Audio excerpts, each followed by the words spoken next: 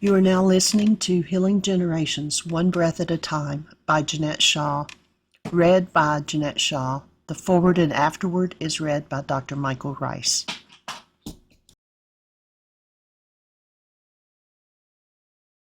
Forward, I titled it A Deep Breath Before the Journey.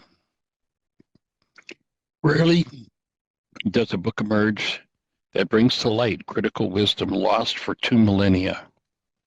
Wisdom that is deeply personal and yet carries the power to transform how we understand healing and human life itself. Jeanette Shaw's Healing Generations, One Breath at a Time is one of those rare and timeless works. Written in a powerful, authentic woman's voice, this book delivers on its promise by making ancient healing technology available in a usable, practical form to both men and women suffering deep, seemingly unresolvable wounds. Poverty and suffering are contrary to the will of the Creator. Healing Generations illustrates how to break through the web of hidden family pain, patterns so normalized they usually go unnoticed. Hence, their designation as the unconscious, also known as Pandora's box. Psychiatrist Carl Jung brilliantly explains why these patterns must be addressed. Until the unconscious becomes conscious, it will direct our lives, and we will call it fate. When I met Jeanette Shaw, now Jeannie to me, over 22 years ago, she was a hardworking single mom who had endured extraordinarily difficult circumstances. At 16, she'd entered a marriage marked by severe physical, emotional, financial, and sexual abuse. In a second marriage, she faced and stood up to yet another form of destructive control. Jeannie still jokes about how when I first met her in person, after communicating online for several weeks, I not only invited her to take a tool that I use in my practice called the personal code evaluation, but I stuck around despite her dubious scores. For my part, I was drawn to Jeannie's inner and outer beauty, and to the fact that in the midst of long-held suffering, she had the courage and determination to open what many prefer to avoid, her own hidden Pandora's box. She courageously breathed into pain she had carried for years and engaged in the original Aramaic process of internal inquiry and forgiveness, the very work that some of Jesus' disciples resisted, grumbling, "Too hard a saying, who can hear it?" As Jeannie's work unfolded, its impact was unmistakable. Even her mother, who after more than 80 years of carrying emotional abandonment wounds herself, joined Jeannie in using the forgiveness tools and worked through many of her own issues. For decades, I've taught that trauma is not erased by time, but simply buried, only to surface at the most inopportune moments. Unresolved distress and torment linger in the body, mind, and nervous system, eventually manifesting as physical, emotional, relational, and often financial disease. Much of this suffering is silently and sometimes violently passed from one generation to the next. By applying the actual first-century tool of Aramaic forgiveness with relentless honesty, Jeannie demonstrates that real gut-level pain can be faced and resolved. Jeannie's writing is raw, transparent, and at times challenging to read. Abuse is not a polite subject, and deep wounds are not easily faced, especially if one is still holding unresolved pain. She writes not to shock, but to demonstrate that liberation from anything is possible. She lights a path for those who still suffer in silence, mistakenly believing nothing can be done. This book is not theory, it is instruction, it is practice, it is lived experience. If pain has taught you to forget who you truly are, this work offers profound support in reclaiming love, your full human life.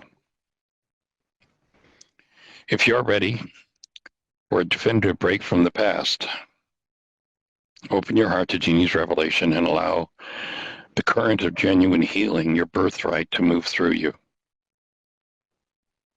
Will you be challenged in the process? Absolutely.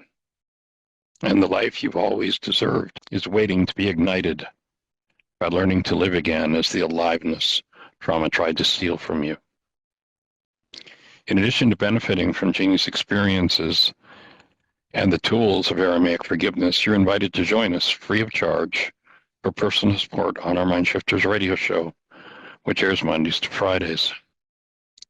Let Jeannie Shaw Healing Generations One Breath at a Time serve as a deep invitation for you to remember who you are. Reclaim and honor your inner knowing and experience, one breath at a time, and return to your full capacity for joy. We are here for you. Take Jeannie's hand and walk through the process with her. The burden you've been carrying ends here. Your better life begins now. Preface. At one point in my life, I worked for a pharmaceutical company where penicillin was produced to help people get beyond whatever infectious issue they had going on in their body.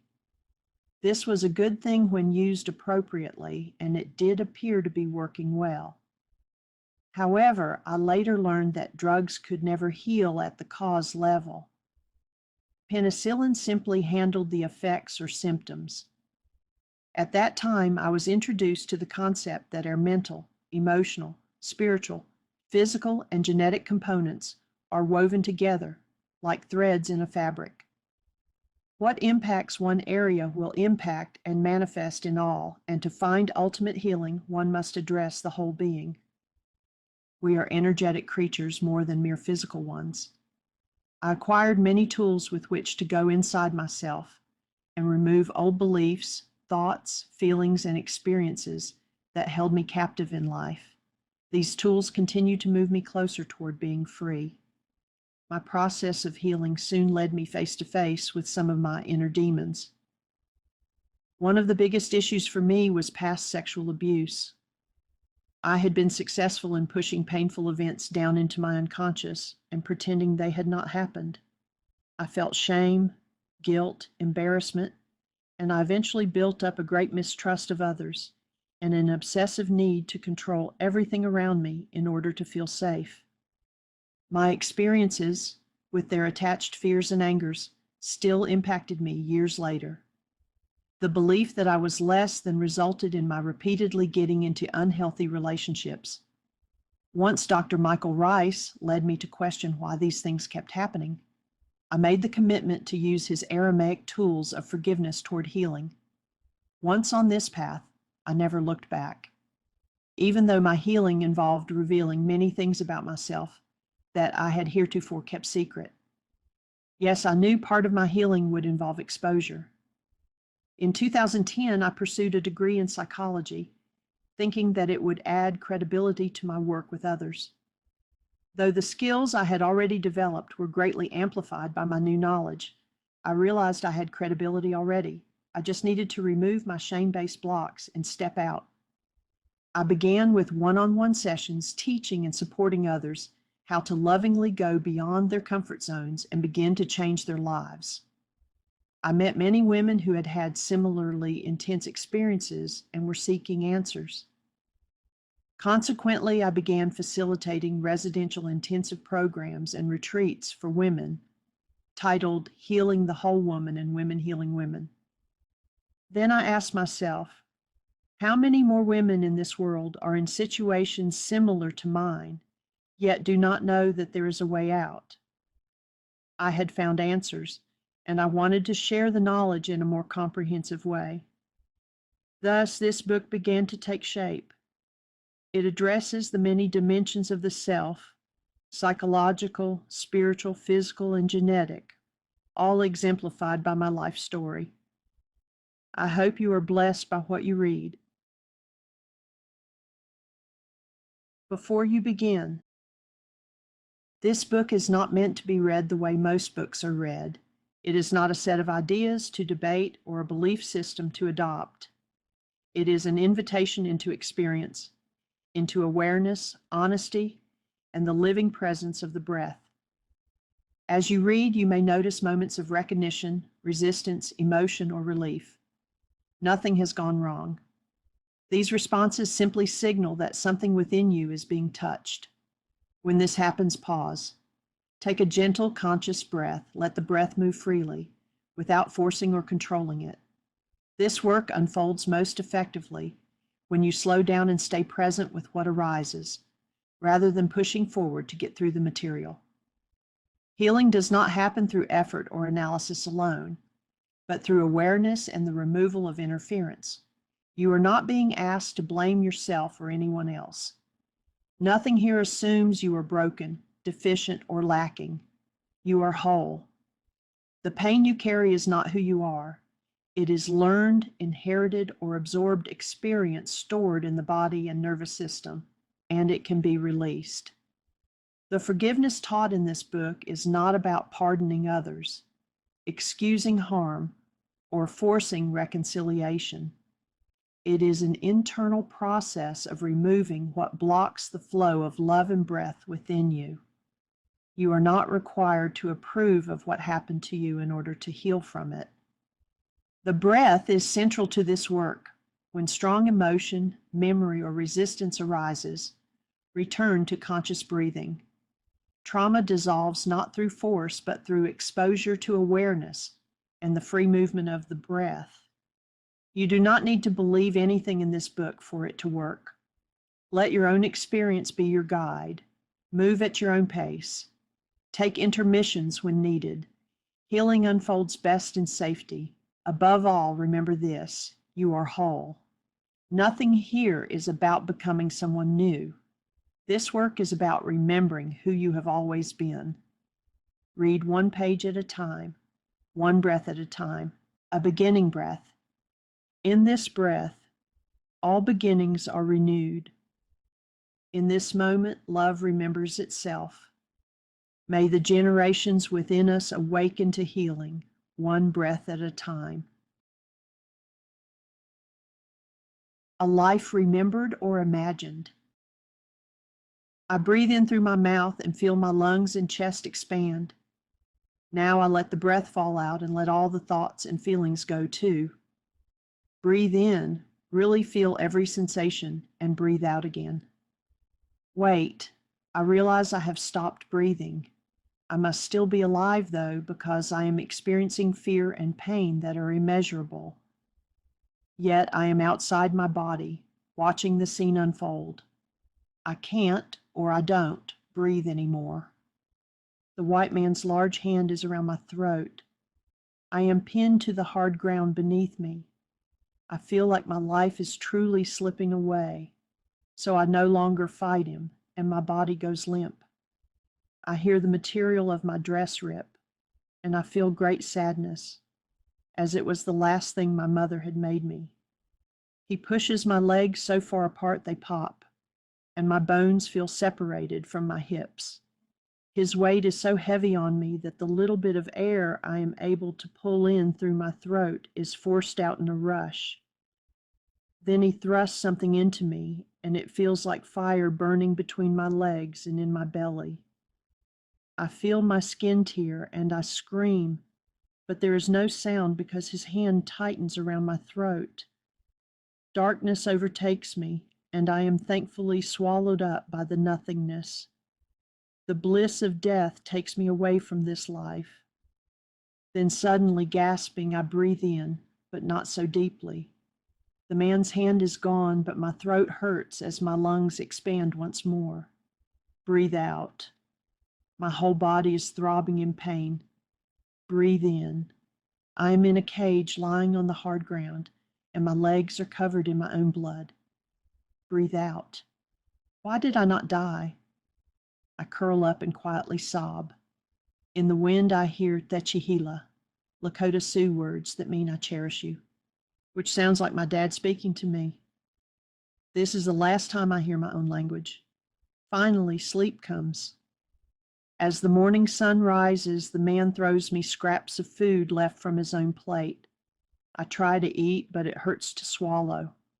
I curl up as small as I can and back into the corner away from the cage door, but he reaches in and grabs my wrist.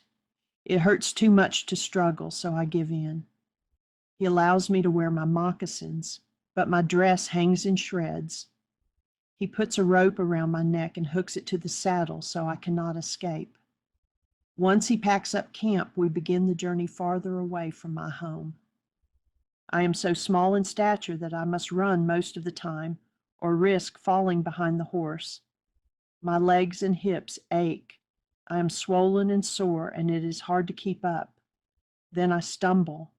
The horse does not stop, and the rope pulls at my neck. I grab the lead to keep it from strangling me outright. I am dragged a long way before the man finally stops the horse. I am allowed to rest for a few moments. I look at my hands and legs and see the scrapes and scratches, but the pain does not compare to what the white man did last night. Questions race through my child's mind. Why is this happening to me? The white men killed my family, and this one took me away from all I ever knew. He speaks differently, and I can't understand him. He gets angry when I don't understand what he wants, and then he hits me. I taste my own blood for the first time as my lip bleeds. How much more can I stand? When we finally stop for the night, I almost welcome going into the cage. The white man gives me water, but no scraps this time. There is long green grass coming up through the bars of my cage, so I eat as the buffalo do. Stop. This hurts my teeth. The sun has scorched my skin, and the rocks have torn my shoe and cut my foot. Now the night bugs are biting. I retreat to the back of the cage again and rock back and forth, seeking comfort in my own space. Another white man comes. I don't know what the two of them are saying. Then I see scalps hanging from his belt, one with long black hair like my dad's, and one braided like my mom's. No, it can't be true. Killing them wasn't enough. Tears roll down my cheeks, but I make no sound. The new man lays some furs down and then looks my way. They point at me and speak again. Do I face the same fate as my family? Will I finally escape this life? He opens my cage, grabs my wrist, drags me out, and pushes me to the ground and puts his hand around my throat.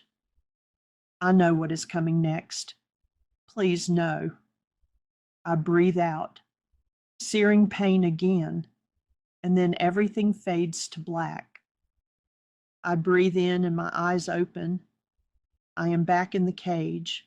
I breathe out and my small bit of hope fades. I still did not die.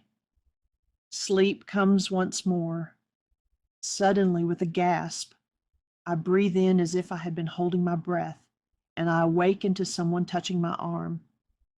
Instinctively, I pull back, then realize it is my husband, Michael. I am on the floor of our bedroom with excruciating hip pain, and my teeth are aching. Was that a dream? It felt so real. Did I time warp from another lifetime? Do I even believe in past lives? I was experiencing something from generations past that was now up for me to deal with. Michael gently coaxes me off the floor and has me lie down next to him to tell him about what happened. He begins doing energy work on me as I slow my breathing. Why had I gone to the floor to sleep? Because that is where I felt I belonged. It was where the child slept.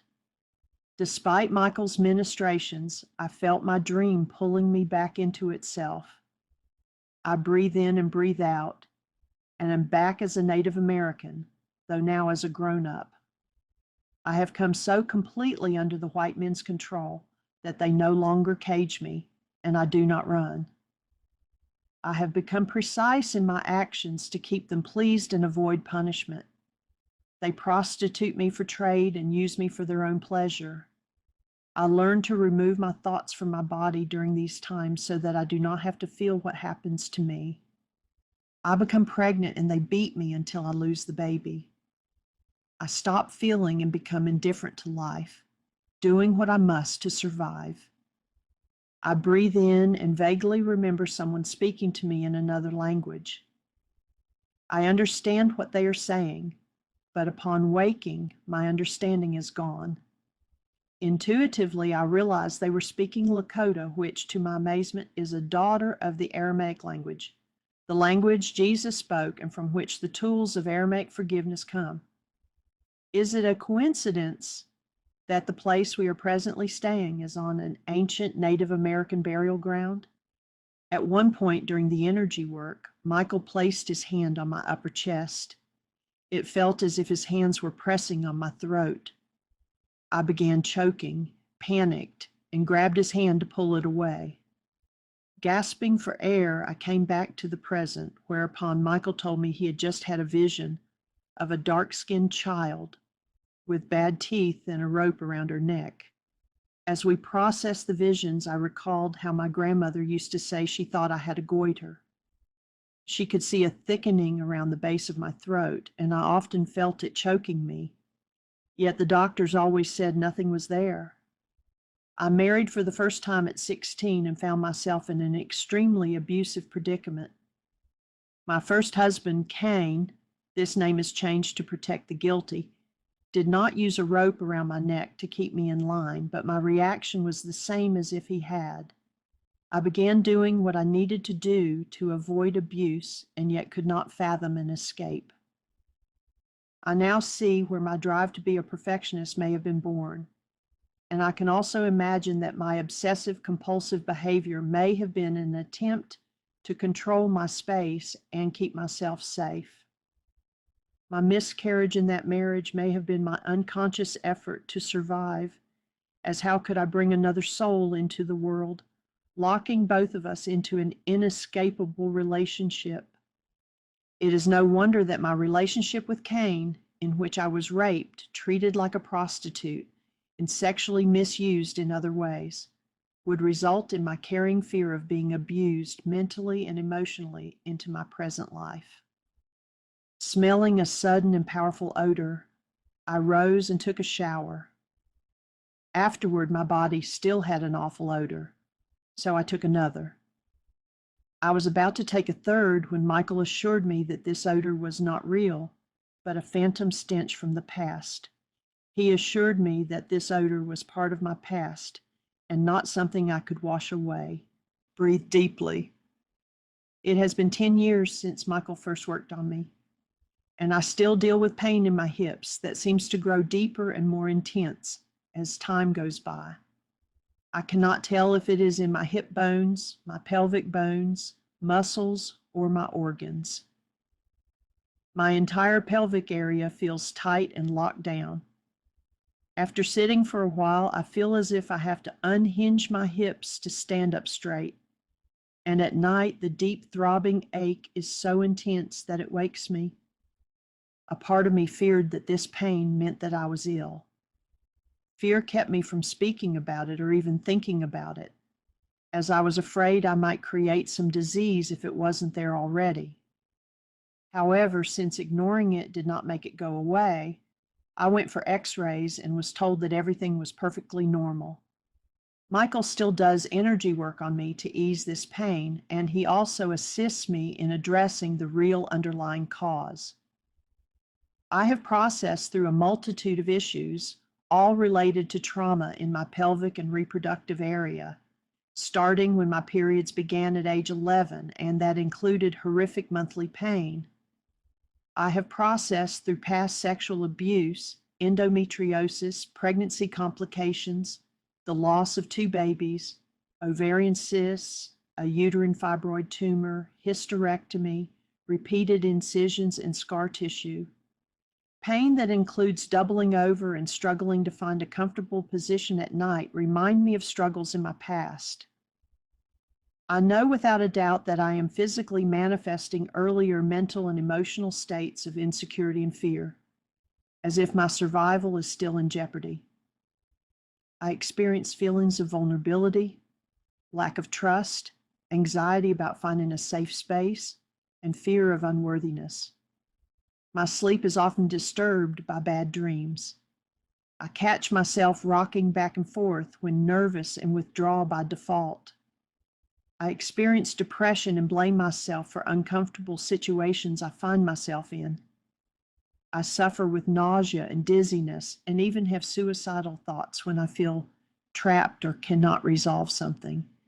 This book is not about the small Native American child or how her story ended.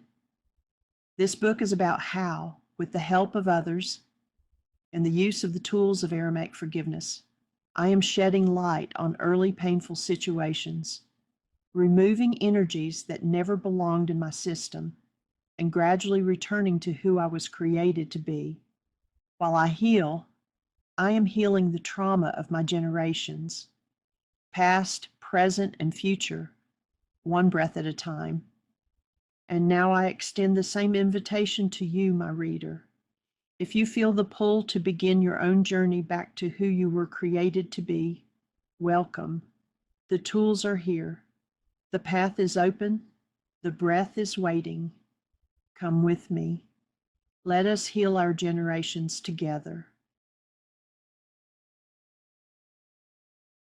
Personal stories, what to expect. The first 4 chapters of this book tell my personal stories that formed my beliefs, many of which needed correction and healing. Chapter 1, The Journey to My Realization. Each stage of my life brought challenges that seemed overwhelming at times, yet each step I took was part of a greater journey that shaped who I am today. What once felt like obstacles, I now see as gifts guiding me toward deeper awareness and healing. I am grateful for life itself, for the experiences that have refined me, and for every person whose path has intersected with mine. Their love, support, and presence have been vital companions as I continue the journey back to my authentic state of simply being. Chapter 2, Who was I?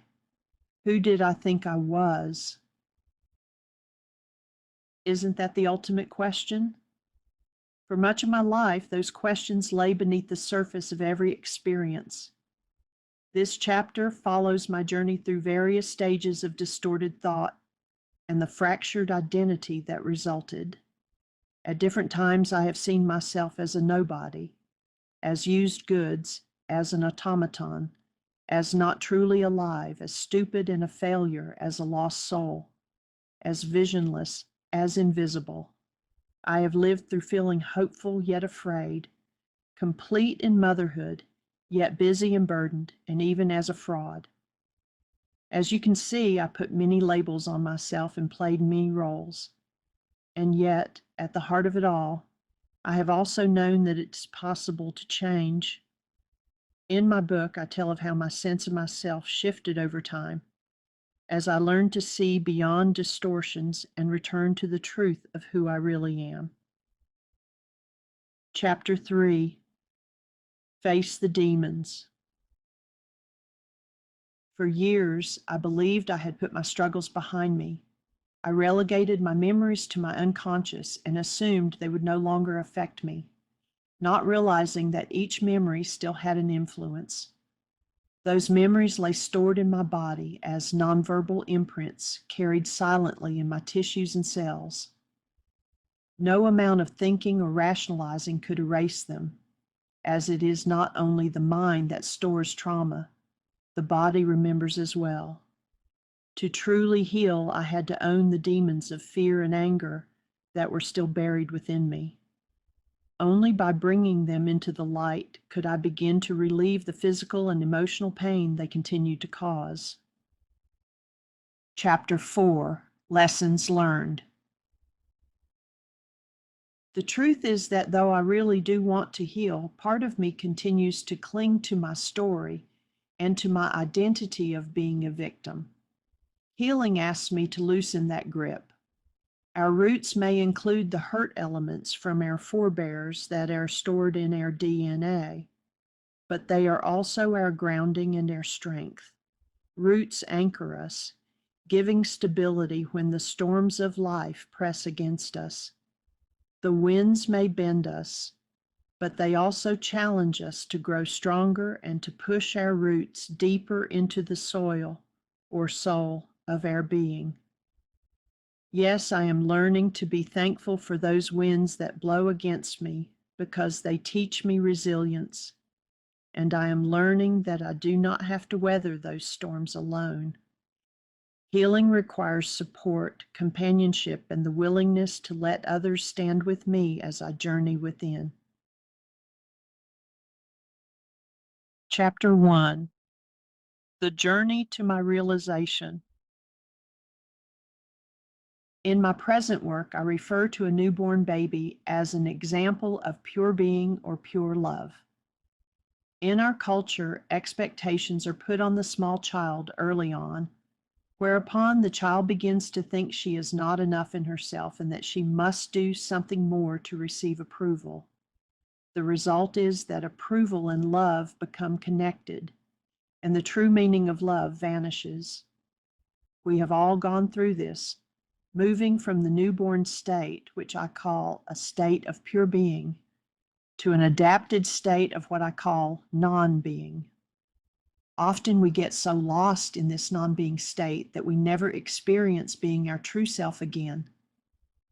I was lost in this way for many years, but I was blessed with many people who supported me as I made my way back to becoming my more conscious whole self.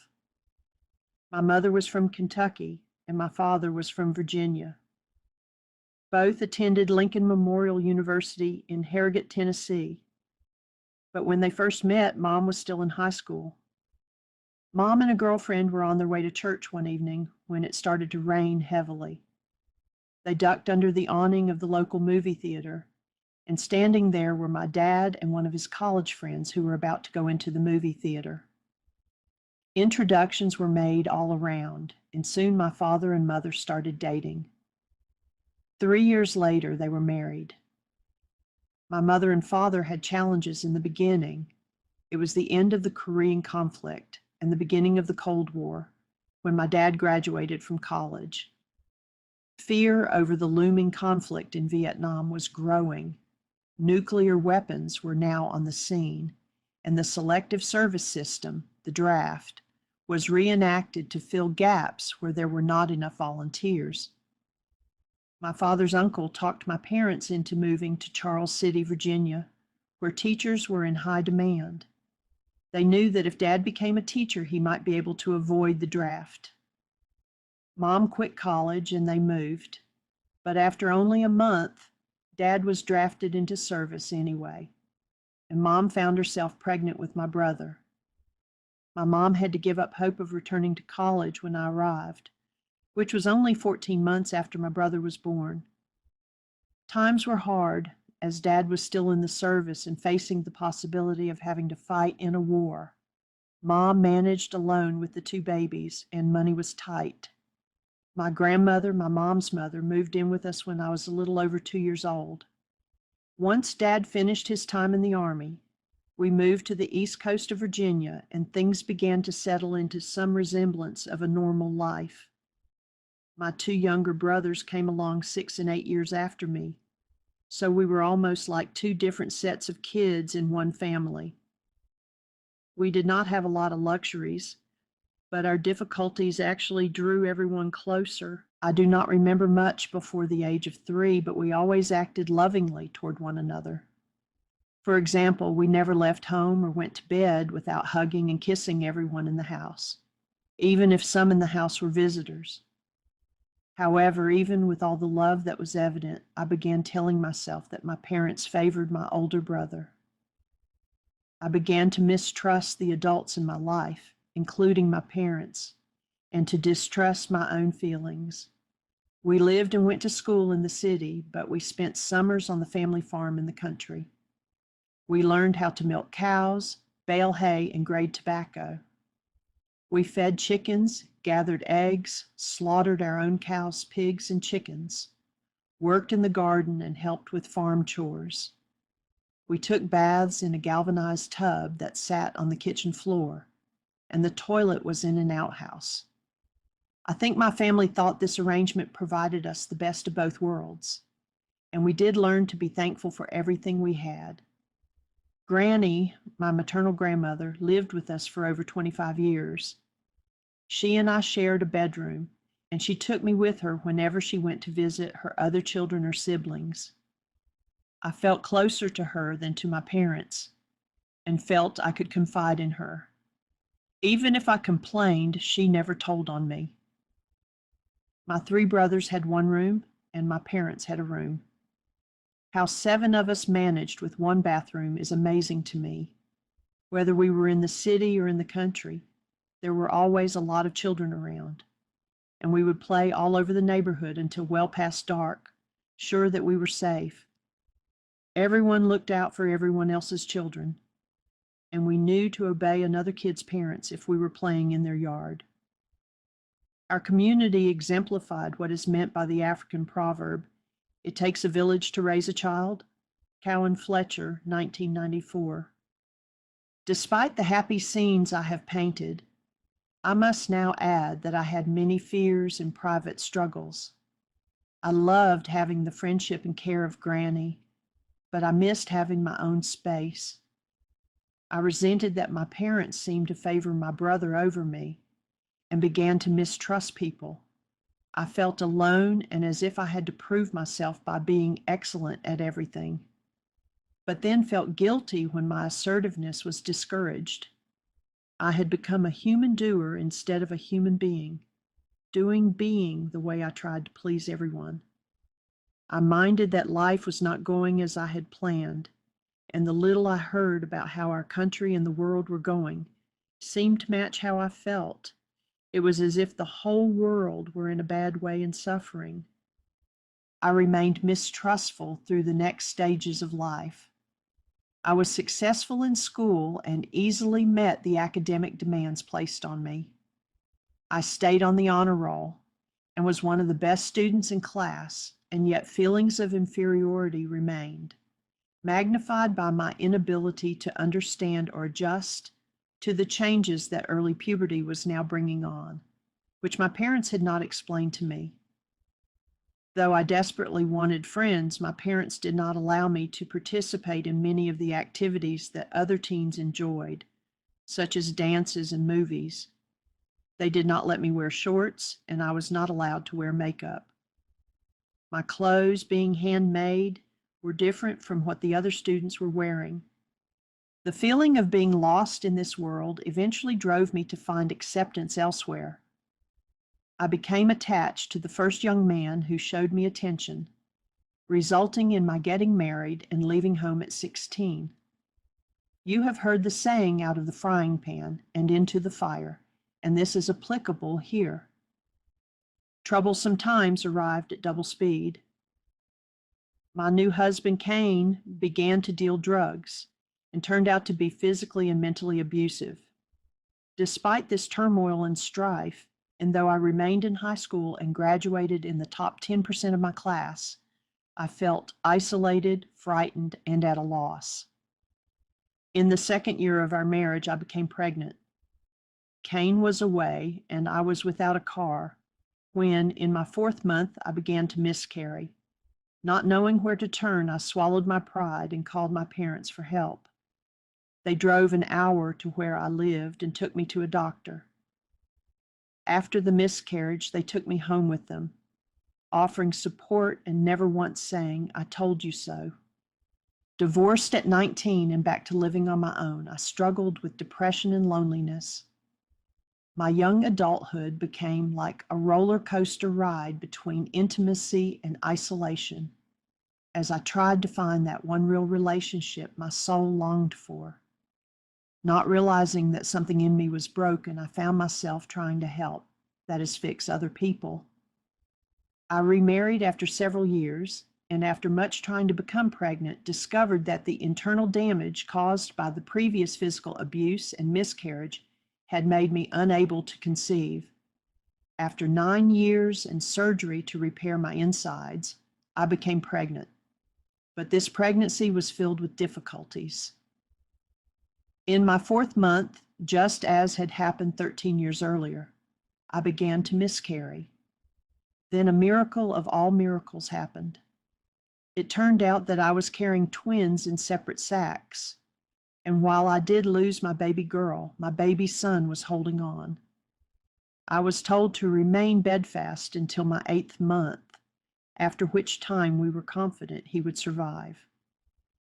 Our son Ryan arrived healthy and whole, and my world came to life. Richard Bach, in his book Running from Safety, An Adventure of the Spirit, he says if it's never our fault, we can't take responsibility for it. If we can't take responsibility for it, we'll always be its victim. I was done with being the victim. I had gotten back on track with new purpose in my life, was learning to appreciate myself, and was beginning to return to that being state of love that is our birthright.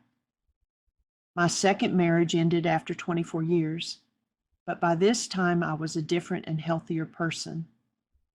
I had worked for a pharmaceutical company for 16 years and diligently moved up through the ranks to positions a person without a college degree would not have been able to achieve. I managed my responsibilities well, was proud of my success, and knew my performance was superior to most employees. I had become financially stable enough to take care of Ryan and me when Ron, Ryan's dad, was involved in an automobile accident that made him partially disabled and no longer able to pay child support. Since Ron and I had been able to maintain an amicable relationship after our divorce, we happily shared in the life of our son, our pride and joy. We participated together in our son's events throughout his high school and college years, and Ryan matured into an awesome young man. Years later, Ron was diagnosed with cancer. We all pulled together for him, and by the time he passed away, our lesser storms had made us strong enough to face this biggest storm. By the time my son went off to college, I had gained a feeling of completeness and was ready to take my own development to a deeper level. Just as I was beginning to realize that we all need someone to teach us what we do not know about ourselves. Dr. Michael Rice, an author, speaker, and teacher, came into my life. He and I became dear friends, but soon thereafter he became my mentor in my process of self-realization. He is now my husband. During this journey, I unearthed many demons and dared to face the deep darkness and depression that had resulted from the abuse I experienced from ages 16 to 19. I recognized the connection between an abusive past and my fragile mental condition, described in a life remembered or imagined chapter of this book, and knew it was time for me and for all my generations to be healed. I returned to college, graduated summa cum laude, and obtained my degree in psychology as the first step toward becoming a counselor who could take her work outside the spiritual arena and into the wider world. I am now able to reflect on my life with contentment, joy, and wonder most of the time, and am better at turning crises into vehicles of learning. My chosen path and passion are now to assist others in moving back to their being along with me. I continue my self-healing while offering spiritual guidance, teaching classes and conducting one-on-one sessions to help people move through difficult times. I assist people in seeing that there is always the possibility for health and happiness, no matter what has gone before. To modify a quote from Richard Bach's Illusions, I am now teaching best what I most need to learn. I recognize that what I am doing is valuable and can make a difference in other people's lives. I acknowledge that I am beautiful inside and out, something I had denied for many years. I have been told repeatedly that I have a sweet spirit that draws people into my space, and I am now able to accept that compliment. Daniel Levinson says, "The past and the future are in the present." Witt and Mosler, 2010. If this is so, then we can use whatever is happening in the present as a gift that invites growth. I began offering a program called Healing the Whole Woman, where I introduced Dr. Michael Rice's work, using my own experiences as examples, including those I had kept secret for many years. I teach that in order to be whole, all parts of ourselves must be addressed: physical, mental, emotional, and spiritual. The ultimate goal of the course is to bring participants into experiencing love God, regardless of what is happening in their world. This includes honoring truth and replacing our perceived victimhood with taking full responsibility for our lives. Even though the journey may seem far from over, Ralph Waldo Emerson says, "Life is a journey, not a destination." Richard Bach wrote in The Bridge Across Forever, "There are no mistakes. The events we bring upon ourselves, no matter how unpleasant, are necessary in order to learn what we need to learn. Whatever steps we take, they're necessary to reach the places we've chosen to go," as cited in Cook, 1993, page 671. Our most difficult challenges become our path to realization. They are the gifts that brought us to where we are today. We move naturally from lamenting and blaming to being thankful for those experiences, for life itself, and for everyone whose paths we have crossed, especially those whose love and support shepherded us on our way back to being. Chapter 2. Who was I? Who did I think I was? Who am I really? Do I matter? Aren't these the ultimate questions? Warning: I present graphic descriptions of some events. Some statements, though mentioned in a previous chapter, are presented here in more detail. As a child, I thought I needed to matter to others. I wanted others' approval, and I wanted them to be proud of me. Who were these people? They were parents, teachers, siblings, bosses, peers, friends, and eventually boyfriends and husbands. Since I thought I was failing in this goal, I lowered my goal to being needed. I became a good, obedient servant, partner, spouse, employee, child, friend, you name it. I did what was asked. I intended to please. However, if this goal was not met, when I was told in words or actions that my help was not desired or needed, I felt I was worthless. My life had no meaning. Who did I think I was? Nobody. During the year that we dated, my first husband, Kane, wooed me and drew me in. He was attentive and appeared to care about me. He was the first man to give me this kind of attention, and I thought, I can't let this one slip away. My desire to please resulted in my giving away my virginity at age 16 to Kane. Immediately after I had given this precious gift, one that a woman could give once and never get back, my new husband got up and went to work on his car. I lay, sore and bleeding, thinking, that was not romantic or fun or a turn-on. What I did not realize was that I had bought into the lie that love must mean accepting abuse and abandonment. It meant that since I was his wife, my husband had the right to take what he did without taking my pleasure into consideration. Since I had never climaxed, I hadn't known what to expect or what was missing in this encounter. Yet from somewhere deep inside me came the idea that I needed to protect myself in order to survive the situation in which I had found myself. Yes, Kane changed completely after we were married. While a voice inside screamed to get out of the relationship, I shut it down, believing that I was the one who should fix whatever I had done wrong.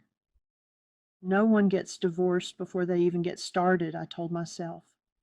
In fact, no one in my family had ever gotten divorced. Who did I think I was? Used goods. Since I was now used goods, who would want me? Back in the 1970s, a woman's virtue meant something. Without that virtue, guys tended to view a girl as loose and easy for the taking. Though that was the opposite of who I considered myself to be, this was who I now thought I was. Kane's frequent mental, emotional, and physical abuse of me continued. We moved into a small, filthy, roach-filled mobile home, and I spent that summer getting it clean and livable. Kane would often disappear for days without explanation. I did not have a car, so I rode the bus to and from school, often returning to an empty house. I would prepare dinner just in case he came home expecting to be fed and not wanting him to be angry. Thankful to be alone, I would go to sleep, knowing that I might be awakened by him later in the night to be raped and sodomized. On other days, I might come home to a house full of people smoking pot and drinking. Though I felt like a stranger in my own home, Cain would not allow me to excuse myself, insisting that I be sociable with his friends. At the time, I did not know that what Cain was doing to me was called rape. I did not feel I had a right to refuse his behavior because, after all, he was my husband. I did not know either that he could have made things easier by using a lubricant rather than ramming into me and tearing me. I had so many infections and suffered so much damage that I lost count of them. Once I was so hurt that I went to the doctor, and he was amazed I was even walking.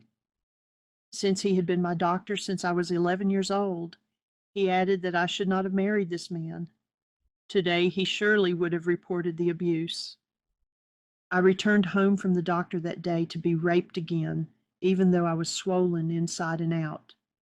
I did not go to school the next day. If I attempted to refuse him, Cain would go mad, and the resulting mental and physical pain was always worse. I learned to fake pleasure so he would quickly finish. Occasionally, Cain would be with another woman and come home and take me without bothering to shower. I recall getting crab lice from him and being so disgusted and embarrassed, pouring alcohol on my privates to kill the lice. Even the extreme pain of this was not as painful as Cain's degradation of me. During that first year of my marriage, erotic pleasure or arousal became linked with abuse. I no longer trusted my body's natural responses and became horrified if I felt sexual arousal. I felt I was a bad person. These links persist even to this day. Who did I think I was? I was an automaton, which, according to dictionary.com, is one who acts in a routine manner without active intelligence. Despite my disturbing private life, I graduated in 1974 with honors in the top 10% of my class. We moved away from my family to Cain's family farm, which was an hour outside of town. Though it would never belong to me, I was expected to take care of it. Cain forbade me to wear makeup or to take the car except to the grocery store. One day, having given me only a $20 bill, I bought day-old bread, dented cans, and items that were out of date. I held my breath as the cashier rang me up and exhaled when the total came to $19.99. At night, Cain would go out and stealthily raid other people's marijuana patches, then bring his stash home to hang it in our basement to dry. I lived in fear of being found out, guilty by association. I even got a gun out of fear. Though I don't remember where I got it, I do remember it held 9 bullets instead of the usual 6. One night, alone as usual, I heard a noise, grabbed the gun, and started through the house, shaking. I realized that if I ran into someone, I might shoot before I saw who it was, and this realization scared me so much that I gave the gun to my dad. It remains in his gun case to this day. Who did I think I was? I don't know, but I was not alive. In October of 1975, I realized I was pregnant. I began to hope that perhaps my life might have purpose after all. 4 months later, in February 1976, I awoke bleeding. Cain had been gone for days, and I did not know where he was, nor did I have a car. Out of fear, I swallowed my pride and called my parents, who drove an hour to get me and take me back to their house. Still bleeding, I went straight to the hospital and was given an emergency D&C. I was out of it for 2 days and was released to go home on the 4th day, but where would I go? I had not seen or heard from Cain the whole week, so I returned to my parents' home with a void in my heart that was once filled with the little soul who had begun to give my life meaning. Kane called during the second week after my D&C to ask if I wanted to come to a party he was having at his parents' house. I recall saying I just lost our baby, hanging up, and deciding I was going to file for divorce. The next week, he called and begged me to come back, promising he would be different. I went back, and before my body had had time to heal, he used me again. Nothing had changed, and I was at the bottom of the pit of desperation and despair. Who did I think I was? Stupid and a failure. I began to plan my escape. In Virginia, a divorce took a year to be finalized, but in Tennessee, it was only 60 days. Needing to get out as soon as possible, I refused to go back to the farm and convinced Kane to rent a house on the Tennessee side of town. I hung on until we had been in the state for the required length of time, whereupon I filed 2 papers, one a restraining order, so that he would move away and stay away from me, and the other for a divorce, based on grounds of cruel and inhuman treatment.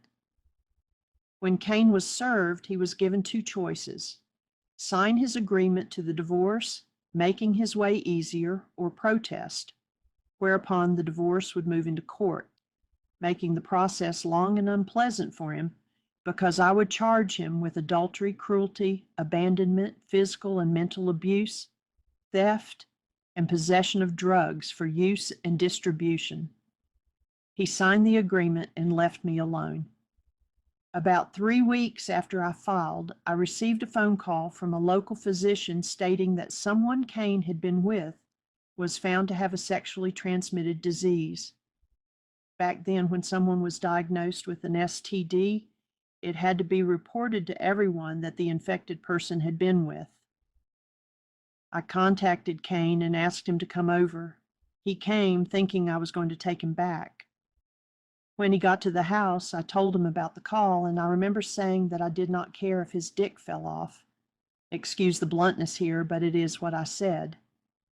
I added that if he had given me a disease, I would kill him, and I really meant it.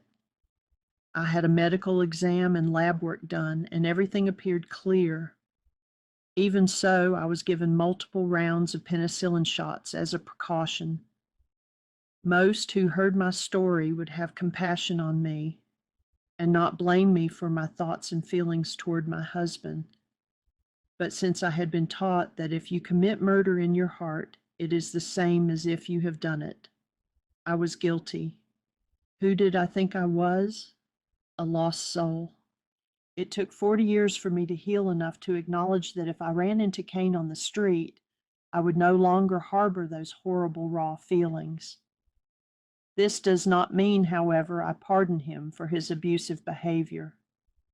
After filing for divorce, I got my first job as a waitress at a Holiday Inn.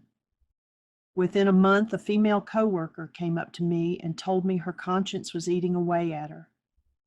Because she really liked me, she needed to tell me she had been having an affair with Kane off and on for 2 years. What was I to do with this information? Shortly after this, I went with a girlfriend to a band concert.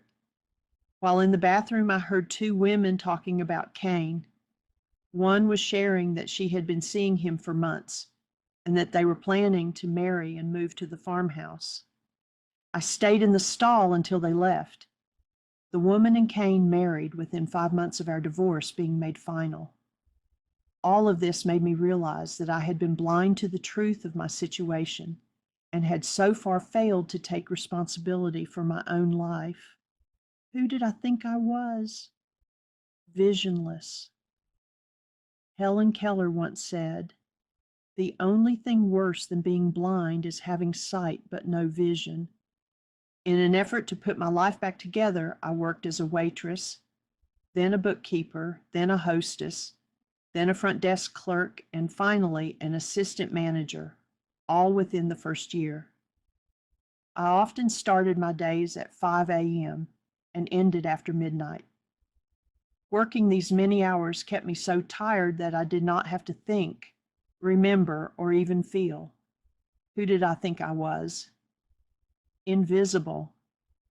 I dated a little in the next few years, But after the first few dates, I would find out the man was either engaged or dating another girl. What was I doing in this position again? Could I not be someone's one and only? I met with a friend from childhood who went to my parents' church, and she believed in me. I began to teach children's Sunday school classes with her, and a new direction and feeling of self-worth began to take root in my heart. Who did I think I was? Hopeful. In 1978, I was dating a man who became more and more obsessive, constantly questioning what I was doing. He would come to the Holiday Inn to check if I was really working, and would stand in the lobby speaking to me in an aggressive manner in front of my employees and guests. Why did I accept this treatment? One night after a particularly long day at work, I drove home to my condo to find my roommate standing outside the door. She told me this man was inside and being belligerent. She was worried for my safety. I immediately left in my car, but where would I go? I had a friend, Ron, who had asked me out multiple times, though I had always said no. That night I drove to his apartment, told him what was happening, and asked if I could sleep on his couch. He let me in, did not ask questions, settled me on the couch, kissed the top of my head, and asked me what time I needed to get up. He woke me the next morning, and I washed my face and left for work. He was a perfect gentleman, and this was the beginning of our being more than friends. We married in 1979. The belligerent guy stalked me for months. He would wait outside my condo to see who came and went. One night he climbed a tree to the second floor and crawled across the roof to my sunroom, where he watched me. He came by my work and told me he had decorated his apartment exactly like mine, so that if I ever came over again, I would feel at home. He could not take my no for an answer. When my brakes failed on my car, I suspected he had tampered with them. I realized he was crazy, and out of fear, I moved 10 times in 1 year. Who did I think I was? Afraid. Life finally began to turn around, and I started to feel safer. Shortly after remarrying, Ron and I began trying to conceive. After 7 frustrating years, we went to an infertility specialist and discovered that scar tissue had built up inside me from all the infections and abuse I had endured during my first marriage. I had cysts on my ovaries, a fibroid tumor in my uterus, and endometriosis that had webbed my tubes to my intestines and clamped them closed. I underwent repair surgery, and once healed enough, I began taking fertility pills. Within a few months, I conceived. Life was exciting, and I was overjoyed once more. Then at 4.5 months, I began to bleed. I called the doctor, and he told me to lie down and put my feet up. He would see me the next morning. I had been here before. Why again? This time was bittersweet. I had been carrying twins and lost one, a girl. The other baby, a boy, appeared fine. Bed rest continued until my 8th month. This high-risk pregnancy consisted of preeclampsia, placenta previa, high blood pressure, and gestational diabetes. And I would have gone through all this again if it had been laid before me. I clearly recall the first time I felt my baby move and sat in awe of the miracle of my blessing. On February 24th, 1988, the day my absolutely perfect son Ryan was delivered by C-section, my life changed. Who did I think I was? Complete in motherhood. This little boy became my reason for being on this planet. Time flew by quickly. We moved to a small town about 20 minutes away from my parents and began attending a different church, making new friends, and developing a community. When my son was in pre-kindergarten, I took a position at a big pharmaceutical company. I returned to college, but after a semester realized that a job, a small child, and the demands of running a household were too much for me. Despite never having been a quitter, and despite knowing myself as a superachiever, I dropped out of college.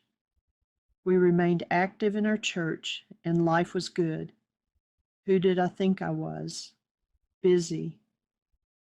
Then in 1996, the effects of trauma on my body manifested again. I had to have a hysterectomy. I found I could not have any more children, and I was left with a physical scar that Ron could not accept. Our intimacy stopped. The outward scar wasn't the only blemish. My many emotional and mental scars began surfacing again. Our relationship began a downward spiral. We devolved to being friends who lived under the same roof. Then financial issues came into play. Ron's business went into bankruptcy, and he felt undermined because I continued to be successful in my job at the pharmaceutical company. In turn, I began resenting holding down the fort by myself and getting nothing in return. No intimacy, no loving embrace, no help with bills. The only plus we had going at that time was our involvement in church.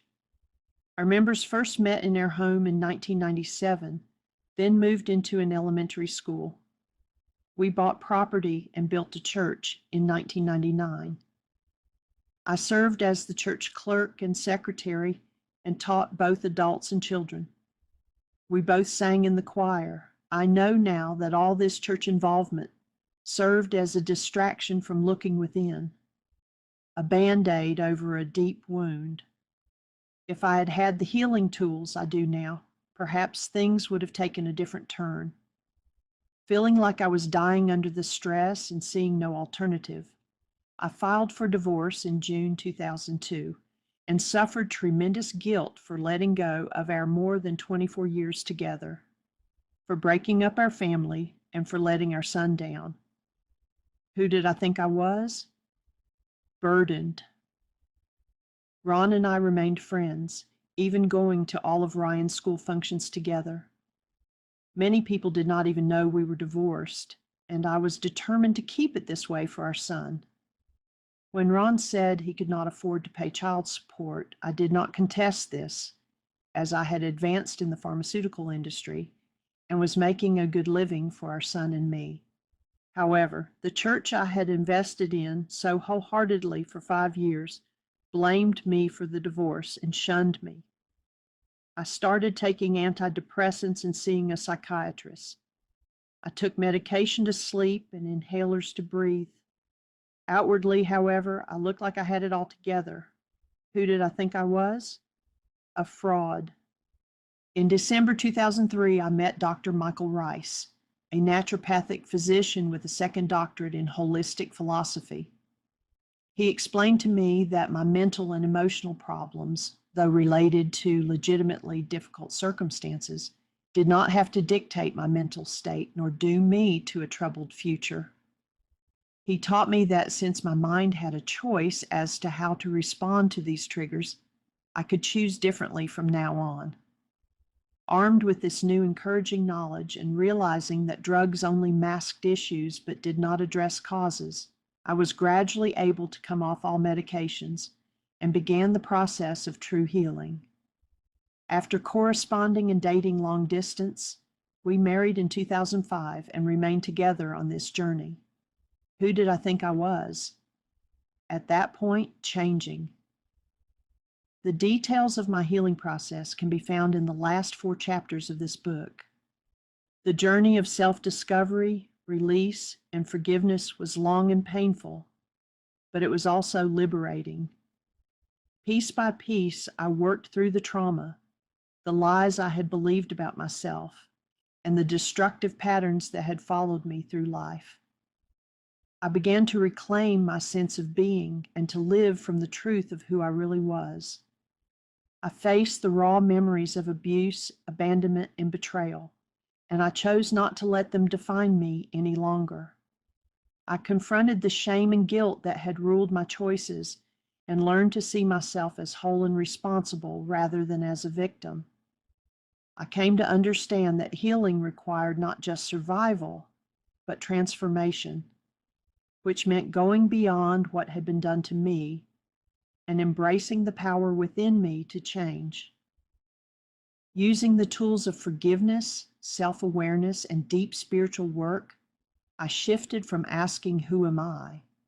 in despair to answering with clarity, "I am whole, I am worthy, I am love." The woman who once lived in fear, who once thought she was invisible, broken, and burdened, no longer exists in the same way. Scars remain, but they tell a different story now. Not of shame, but of triumphant survival, resilience, and redemption. Who am I? I am a woman who found her voice, reclaimed her life, and chose to live in truth. Chapter 3, Face the Demons. We cannot heal what we won't own. Throughout this chapter, the word demon is used as a metaphor for internal fear-based patterns, not an external or supernatural entity. Healing was not, as Dr. Michael Rice likes to say, Dr. Feelgood. The process led me face to face with what I once would have called inner demons, fear-based patterns shaped by memory and experience. I was assured these were not entities that could be released into the world. In the presence of love, they had no life of their own and simply faded away. Another thing I learned is that we do not truly feel another person's emotions. Rather, we resonate in response to what others are feeling because of what already lives within us. In other words, when we feel something, it is our own, brought into motion by another's vibration. Louise Hay, in her book Alchemy of Healing, suggests that there are emotional causes behind our physical symptoms. Below, I list in italics some symptoms and causes that specifically applied to me. I came to realize that many of my inner issues manifested physically before I registered them emotionally, as I had hidden their causes so deeply, whereas I had formerly asked, "Why me?" and "Why should I look?" I now ask something like, "What is it about this person or situation that triggers the feelings I have?" Now that I knew where to look, I could begin to heal. I had managed to block the past from my memory. I had relegated it to the unconscious, where I thought it would stay.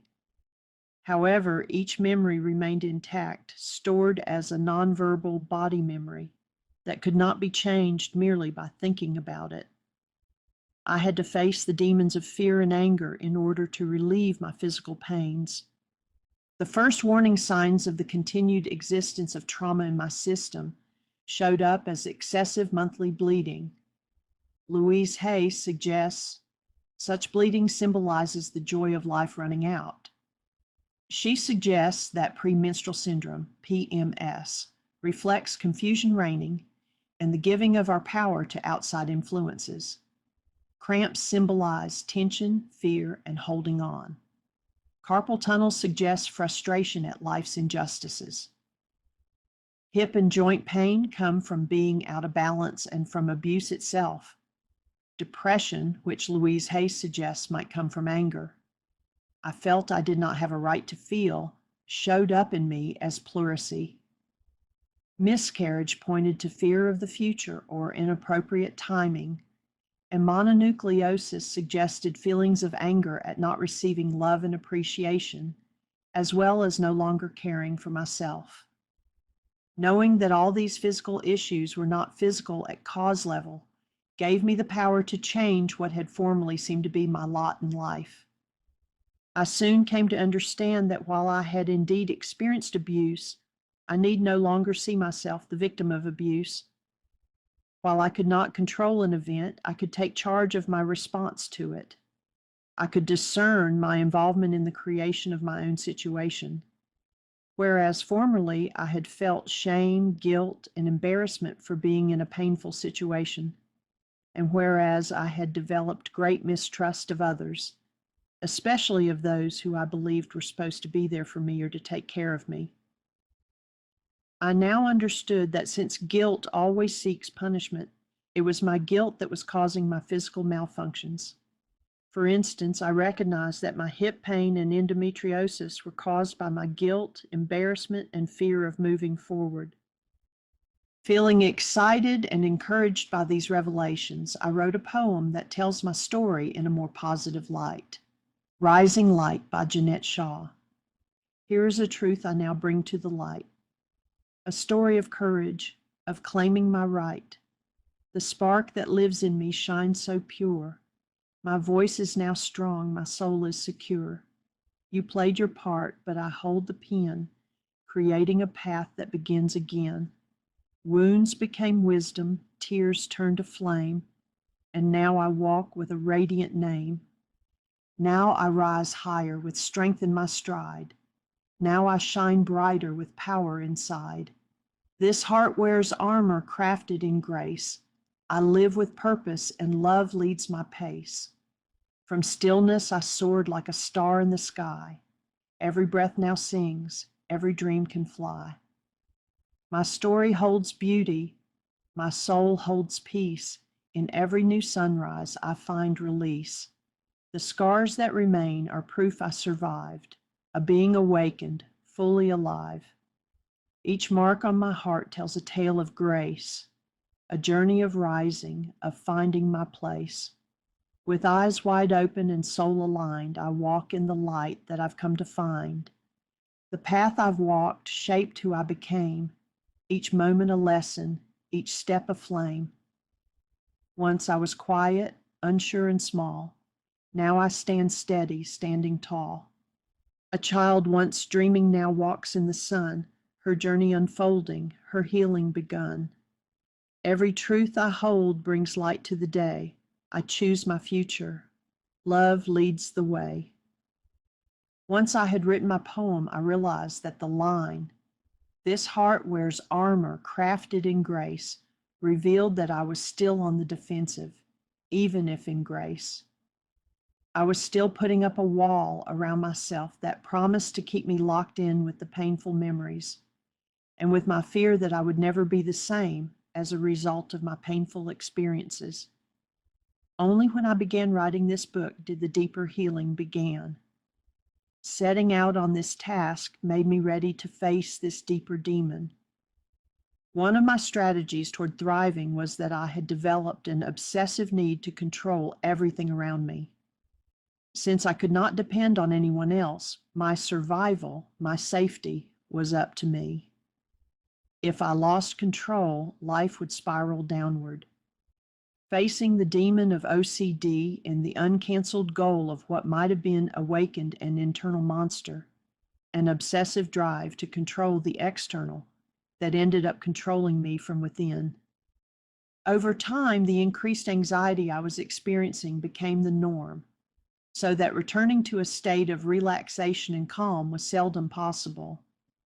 I began taking antidepressants to deal with my nervousness, anxiety, and sadness, and I took sleep aids at night to quiet my mind. At the time, I thought these medications would heal me, not realizing that they were only masking symptoms rather than dealing with causes.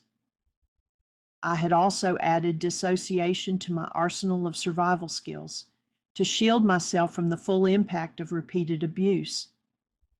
Put another way, I had learned to disconnect and distance myself from pain, allowing me to escape the inescapable, even while remaining physically present. To find my way back to a peaceful, relaxed state, I had to face my hopelessness, which I now consider to be a kind of demon. Also, I had to learn to recognize when I became defensive, which I also now call a demon. This meant learning to trust that I deserved healing and that healing was possible.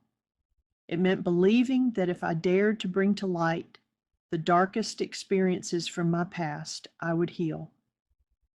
Only later in this process did I learn that healing often involves re-experiencing both past traumas and the effects of the drugs I had come to depend upon.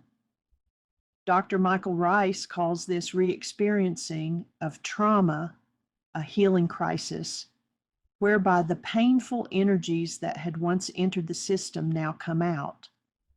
While trauma energies going in and trauma energies coming out appear the same, they are different and essential to the healing process.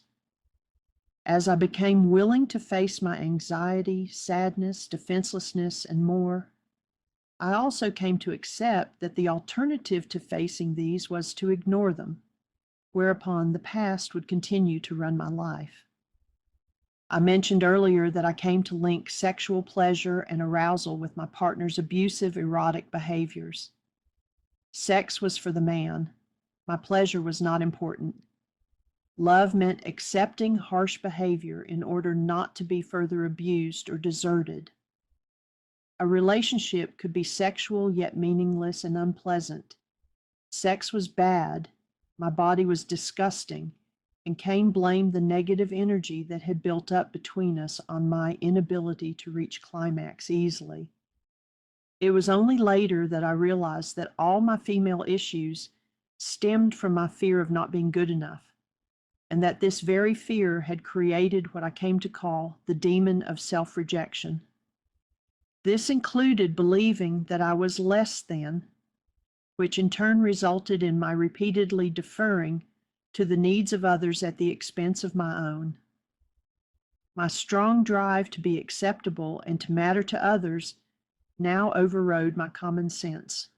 I would work harder and harder to prove my worth, even though this often led others to expect more and more. I became exhausted, overwhelmed, and eventually burned out. In order to begin healing, I had to face even more demons. One was the demon of not honoring myself. Another was the repression of my feelings of anger, bewilderment, and pain, and not trusting my ability to communicate altogether, which could be seen as a component of dissociation. Then there was anger itself. Anger had worked for my mom, though she kept it inside, and Cain had used anger to keep me in line, so I'd come to think it would work for me. Then there was the need to escape by checking out when a current situation felt dangerous. Once I finally got out of the abusive situation, I made a vow to appear stronger than I felt inside. My anger, still very present, now showed up as depression, which is thought to be anger turned inward toward oneself. However, when I felt under severe threat, my anger would explode and I would come out fighting. Since previous partners had insisted on my maintaining a certain appearance to make them look good, I had struggled to stay slim. Now, in order to shield myself from unwelcome advances, I began gaining weight as a form of protection. It did not occur to me that my lack of self-discipline and unwanted larger body would add to the very self-hatred that had sabotaged me in the first place. Chapter 4, Lessons Learned. After facing my many demons, each rooted in fear, anger, and pain, I began to realize that surviving those moments was not the end of my journey, but the beginning of my understanding. Each wave of emotion, each memory that surfaced, was a teacher disguised as turmoil. I learned that healing does not come from escaping the darkness, but from allowing the light of awareness to enter it. After bringing painful memories forward, I began to notice that what had once felt like punishment began to reveal itself as guidance. I began to see patterns and to learn lessons. I felt a quiet wisdom waiting behind the pain. From that awareness, a new calling arose within me, to share what I was learning and to guide others through their own process of facing the darkness and discovering the light within it. In 2015, I went to the beautiful Pocono Mountains of Pennsylvania to be a keynote speaker at a 4-day conference for about 45 women. The participants were from the Universal Truth Center, Miami Gardens, Florida. The entire conference was called Unveiling the Divine. In my opening presentation, I thanked the participants for coming to what I hoped would be my next level of learning along my inner journey. Yes, this presentation, I told them, was not only for them, but for me, and I thanked all of us for showing up for our mutual support.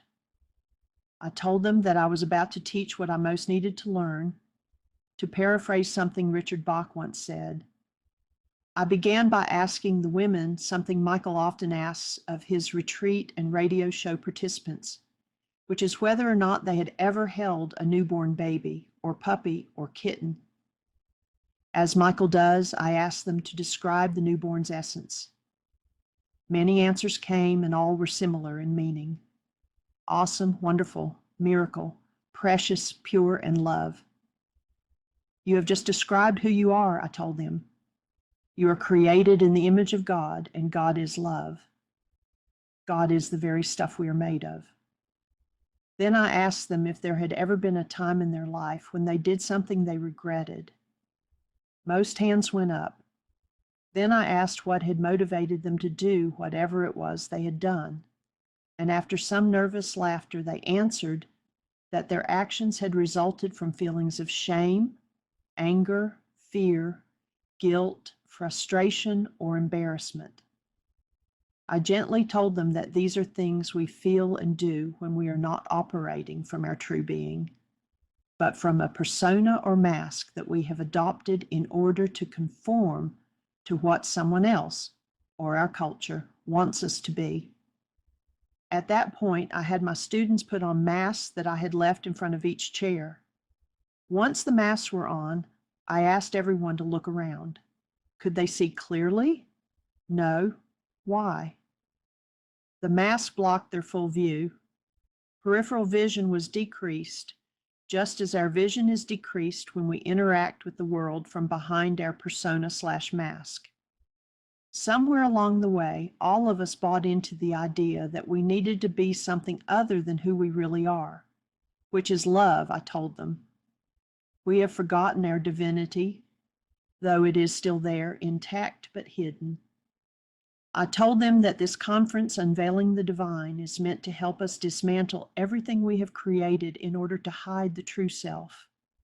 I assured them that once this is done, we can find our way back to our source, our true being, which is love. After having assured the women that this was a safe space to do their work of dismantling and rebuilding, I began explaining what these barriers might look like. Some might be thoughts like, I want to appear godly.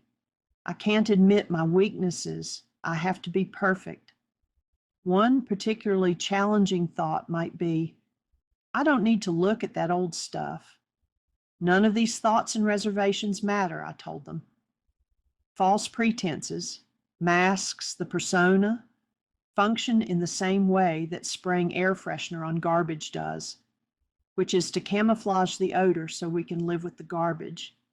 Eventually, we realize that we have to dump the garbage. I asked, who wants to heal? Of course, all raised hands. Do you really? Do you know what it will require of you? Taking their nervous assent as a go-ahead, I began by giving them a list of 3 things. 1, let go of your story, which may feel like your very identity. Why? Because keeping your story allows you to remain in the victim position. Instead, ask yourselves, what do I gain by hanging on to this story? Attention, pity? 2, understand that doing step 1 is not always pleasant, as the physical, mental, and emotional energies that were present in our systems during the initial traumatic period are now available to be processed out and released. During that processing, we may experience those energies again. However, do not be afraid. We survived the first trauma, so we will survive the releasing of them. 3, once willing to take full responsibility for our situation, we begin our work. The first part of this work consists of an exercise called 3 early memories. Once completed, our answers are transferred onto another worksheet called How My Healing Will Look. What we see might not be what any of us want to see, but we might admit that it accurately describes our lives. This worksheet can be downloaded from www.whyagan.org under Other Worksheets. An example of the 3 early memories taken from my own life. An early memory of conflict for me was a time when my brother lied to me and I told on him. He went to my parents and convinced them that I was the liar, and I got a whipping. The messages I received were, life is unfair. I am not heard. I am helpless. People are mean. Relationships are fake. I must disappear. No one understands me. I don't matter to anyone. I want to punish my parents and brother by leaving and punish myself by staying. Since these messages still occasionally resonate in my life, my work will continue. The next day's presentation was entitled, Keep the Divine Embers Glowing. Yeshua said, I am the light of the world. Then he said, you are the light of the world. Note that Yeshua used I in one statement and you in the other. How much more brightly would our divine embers burn if we truly believed we were the light of the world? Why is our light not shining? In fact, it is shining, but we hide it. There are many ways that we do this. We hide it under a belief system by believing we are less than, keeping our full expression and personality hidden. Do we not believe Yeshua? Does Yeshua not tell the truth? Yet we buy into the lie that we are not this light, this power. We discount what God tells us and then suffer from mistaken identity. Let us take Yeshua at his word and step into our divine power. Let us believe that God is our shield, our rock, and our guide, and that the power within us is fully present in us at all times. How do we do this? Here are some gentle steps. 1. Know that it is we who choose of our own free will to turn toward God, keeping in mind that God does not force or impose. 2. We make the conscious choice, again out of our own free will, to trust God. 3. We are assured that trusting, which is akin to believing, while ideal, is not mandatory. 4. Some of us may find that Rukudakudsha and God have stepped forward at this point. 5. Others may find that the goal of trusting/believing must be set aside. In that case, we continue to act as if. 6. If doubt persists, we go forward acting as if, assured that the as if position is all that is needed and will yield results. To help us in this effort, let us look at God's promises. Here are a few. If God is for us, who can be against us? Romans 8:31. For God has not given us a spirit of fear, but of power, love, and a sound mind. 2 Timothy 1:7. I know the plans I have for you. They are plans for good and not disaster, to give you a future and a hope. Jeremiah 29:11. Whereby are given unto us exceeding great and precious promises, that by these ye might be partakers of the divine nature, having escaped the corruption. 2 Peter 1:4. If my people, which are called by my name, shall humble themselves and pray and seek my face and turn from their ways, I will hear from heaven and will forgive their sins and will heal their land. 2 Chronicles 7:14. God will not suffer you to be tempted beyond that which ye are able to bear, but with the temptation will also make a way to escape, that ye may be able to bear it. 1 Corinthians 10:13. Be strong and courageous. Do not be afraid or terrified. He will never leave you nor forsake you. Deuteronomy 31:6. Neither death nor life, neither angels nor demons, neither the present nor the future, nor any powers, neither height nor depth, nor anything else in all creation will be able to separate us from the love of God that is in Christ Jesus our Lord. Romans 8:38-39. Come to me, and I will give you rest. You will find rest for your souls. Matthew 11:28-29. I am leaving you with a gift, peace of mind and heart. The peace I give is a gift the world cannot give. John 14:27. We are hard pressed on every side, yet not crushed. We are perplexed, but not in despair. persecuted but not forsaken, struck down but not destroyed. 2 Corinthians 4:8-9. We shall overcome. Blessed is the man whose delight is in the law of the Lord, and on his law meditates day and night. He will be like a tree planted by streams of water, which yields its fruit in its season, and its leaf does not wither. In all that he does, he prospers. Psalms 1:2-3. The final day of our retreat arrived. My notes were organized, and I had reviewed them several times. I dressed and was planning to attend meditation and then breakfast when I heard a clear inner voice say, "Sit at your computer and type." I hesitated, what? But I knew that voice. Ruka was redirecting me. In that moment, my entire presentation changed. What came through was not what I had prepared at all, but it was exactly what I myself needed to hear. In about 30 minutes, I was given this message, starting with something Ralph Waldo Emerson, philosopher, minister, and orator, said, "Life is a journey, not a destination." The voice continued, "We have not yet arrived at our destination. So the question becomes, what will we take with us on this journey within?" I was shown 5 essentials for the journey. 1, the breath of God is love itself. 2, we will find we have a new mind. 3, our light will come with us. 4, we will align with our purpose.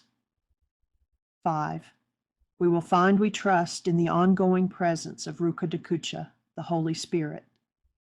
After I received these 5 essentials, Ruka taught me the meaning of each of these and instructed me to share them with you. 1, the breath of God is love itself. I recalled a quote attributed either to Maya Angelou or Vicky Corona, which says, "Life is not measured by the number of breaths we take, but by the moments that take our breath away." These in-awe moments show us that we are on the right track. I spoke to the group about how God formed man from the dust of the earth, breathed into his nostrils, and gave him the breath of life, whereupon man became a living soul, paraphrased from Genesis 2:7. "The Spirit of God hath made me, and the breath of the Almighty hath given me life." Job 33:4. I told of how a Jewish rabbi, keynoting at a conference many years ago, explained that because the name of God was sacred and not to be spoken aloud, it was written without vowels. After a time, the unpronounceable letters YHVH, YKVK, or YHWH became Yahweh, which, though pronounceable, mimicked the sound of a breath, with the first syllable done on an inhalation, sounding like Yah, and the exhalation sounding like Weh. The rabbi had continued, when we are born, are we alive because we took our first breath, or because we first spoke God's name? And when we die, is it because we take our last breath, or because we quit speaking God's name? Because God's name crosses our lips every moment of our lives. Though we are not consistently conscious of this, we must not take the name of God in vain. No insults, no cursing, no dishonor. When we hold our breath, we are cut off from the very source of our power, the power that propels us on our journey. As this point in my presentation, I told everyone, take a breath now and let us begin. 2, we will find we have a new mind. With this mind, we can discern which paths to take and how to remove/forgive/let go of all the barriers that block us from seeing our way. Our work becomes the process of changing and renewing our minds. As Romans 12:2 says, "Do not conform to the world, but be transformed, so you may discern what is the good, pleasing, and perfect will of God." 3, our light will come with us. I asked the group, is the light for your earthly life clear, or is it hidden under hostility or fear? Is it shining before you each step of the way? Or do you have it pointed so far down the road that you cannot see what is right before you? Using our inner light enables us to see what is before us and to avoid pitfalls. To support his, I quoted 2 verses from Scripture. For you were once darkness, but now you are light in the Lord. Walk as children of light. Ephesians 5:8. The eye is the lamp of the body. If your vision is clear, your whole body will be full of light. Matthew 6:22. 4. We will align with our purpose. This 4th step, essential for the journey within, involves connecting enough with Source so that we can discover what our life was meant for. In John 10:10, it says, Yeshua came to bring us life and to bring it more abundantly. However, we cannot experience that abundance if we are not in alignment with the Source. The word prayer in Aramaic means to set a trap for God or to align ourselves so that we can receive God's signal. An excellent illustration. Imagine an antenna which, if positioned correctly, picks up the signal that produces a clear picture and sound. If the antenna is out of alignment or turned the wrong way, it cannot trap the signal, even though the signal itself is perfect and always there. The misaligned antenna delivers a fuzzy picture and a garbled sound. At this point, we were ready to address the question, how do we align with God? And I suggested that the participants may already have figured out that aligning with God means discovering one's ultimate life's purpose. We might ask, how do we discern this purpose, and do we have more than one purpose? Everyone's primary purpose is the same, which is to become conscious of our already existing connection with God. Our secondary purpose has more to do with what talents and gifts we have and what we enjoy doing. Ideally, these will show us which vocation to choose. Vocations may include taking care of family members, volunteering at a nonprofit, teaching school, being a minister, a counselor, a UPS driver, or an astronaut, or something else. And many may involve making a living. If we love our work, we will most likely be operating from our true secondary purpose. Once found, we are far more likely to be in alignment with our primary purpose. On the other hand, if what we are doing is not in alignment with our secondary purpose, something will seem to be lacking, and our discomfort might play a part in our failing to fulfill our primary purpose. During this presentation, we will be using a purpose worksheet to explore our secondary purpose. This worksheet is available on our website at www.wyagan.org. In the process of doing this, we will find that we are naturally becoming conscious of our already existing connection with the divine, our primary purpose. I will begin by asking you to tell me what, in your view, is the perfect world. Shout out a few descriptors. Having done this exercise, I see that your answers include things like everyone has enough. There is peace, happiness, and bliss. The earth is healthy. Now quickly jot down on a piece of paper something you have a gift or talent for, such as listening, singing, learning, and after that jot down something you enjoy doing, singing, teaching, dancing. Then put the 3 together. An example might be, I will use my gift of learning to teach others. So together we can create a world where everyone is fulfilled and at peace.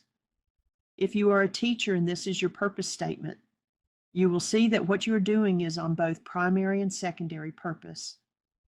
An example from my life. I was working at a company to pay the bills. However, my secondary purpose was to support and teach others, and this was not being realized. No wonder I was not totally satisfied in the job I was doing. It is guaranteed that when we discover our secondary purpose, our journey within will be led closer to unveiling the divine. This is how we align with God. I then read my purpose statement. I now use my deep devotion to my family and friends to be supportive, enjoy time together, listening and sharing. I will nourish and comfort others as I create a safe space for healing to happen. I will use my writing abilities to produce a book that shares my experiences of healing. and expresses the potential and hope to others. I now use my love for learning to search for truth and then use my teaching skills to share my highest understanding with those whose paths I cross. I now use my intuition, my inner tutor, to follow in the way of peace. I will stay committed, fully aware, responsible, and connected to God. I will radiate the love in me, be a clear voice to my calling, so that my life produces a longing in others to follow in the way of truth, to join me on the path, to likewise make a difference. I will use my organizational and administrative skills in accord with this purpose, to have such an impact on this planet that we create the shift where we all experience our being, love, and live in truth and harmony as God originally planned. Journeying into ourselves involves checking our thoughts, words, goals, and behaviors, asking, do they align? We will find that our self-imposed barriers are comprised of everything and anything that is less than love. As we mentioned earlier, these barriers include the wearing of masks, presenting a persona rather than ourselves, staying out of alignment and losing sight of our secondary purpose. Once the self-imposed barriers are removed, we unveil our divine being. 5. We will find we trust in the ongoing presence of Ruka Dakudsha, the Holy Spirit. Ruka Dakudsha is the ever-present, ever-available guide, power, and comforter given to us by the Creator to do what we cannot do ourselves. A Course in Miracles, page 433. Once you accept His plan as the one function that you would fulfill, there will be nothing else the Holy Spirit will not arrange for you without your effort. He will go before you, making straight your path, and leaving in your way no stones to trip on, and no obstacles to bar your way. Nothing you need will be denied you, not one seeming difficulty, but will melt away before you reach it. You need take thought for nothing, careless of everything except the only purpose that you would fulfill. As that was given you, so will its fulfillment be. God's guarantee will hold against all obstacles, for it rests on certainty and not contingency. It rests on you. And what can be more certain than a son or daughter of God? We are invited to create for ourselves a community of love that emulates what the scriptures refer to as the kingdom of God. We are invited to be a light within that community, knowing that Ruka will hold us up and make our way easier. If we turn away from Ruka, which is our choice, the consequences of this choice will be ours as well.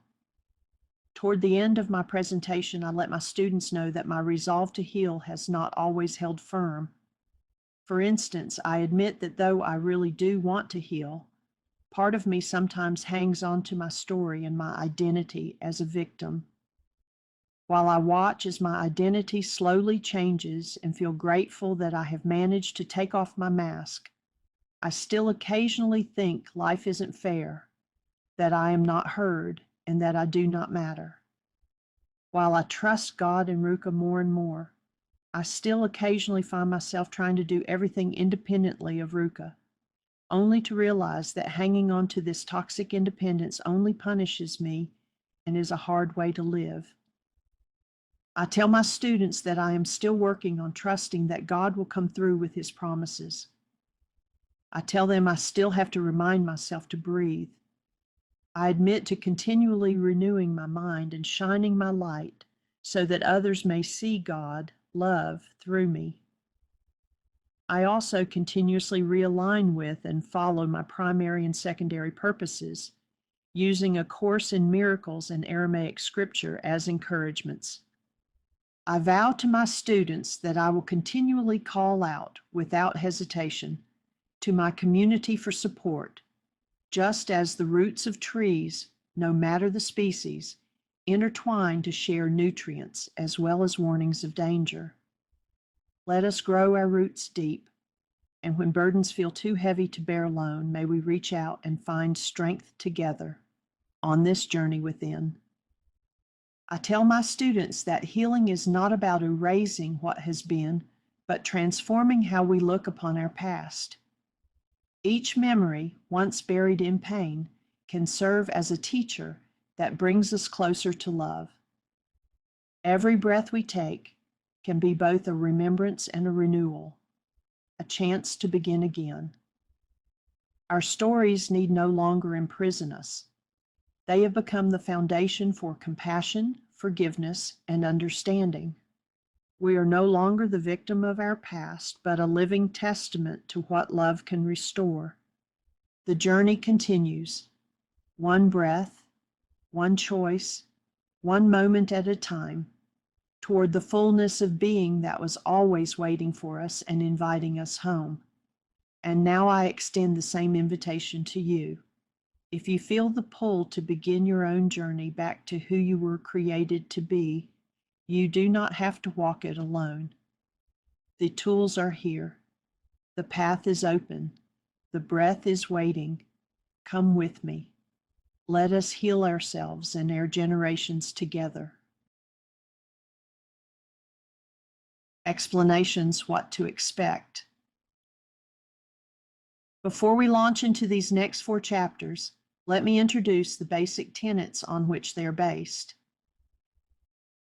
Chapter 5, our perception of the world comes from our own mind.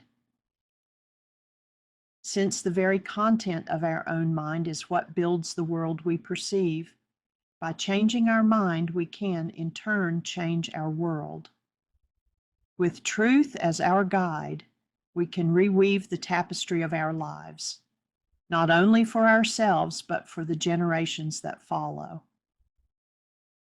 Chapter 6, are we conditioned to behave a certain way? Understanding how we learn. Every organism has a central need in life, which is to maintain a natural state of balance, homeostasis. At its core, all behavior is an attempt to reestablish that balance. As the gap widens between how things are perceived and how we want things to be, which we will call our goal or goals, stress inevitably increases. The greater the stress we feel, the stronger the motivation to bring perception back into alignment with the desired outcome. If a goal is set because of fearful or hostile conditioning, the result will almost always be a hostile or fear-based response toward whatever is perceived as causing the disruption, unless the generational pattern is interrupted. Learning to cancel the goal and thereby remove the stress is the essential first step toward changing our conditioning. Chapter 7, how our brain builds our personality. Persona means mask, an appearance or performance we put on for an audience. Most of us adapt our behavior depending on the environment we find ourselves in, seeking approval or hoping to be seen in a favorable light. Removing the mask does not resolve the underlying issue. It merely changes the filter through which others view us. Personality, on the other hand, is far more complex. It is shaped by many dimensions of life, physical and mental, emotional and spiritual, past and present, conscious and unconscious. The choices we make, driven by personality, inevitably shape our future in either positive or negative ways. Often behaviors emerge unconsciously, controlled by parts of the persona that the individual may not fully understand or even recognize. Chapter 8, what I carry forward, healing tools. In essence, the message woven through chapters 5, 6, and 7 is simple, yet profound. It begins by pointing out the primary purpose we all share, which is that we stay connected to love/God/our essence. Once the primary purpose becomes conscious, perceptions clear. Goals that had previously generated stress and kept us trapped in distorted patterns are discarded in favor of a new enlightened goal. We are now able to claim our power over past conditioning and external demands. we find we are consciously creating the life we were originally designed to live, which guarantees living more abundantly with freedom, joy, and purpose. Chapter 5. Our perception of the world comes from our own mind. After sharing my story with you, including telling you about my demons, I began asking myself if everything I believed about myself was actually true. My answer was that yes, these stories were actually true, insofar as the events actually happened. The pain was real. The abuse was real. However, the conclusions I drew about who I was, because of those experiences, were not true. Negative conclusions that had shaped my identity for years began giving way to the glimmer of a thought that I was not damaged, not unworthy, and not inferior to others. I was whole, worthy, and perfect, as I was wonderfully made. I learned about perception later, first in college, then more fully by using the tools I now teach. Yet even after I had begun to form healthy ideas about myself, those healthy ideas remained intellectual only. In my heart, I still did not believe they applied to me. It was not until I began a deeper questioning into the stories I had been telling myself that something began to shift. I discovered that questioning my thoughts was not dangerous. It was essential to my healing. It was time to stop repeating old stories and start uncovering the truth of who I really am. The Greek word episteme means true knowledge. It asks two simple but powerful questions. What do we really know? And how do we know it is true? So often we believe something simply because someone told us, especially if that person was an authority figure in our life. Philosophers have wrestled with these questions for centuries. Socrates believed we should always examine what we think we know, even when it is uncomfortable. Many philosophers agree that our beliefs are built on earlier beliefs, layer upon layer, until we forget where they came from. Over time, our experiences and emotional wounds quietly shape the way we see the world. Our senses do not simply record reality, they interpret it. This explains why two people can experience the same situation and walk away with completely different interpretations. Our brains filter what we see and hear through past experiences and stored beliefs. In the case of optical illusions, while the image does not change, our perception of the image appears to shift when we shift our focus. I have seen this play out in real life. During a workshop, a woman assumed that a man was being rude because he didn't look at me while I was speaking to him.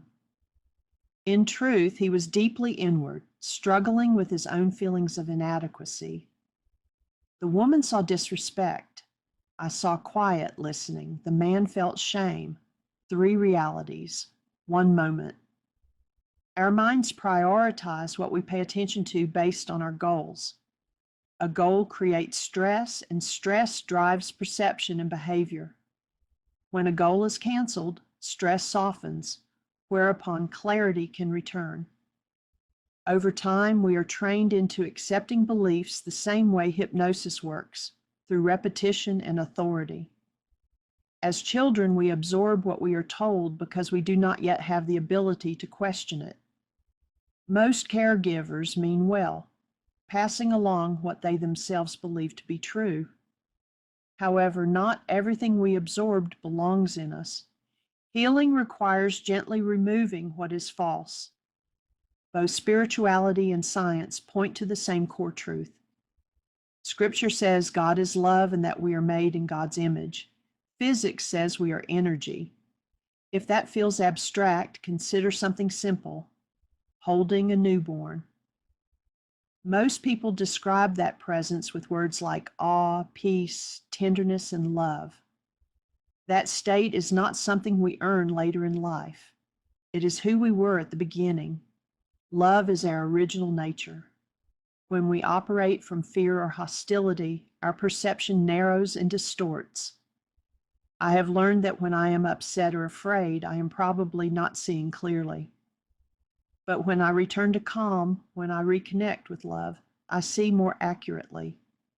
That is when I function from my true being.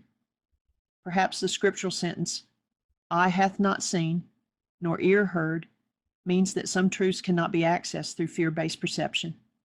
Socrates says, "Do not focus on who is right, focus on what is true." What shapes our lives is the content of our minds. When I began questioning my thoughts instead of believing them automatically, my world changed. As my thinking shifted, my perception shifted. And as my perception shifted, my life began to change. This is how healing happens, not by force, but by seeing differently. With truth, we can begin to reweave the tapestry of our lives, one breath at a time. Reality bends to the stories we carry. When we quiet the old voices, release the driven goals, and return to the love that breathed us into being, the world rearranges itself around our healing. Change the mind and the universe opens, truth revealing itself one breath at a time. Chapter 6. Are we conditioned to behave a certain way? Understanding how we learn. For much of my life, I did not understand why I behaved the way I did. It was not until a psychology class introduced different learning theories that I finally recognized myself. I could see how many of my behaviors had been learned in moments of fear. Over time, those reactions became habits, patterns I used automatically, even when there was no real danger anymore. At the most basic level, all living beings want balance.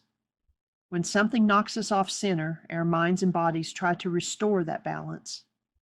If we learn healthy ways to cope, we recover. If our learning comes from fear or pain, we stay stuck in stress, anxiety, or even illness. This need for balance is not just physical, it is emotional.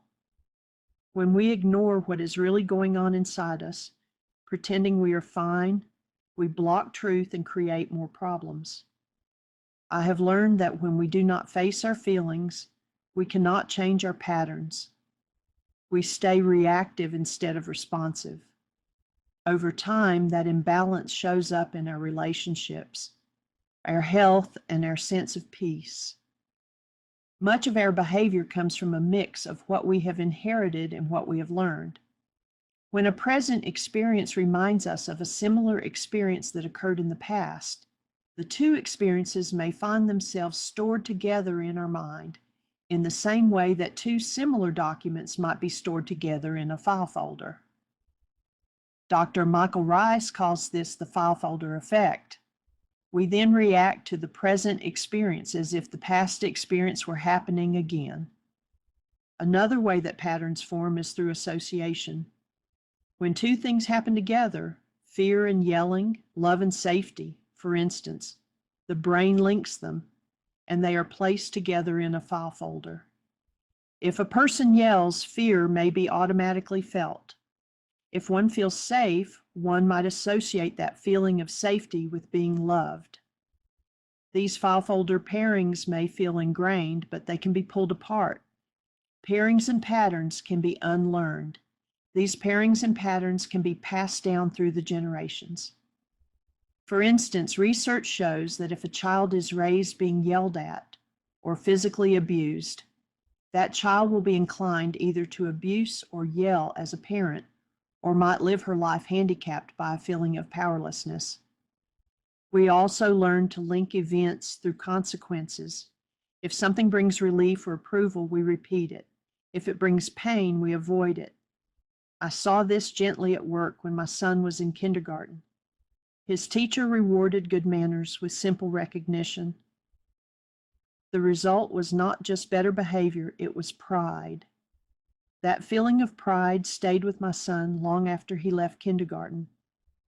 Powerful as negative patterns are, they need not be our destiny.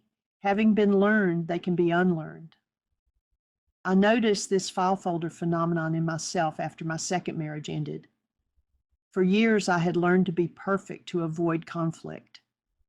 Long after the relationship was over, I was still living by those rules until I became aware of them. Awareness gave me back my choice. Our past shapes us, but it does not own us. Our thoughts affect our bodies, our emotions, and our behavior. When we live from fear or hostility, our responses follow that energy. When we act from love, everything changes. One of the most powerful tools I have learned is that of canceling goals that no longer serve us. Unmet goals create stress. Stress keeps us out of balance. In Aramaic, the word forgiveness means to cancel. When a goal is canceled, the origin of the fear or anger can finally be recognized and released. Change does not come from suppressing behavior. It comes from understanding what drives it. When we see our patterns clearly and face them with honesty, we can choose again. Most of us want to heal, but we might not know how to get beyond what is blocking our healing. One block might simply be that we refuse to look at painful issues. The gentlest and most effective way to overcome this is to connect to our chosen ideal: Source, Jesus, Buddha, Allah, love, God, Ruka, etc.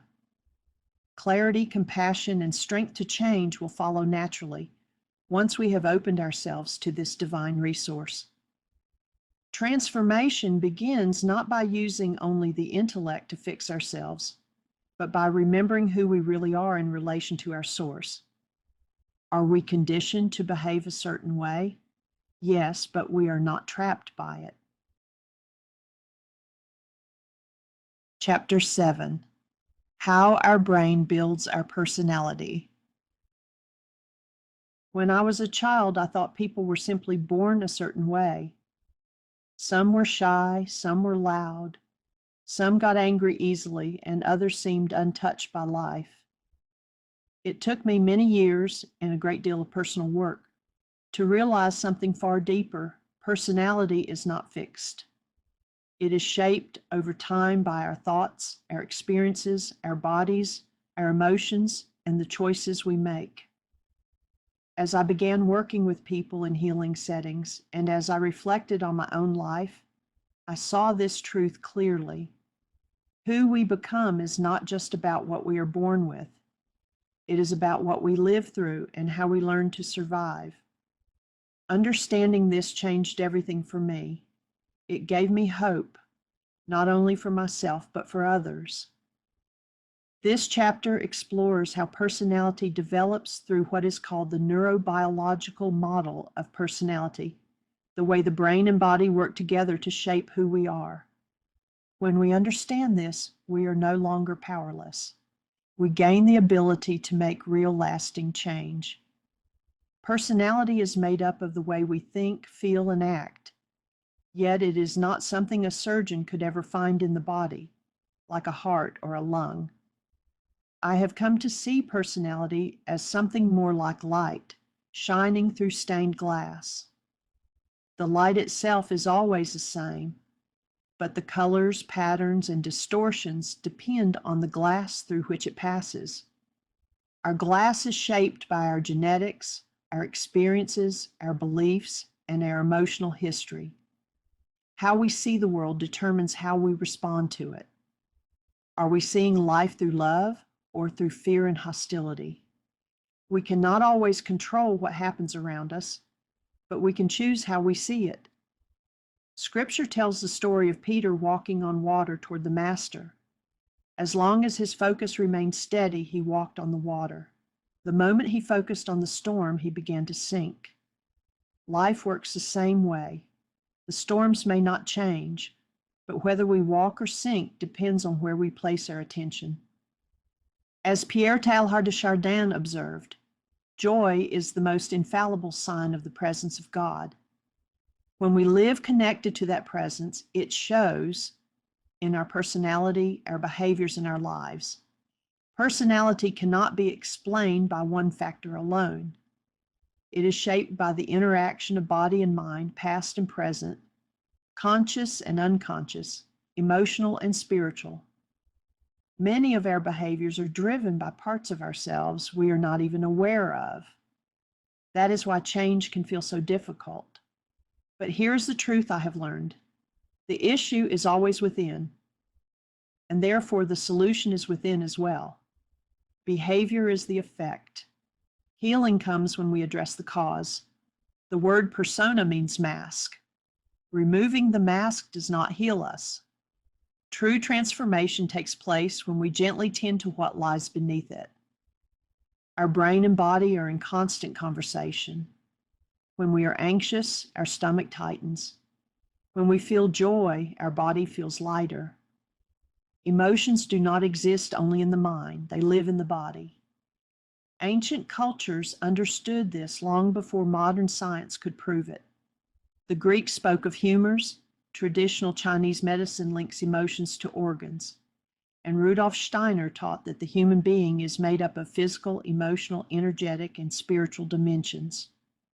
Today, brain imaging confirms what each of these men sensed all along. Mind and body function as one integrated system. Ivan Pavlov showed us that behavior can be learned through association. People learn this way as well. A child who grows up hearing arguments whenever the television is loud may later feel anxious merely at the sound of a raised voice, even if nothing is wrong.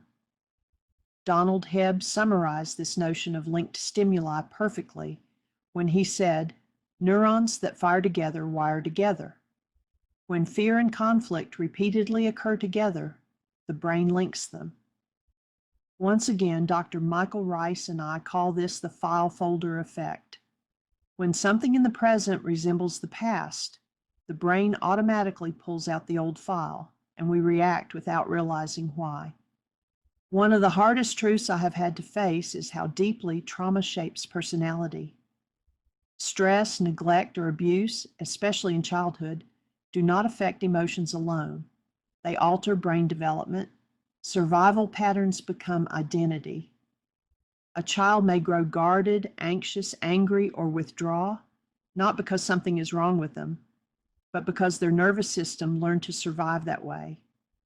Trauma influences how genes are expressed. In this way, pain can shape not only how we feel, but who we believe we are. Dr. Michael Rice taught me that thoughts generate emotions, and emotions drive behavior. Those emotions are energy. Love strengthens us, whereas fear and hostility slowly destabilize us. Over time, repeated emotional patterns can solidify into a persona that is not our true self, but a survival response. Neuroscientist Candace Pert discovered that emotions are stored throughout the body, not just in the brain. That is why emotional pain can feel physical. Our bodies remember what our minds have not yet healed. Can we change? Yes. Our thoughts influence our biology. Even if we inherit certain tendencies, they do not control us unless we agree with them. We are not condemned by our past. Through awareness, choice, and the practice of Aramaic forgiveness, we can change. We are not born broken.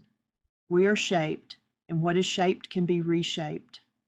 At our core, we are love. When we forget this, we suffer. When we remember, we heal. Life keeps flowing like a river. We cannot stop its movement, but we can choose who we are as we step into it.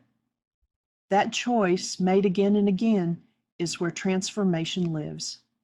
We are not our trauma. We are not our habits. We are not our pain. We are a process. We are potential. We are becoming. Chapter 8, What I Carry Forward, Healing Tools. From Chapter 5, Our Perception of the World, comes from our own mind. Love is the stuff we are made of, regardless of what we have experienced in life that might convince us otherwise. When we operate from any energy other than love, that is, hostility or fear, our perception becomes distorted. And once in this state, we incorrectly perceive what is happening around us. Since it is our beliefs that generate our thoughts, and since it is these thoughts that generate how we feel about a situation, person, or event, we must trace our thoughts backward to uncover their origin. Using the reality management wake-up sheet will help with this. Once we have found the source of a belief, we will see that our strong beliefs and feelings are built on memories and past experiences. We will understand that our feelings are more about ourselves than about another person, event, or the actual world itself. And we will see why we have been so attached to a particular outcome, goal. Dr. Michael Rice likes to say that we have to be out of our mind to gain a direct experience of the actual world. Tracing strong feelings back to their origins does just this. It leads us out of our thinking minds and into our hearts, and it is from the heart, from love, that the actual world can show itself. Once we have had insight into the origins of our strong feelings and preferences, we understand the value of canceling our goals, even if these have been reasonable and good goals. These may be reinstated later, though from a healed perspective. Canceling a goal might include releasing our need to be right, and it certainly involves reconnecting to the love within ourselves. Once love is reinstated, we are in a position to see things differently, and changing our minds becomes far more possible than it had been before. It is at this point that we set an enlightened goal. This goal may closely resemble the original goal, but our relationship to and feelings about this goal will be from a healed and therefore loving perspective.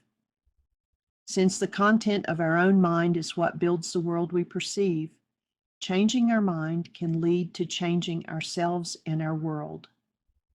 One might ask if we ever get to the point where we see completely clearly. I would answer no, though acting from the perspective of love will always bring us nearer to truth. From Chapter 6, are we conditioned to behave a certain way? Understanding how we learn. The driving impetus behind all behavior is a goal, and if there is a disruption in the process of attaining that goal, then usually there is some form of stress that manifests as irritation or some form of upset. Setting a goal establishes stress in the mind that in turn manifests in our behavior. As the differential between the way things are seen, our perception, and the way a person wants them to be, our goal, increases, stress will rise. Dr. Michael Rice observes that the key therapeutic tool for relieving stress is the canceling of goals.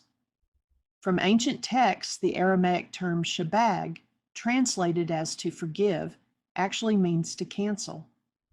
Aramaic forgiveness technology allows direct access to our goal-related dissociated states and empowers us to take the destructive charge out of internal causes and past conditioning. It is at this point that untoward negative effects will be lessened or eliminated. In other words, Aramaic forgiveness allows access to and removal of the anger and fear that do not belong in the human structure. From Chapter 7, How Our Brain Builds Our Personality, I now know myself to be energy, and that I radiate and absorb frequencies in tune with my energy. I realize how much of my life has been spent in fear, guilt, and anger, and how that affected my body. I now know that while my goals generate emotions and drive my behavior, I can change my thoughts, cancel my goals, and live more consciously. I am in charge of my life. What I have experienced or done is not who I am. I am love, created in the image of God/love. I can drop my mask and live life more abundantly. That possibility is exhilarating. However, I vow to continue to examine what underlies my false beliefs, addressing cause in order to change effects. I am free from my past. My teachers and sources are all saying the same thing. Be connected to love, God, and my essence. Cancel my goals, take back my power, and create my own abundant life. My promise remains from the Heart of God by Jeanette Shaw. when shadows surround you and tears fill your eyes, when the voices around you speak only of lies. I am your refuge, your calm in the storm, holding your heart when it's torn. The one you've been seeking has been with you all along. I've loved you forever, before time began, and I promise, my child, I will hold your hand. You have my word, you dwell in my love. Every trial draws us closer in heart. I'm always with you right from the start. So close your eyes and rest in my grace. This peace I give, no world can replace. Until all things are made new, my promise remains. When you feel yourself falling, just call out my name. I've written your soul in the light of my flame. Without me, there's longing, but with me, you're whole. My love is your anchor, your shelter, your goal. So close your eyes and lean into me. This love you feel is eternity. With every truth I speak to you, my promise remains. An additional, deeper healing practice. Another of Dr. Rice's tools is the Mind Shifter, explained below. It is recommended that you dedicate at least 2 uninterrupted hours, depending on the intensity of the issue you are facing, to use this tool. For teaching purposes, I will choose Mind Shifter number 2, found in the list below this exercise, which is, it is safe and healing for me to let go of the past and change to get us started. Instructions. 1. Divide a piece of 8.5 inches by 11 inches paper in half from top to bottom. 2. On the left side of your paper, write down the Mind Shifter statement recommended for you. 3. On the right side of the paper, write whatever thoughts or feelings your selected Mind Shifter resonates in you. In my case, I immediately argued that it is not safe and healing for me to let go of the past and change. You will find that most of your responses will be arguments against the statement written on the left. Put down whatever surfaces, resist censoring. Describe body sensations, emotions, cravings, ravings, wishes, curses, avoidance thoughts, joy thoughts, whether it seems related or not. Do this until you run out of thoughts. 4. Write the Mind Shifter again on the left side of the page and again on the right. Write down your refutations and arguments against the Mind Shifter statement. Do this until you experience a satisfactory level of completion.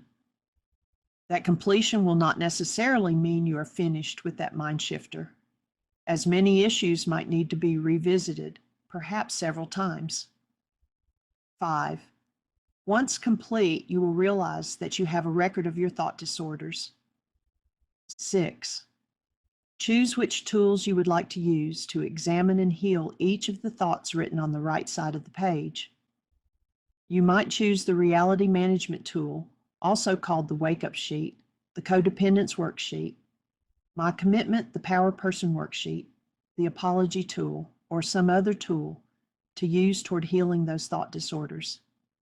Visit https://www.whyagain.org/for-downloads.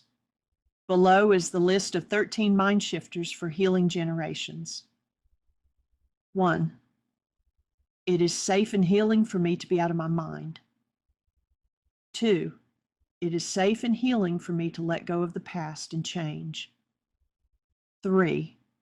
Healing generational weakness by communicating honestly with authority, and in my relationships is safe, nurturing, and healing. 4. Healing the dishonesty and fantastical beliefs of my generations brings honor and healing to my family. 5. It is safe for me to invite the darkest parts of my family history to come to awareness and heal.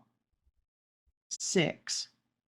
Family dynamics of pain, disappointment, betrayal, and abuse are safe to confront and forgive. 7. I am an important and integral expression of my family system of life, and I bring love to the earth. 8.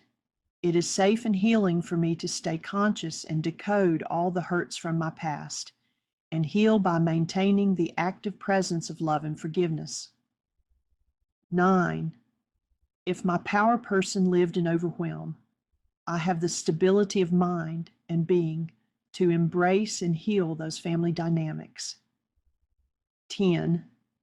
It is natural for me to spend quiet time with myself, attuned to and actively heal all generational storylines. 11. Touching, connecting, and caring are natural and true in my family system. 12. My family of origin, specifically, is /R and always have been there for me. 13. I open the generational barriers in my mind and invite to be fully exposed and healed. You will find, as I did, that many emotions and sensations will come forward during this process, including feelings of fear, sadness, anger, and pain. You may also experience unwelcome physical sensations, which are the body's responses to emotions, such as anxiety, illness, and pain. Each of these feelings and physical manifestations is related to a goal we have set, such as wanting to be safe, to be honored, or to feel important or appreciated. A painful memory is not the present moment. It is a story the mind still whispers. You need not empower the echo. Receive it without resistance and let love do what love always does, release you. How I am healing, what to expect. The last 4 chapters of this book explain how I am healing.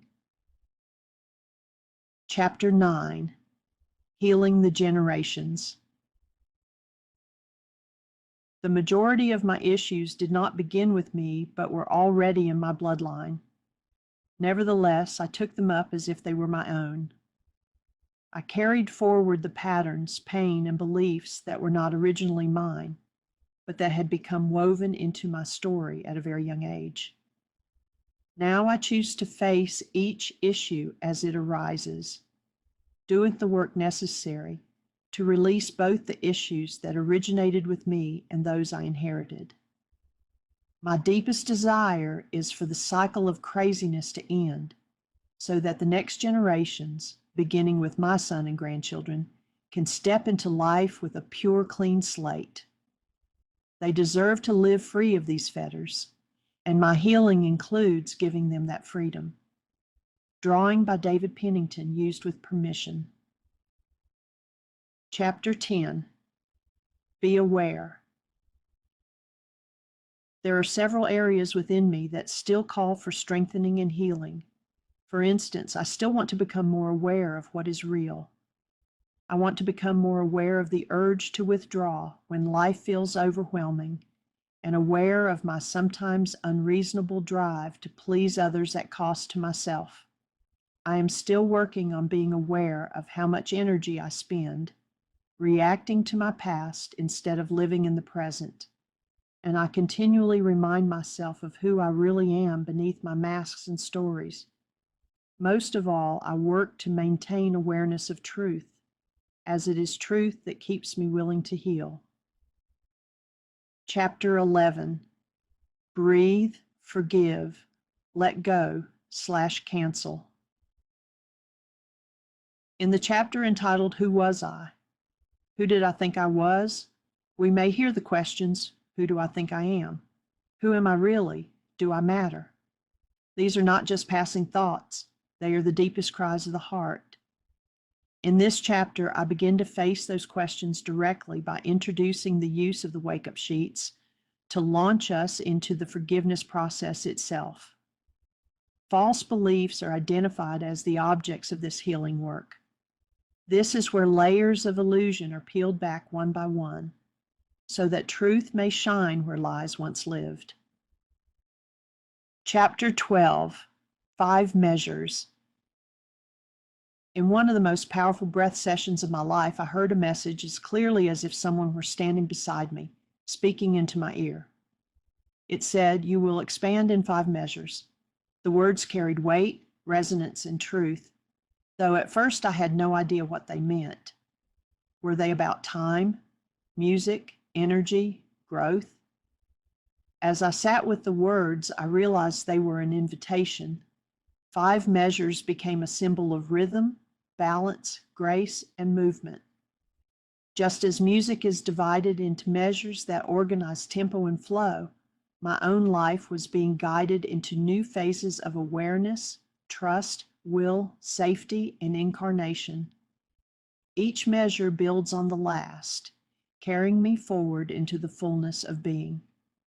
This chapter explores what it means to expand, not by striving harder, but by allowing love to open me, stretch me, and reform me. Expansion is not random. It is the intentional unfolding of who I was created to be. With each measure, I step closer to reclaiming my true identity, not as a victim of the past, but as a living presence of love in the world. Chapter 9, Healing the Generations, the generational issues manifesting in my life.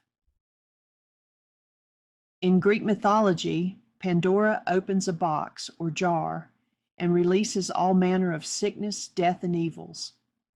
When I began my journey of healing, I often asked myself why I had opened my personal Pandora's box.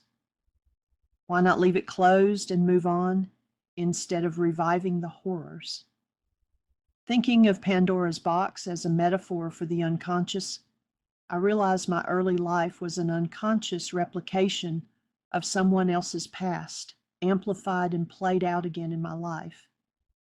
Once I opened the box and realized what had been locked in, I could not close it fast enough. However, I could not leave it closed, as generational patterns had already been running my life on the unconscious level.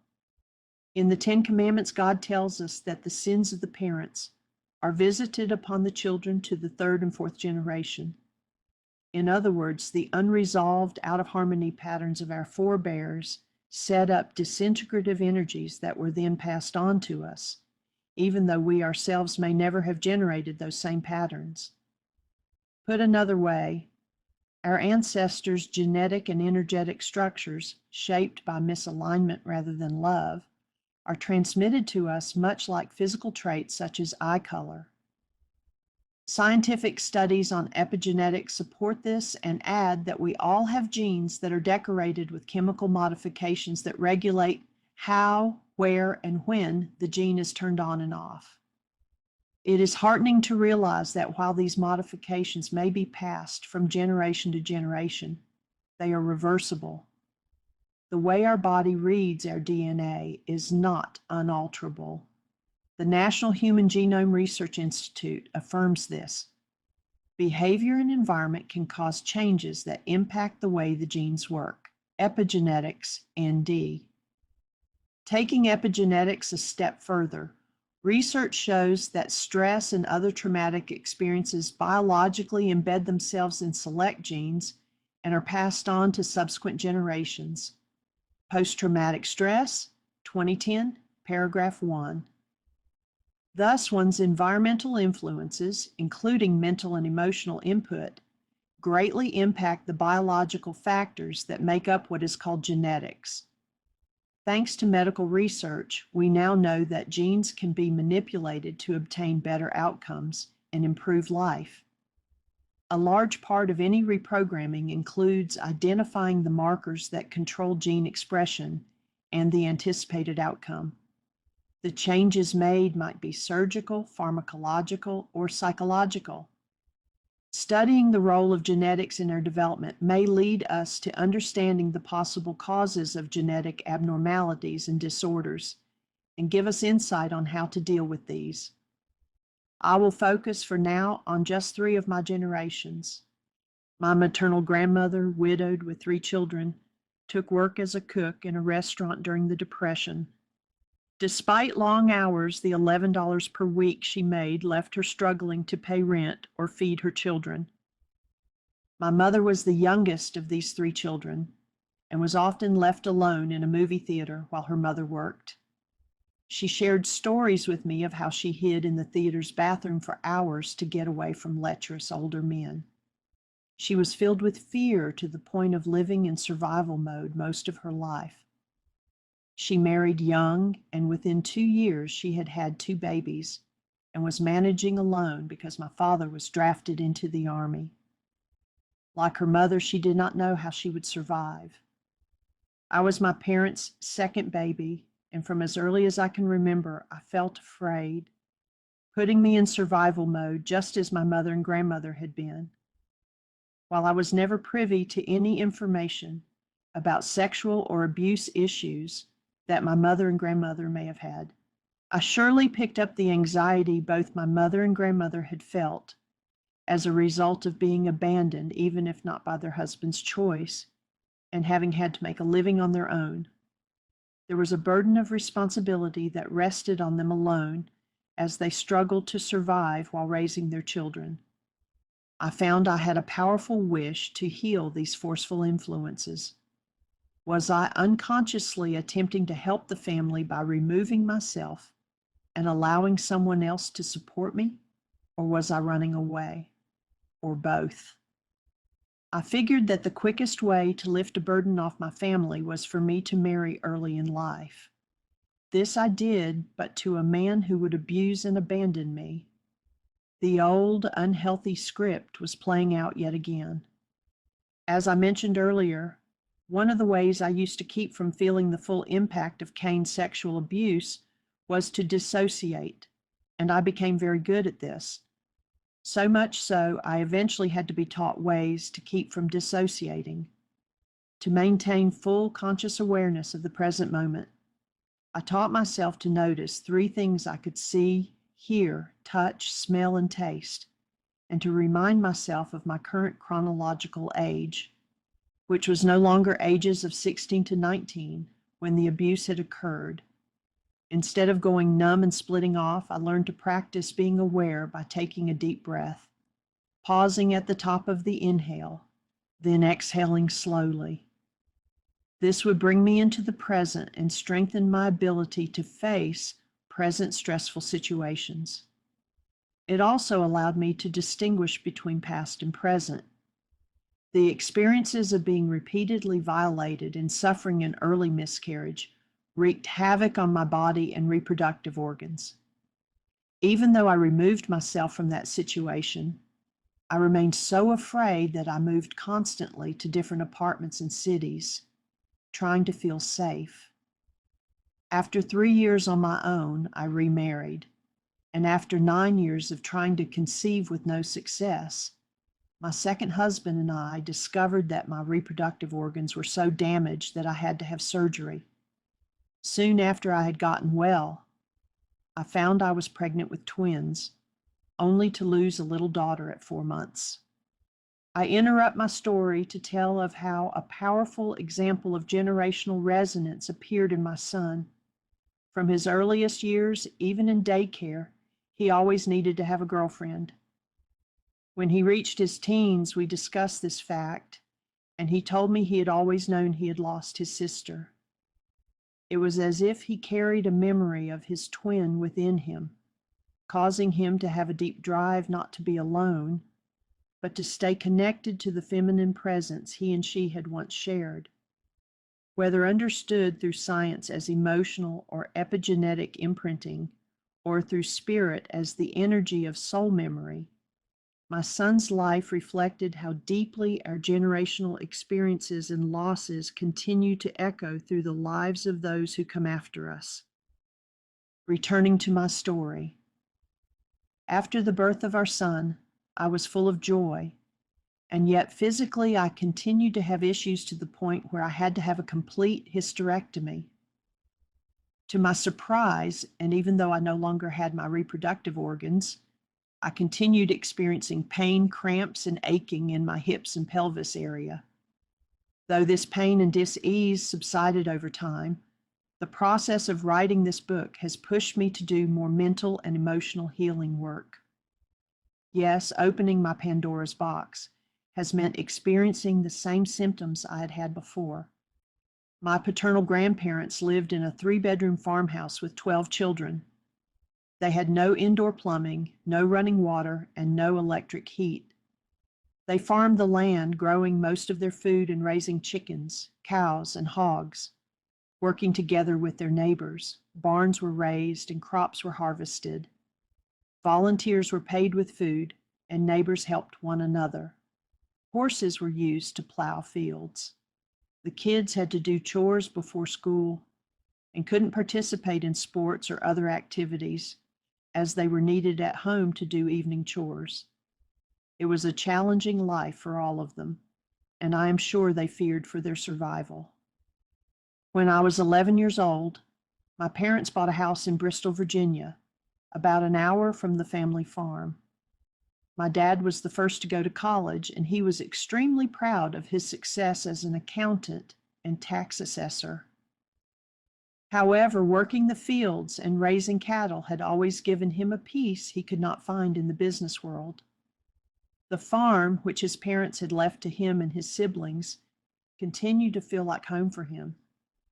Whether my dad's goal was to have peace or simply to work on the farm, I am not sure. But this goal drove him to return to the farm whenever he could. He often went to the farm on weekends, and after he retired, he spent most of the week there. This habit of leaving and going somewhere else became my way of coping with stress when life seemed challenging as well. Dad was also a giver, but he had difficulties receiving. He felt he had to work to earn whatever he received. I adopted that same belief. Yet Scripture says, "Now to him, God, who is able to do exceedingly abundantly above all that we ask or think, according to the power that works in us." Ephesians 3:20. My interpretation that Dad's leaving meant that he wanted to get away from me created the perception that Dad was abandoning me when he went to the farm. I wonder now if Mom felt that too, since she stayed in Bristol with her children instead of going with him. Abandoning us was not Dad's intention. His going to the farm had nothing to do with me/us. It was personal for him and not intended to be negative toward us. We simply did not understand this. Now that I can see the other side of that story, I can stop creating circumstances where I perceive that men abandon me, physically, mentally, or emotionally. Scripture says, "The Lord God formed a man from the dust of the ground and breathed into his nostrils the breath of life, and man became a living soul." Genesis 2:7. Let us remember that we are speaking God's name with every breath. The Lakota have a phrase, "Mitakuye Yasing," which means all my relations. I want to heal all my generations, forward and backward. Healing for me means that I am protected and safe enough that I can go back and face what is in my unconscious and release the memories that generated my fears, knowing now that these are just memories of experiences. I tell myself I survived the actual experiences, so I will survive the memories. Is this possible? Yes, but it requires willingness to do the work. Isaiah 59 reminds us, "Behold, the Lord's hand is not shortened that it cannot save, or his ear dull that it cannot hear. But your iniquities have made a separation between you and your God." God does not move away from us. We move away from God. We are now invited to get back to a connected relationship with God, who is our source and creator. He gave us Ruka to dwell within us, to guide us, to teach us, and to undo what we cannot undo on our own. Our part is to be willing first to let go, then to ask for help to do the rest. Eckhart Tolle said, "Sometimes letting things go is an act of far greater power than defending or hanging on." And Thich Nhat Hanh said, "People have a hard time letting go of their suffering. Out of a fear of the unknown, they prefer suffering that is familiar." Notice that the word familiar has its root in Latin, referring to a household or what is intimate. In a negative way, then, are generationally passed down lies are also familiar lies. and we have taken these lies as truth. Usually, although not always, it is a parent who becomes a power person when he or she is not functioning out of love in a particular moment. Since this person had more power over our lives than we did, we may have perceived an upsetting or uncomfortable situation with them as extremely dangerous, if not a threat to our survival. Watching how this power person acted when in this less than loving state, we learned their destructive behaviors they used to win over us. Later in life, should our own stress increase, we might automatically mimic our power person's behaviors without thinking. At this point, the unconscious is running our lives. As Dr. Michael Rice has noted, when there is no stress, we will do what we always do to get along with our power person. For me, this meant being the good little girl and doing what I was told. Should stress start to build, I might do something to resist my power person, which, in my case, was to argue silently, definitely not out loud, turn away and give an irritated huff, or give them the look, definitely not to their face. Finally, when in an ultra-stress situation, I might mimic the very destructive behavior that my power person used against me that I hated the most. For me, this was to withdraw or leave, sometimes geographically to another room, and sometimes just inwardly within myself. I always considered my mom to be my power person because she was good at giving the look or the irritated huff. She also might withdraw a bit. However, I later saw that my dad's habit of leaving felt to me like a power person behavior, and that this was what I really wanted to do when my stress level was high. We can have different power persons in different arenas of life, and we can even change power persons. They can be teachers, peers, siblings, higher officers in service, bosses, or even spouses. In my first marriage, my husband, Cain, came to function for me as a power person. At first, I was the good girl / wife and obeyed him to avoid abuse. Eventually, however, I had no choice but to fight to survive. Finally, in keeping with my dad's way of dealing with stress, I left. Even now, when I feel my back is against the wall or find that there is no escape from a perceived attack, I still go into anger, which really covers over fear. Yes, while I still dislike confrontation, especially criticism, I will automatically defend myself, and when the stress reaches a certain level of intensity, I will leave. The following passages from A Course in Miracles, Lesson 153 in My Defenselessness, My Safety. Lies helps clarify this. The world gives rise but to defensiveness. For threat brings anger. Anger makes attack seem reasonable, honestly provoked, and righteous in the name of self-defense. Yet is defensiveness a double threat? For it attests to weakness and sets up a system of defense that cannot work.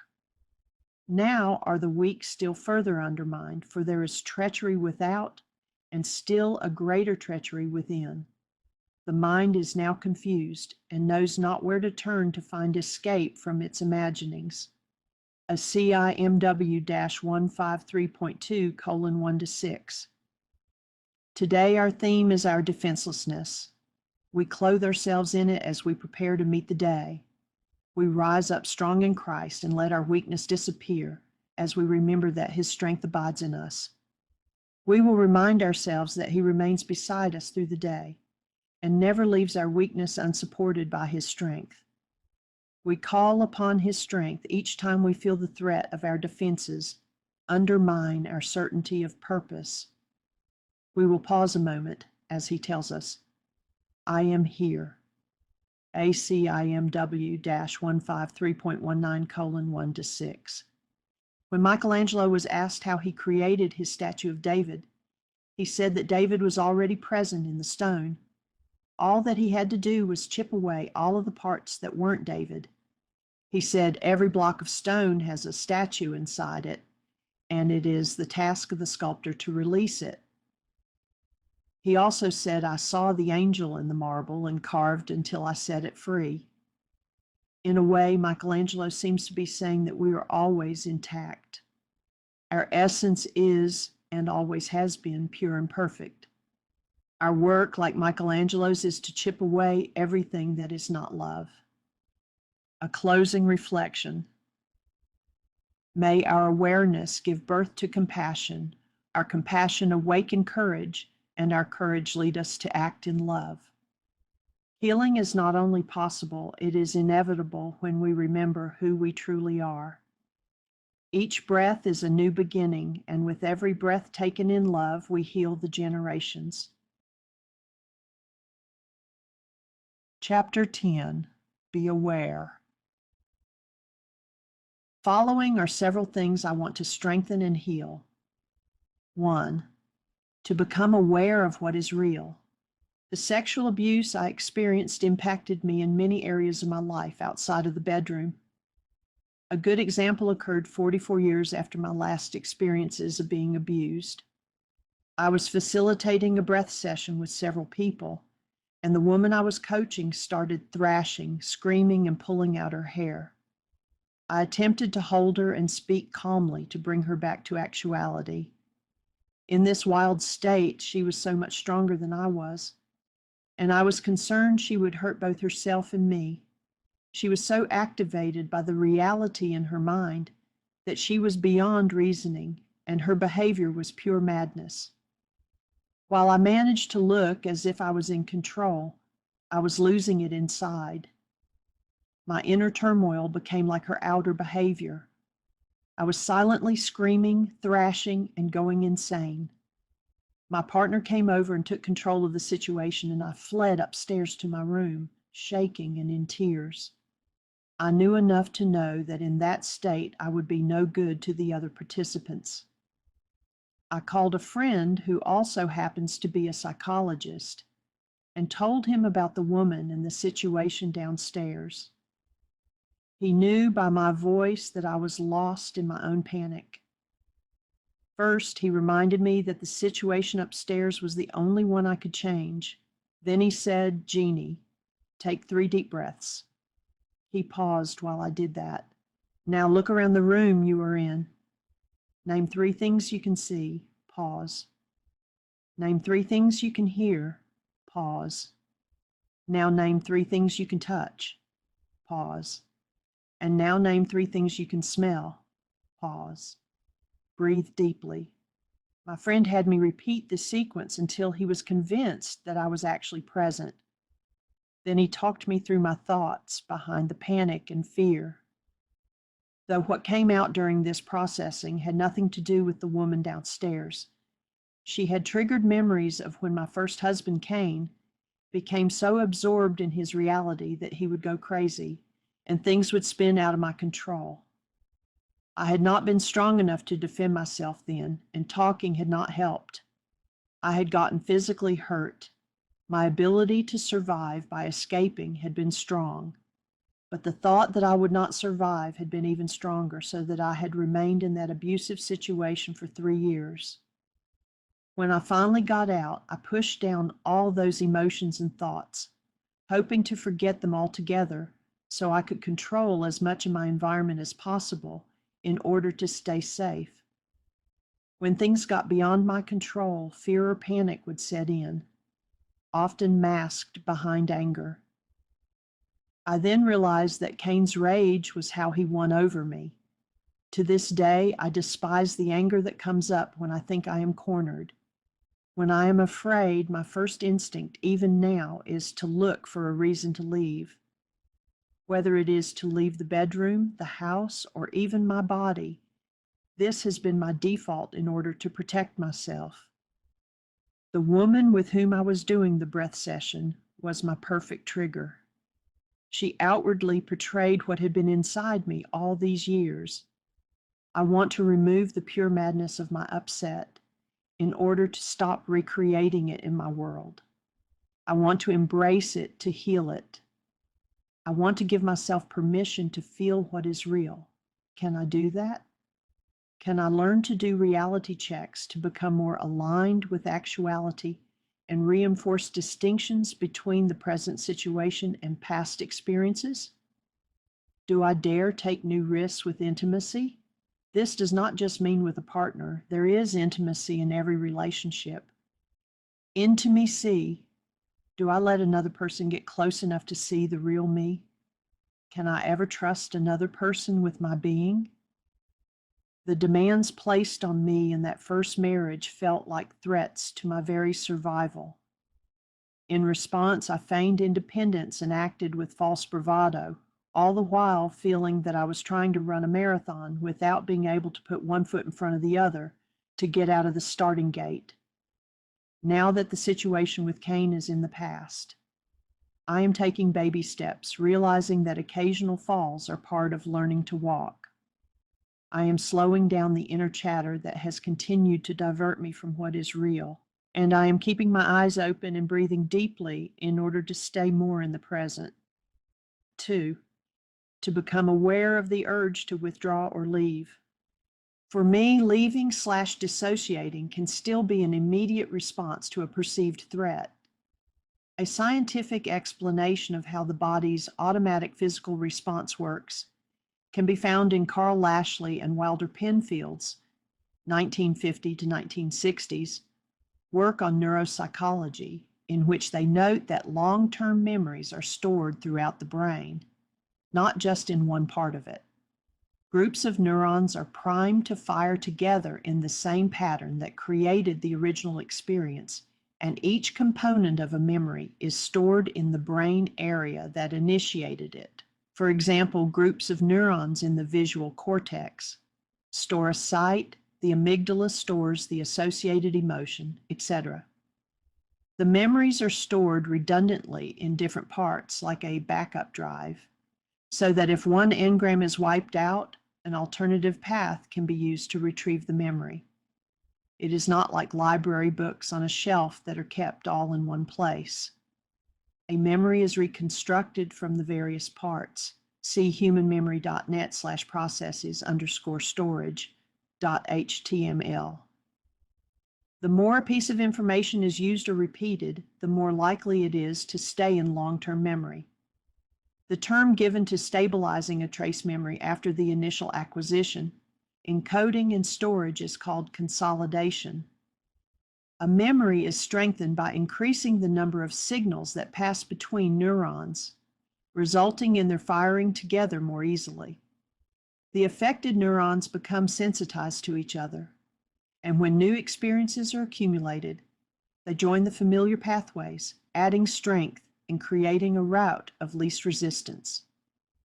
The brain organizes itself to respond more quickly each time.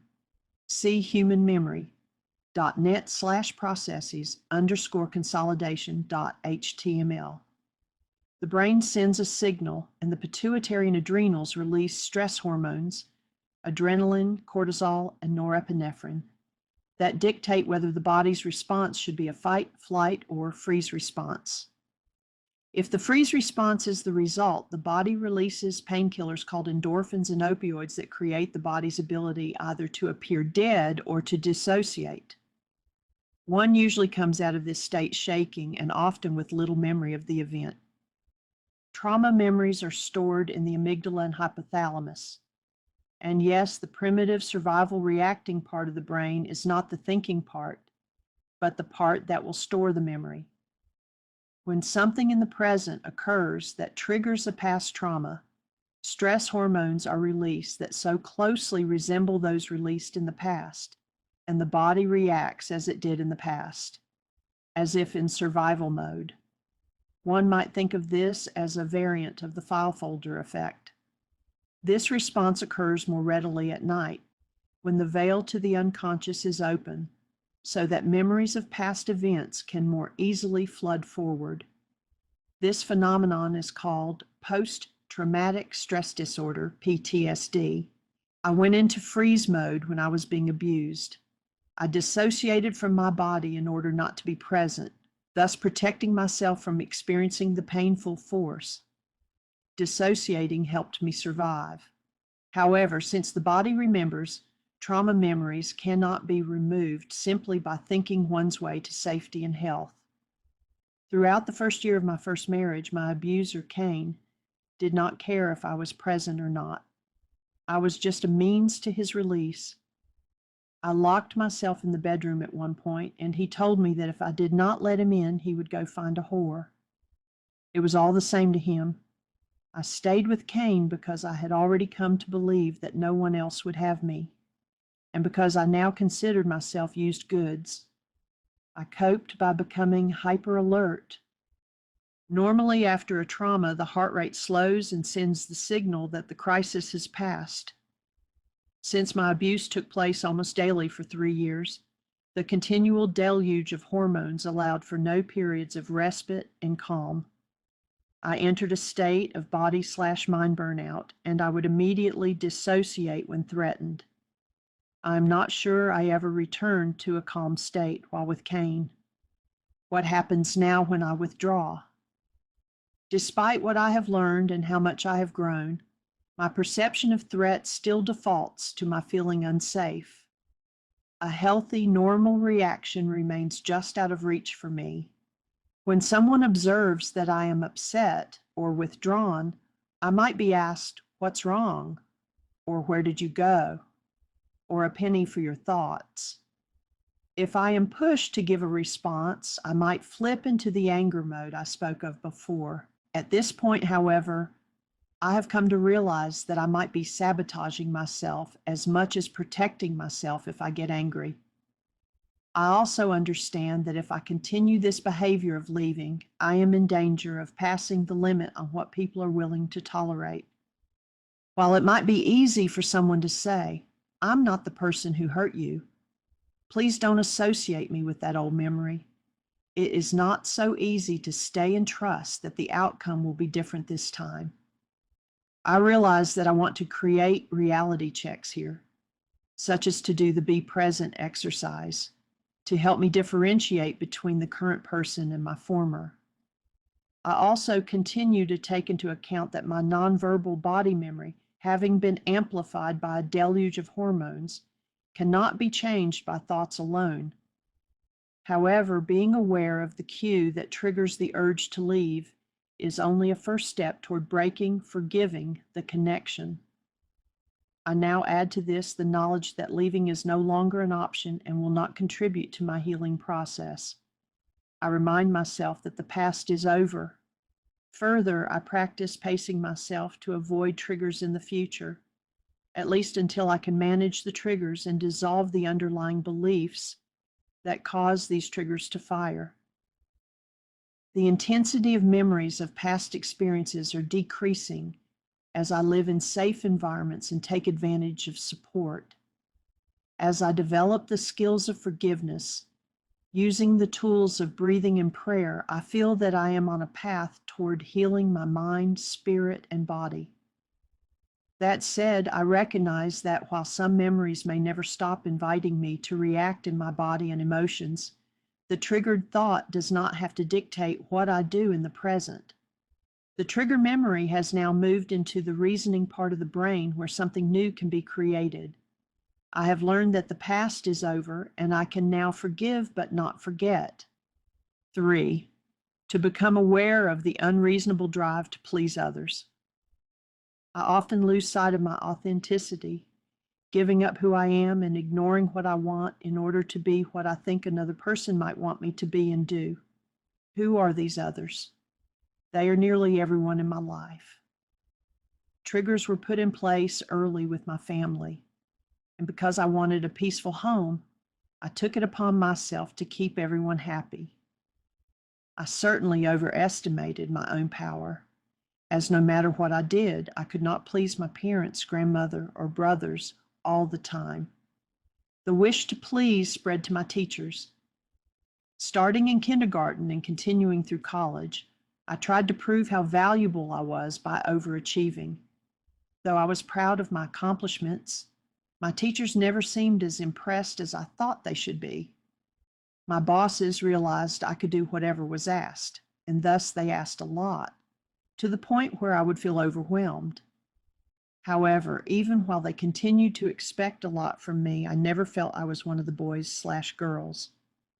My big wake-up call came when my wish to please my first husband, Cain, neither made him happy nor stopped his abuse of me. I eventually realized that my self-annihilating drive to please him was not healthy for me, nor was it a way to maintain peace or hold our relationship together. Yes, I often completely forgot myself while trying to please Cain, as I could feel safe, at least outwardly, for the moment. To this day, when someone gives to me, I feel compelled to give back. Receiving does not mean owing, I tell myself. Reciprocating is nice, but not required. Another thing I began noticing is that my not okay doing for others is not always wanted or appreciated. If I am told to stop, I am tempted to feel I am unworthy or worthless. Now that I am more aware of this, I remind myself of my worth and practice being open to receiving without having to give in return. As I continue doing my forgiveness work, I am learning to make an accurate assessment of the present without letting the past contaminate it. I am learning to separate myself from unsafe situations or relationships. I am accepting that it is okay to say no and return to myself, remembering that I am a being, not a thing. I am love living an inspired life connected to and guided by my Creator. 4. To become aware of the fact that reacting to my past has robbed me of energy and time. It is critical that I learn to be present in my body. To do this, I must let go of past traumatic physical, mental, and emotional experiences that took a toll on me.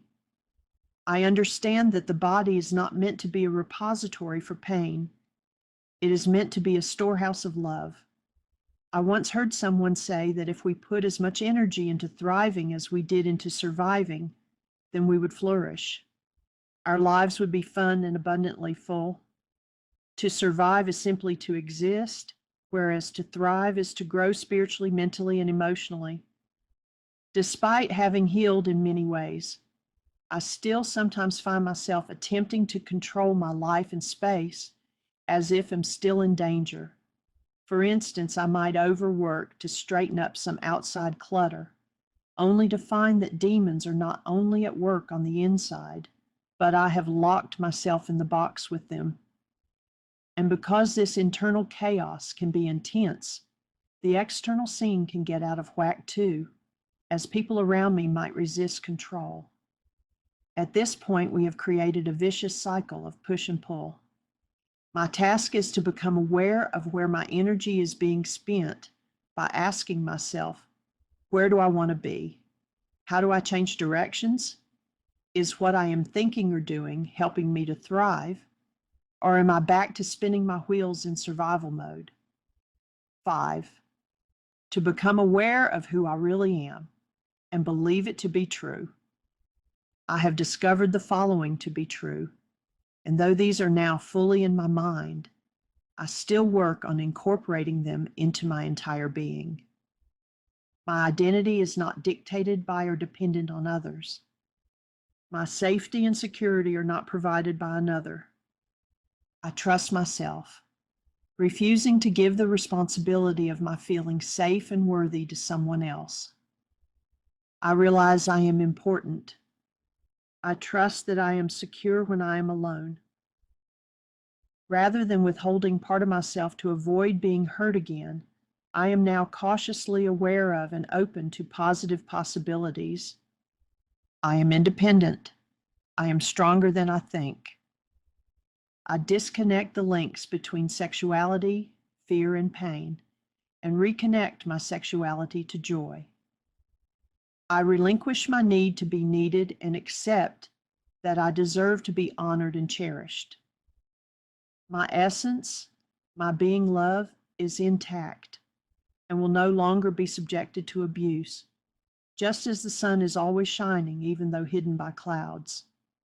My challenge, now that I know intellectually who I am, will I practice knowing these truths in my heart? My answer is that I will do what the old self-help world says: fake it till you make it. 6.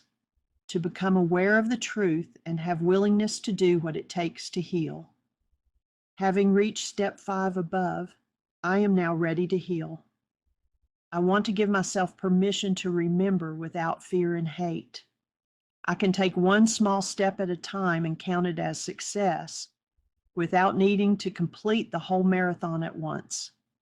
Willingness will include accepting that when I change what I once considered permanent in my life, relationships may also shift. Real friends will be supportive and not resent that I am no longer controllable. They will be there through the rocky times that may come with change. On the other hand, if there are those who will want to reject the new me, I will remind myself that this is their problem. I will stay close to truth and honor myself even as I continue to honor them, moving forward rather than falling back into my people pleaser position. Even if it feels like loss, I must remind myself there is nothing to lose. Willingness also means accepting responsibility for my part in my struggles. My life is my creation.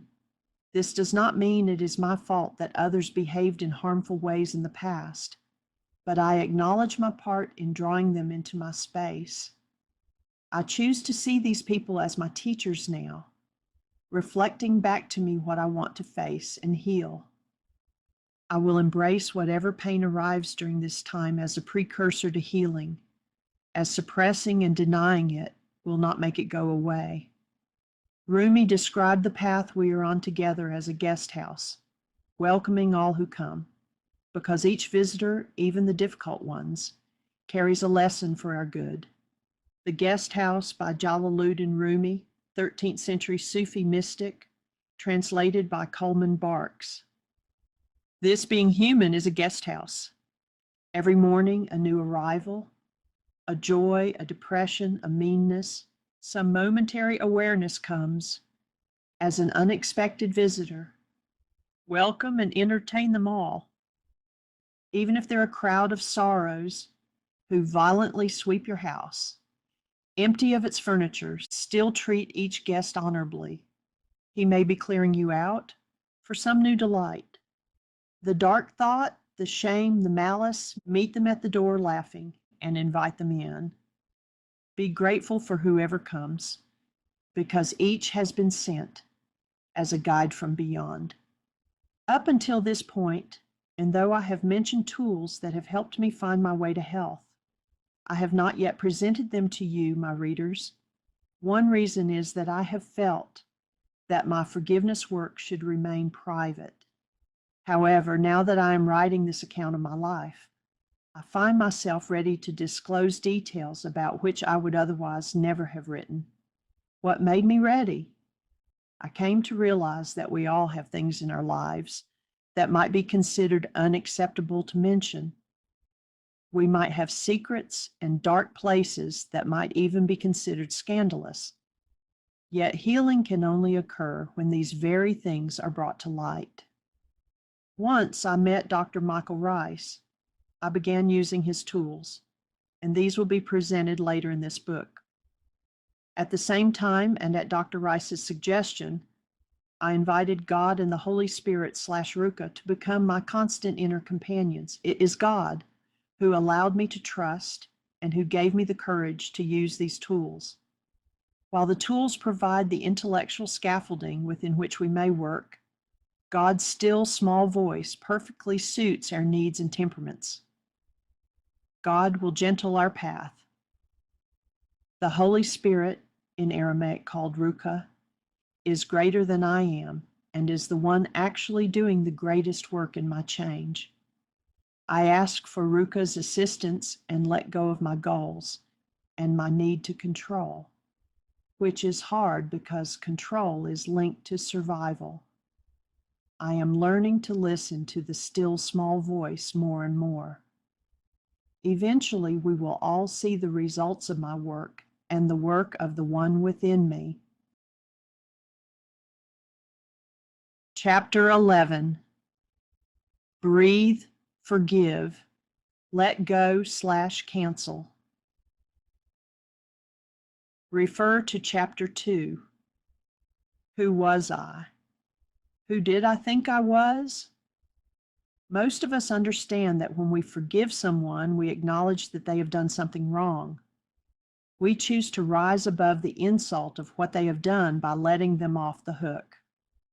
In our work, we make a distinction between the letting off the hook kind of forgiveness, which we will call pardoning, and the kind of forgiveness that Yeshua, Jesus, taught and practiced.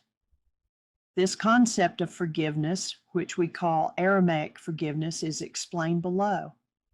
In Aramaic, Yeshua's native tongue, true forgiveness involves our deliberate act of going inside ourselves and releasing whatever energies conflict with or are inconsistent with our true being, which is love.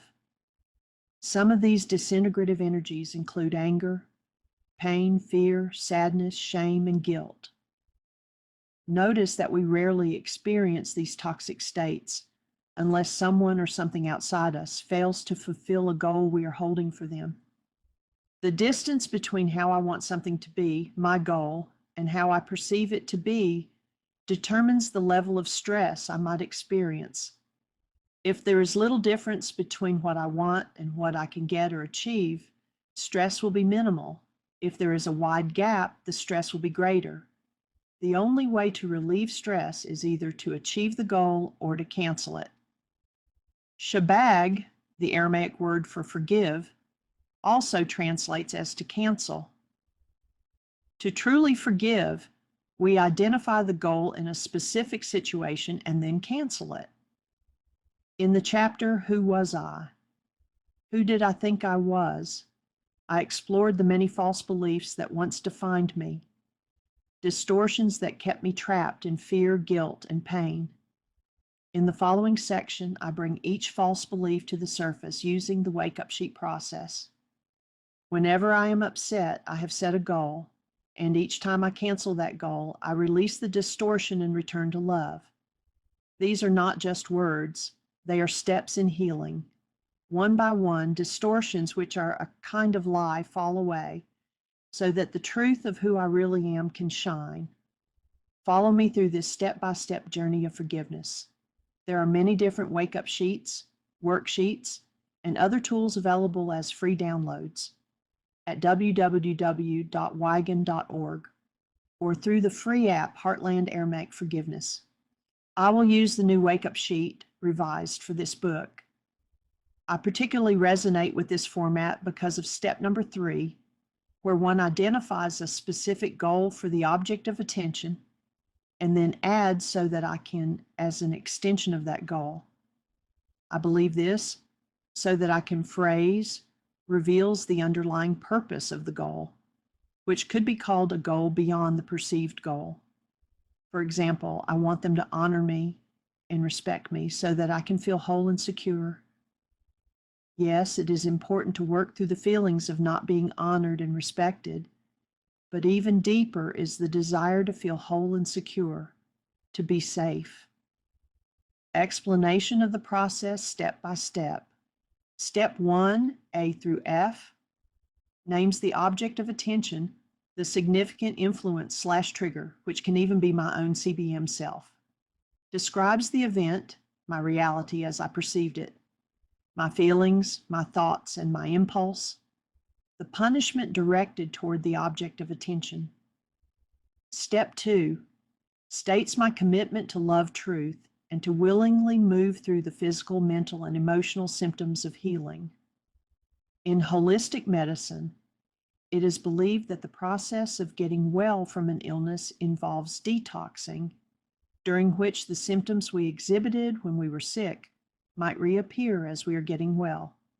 In fact, it is often noted that we might feel as sick or sicker while we are getting well as we felt when we were sick. Some call this phenomenon a healing crisis, and we are encouraged to keep our focus on this healing rather than become alarmed by the symptoms. Step 3 is where I identified the specific goal or goals I wanted from the object of attention, including this so that I can goal that follows the original goal. Note on the CBM self as the object of attention. Throughout these wake-up sheets, I sometimes refer to the CBM self as the object of attention. CBM stands for carbon-based memory, our accumulated, inherited, multi-generational database of thoughts, feelings, emotions, beliefs, and survival patterns. This CBM self is what I call the false self, or ego, whom Dr. Rice has playfully assigned the acronym Edging God Out. It is the part of us shaped by past pain, trauma, culture, family dynamics, and the unconscious stories we carry. The CBM self is not the true self. Consider the false self as the neighbor Yeshua spoke of, the one living right beside the core of our being.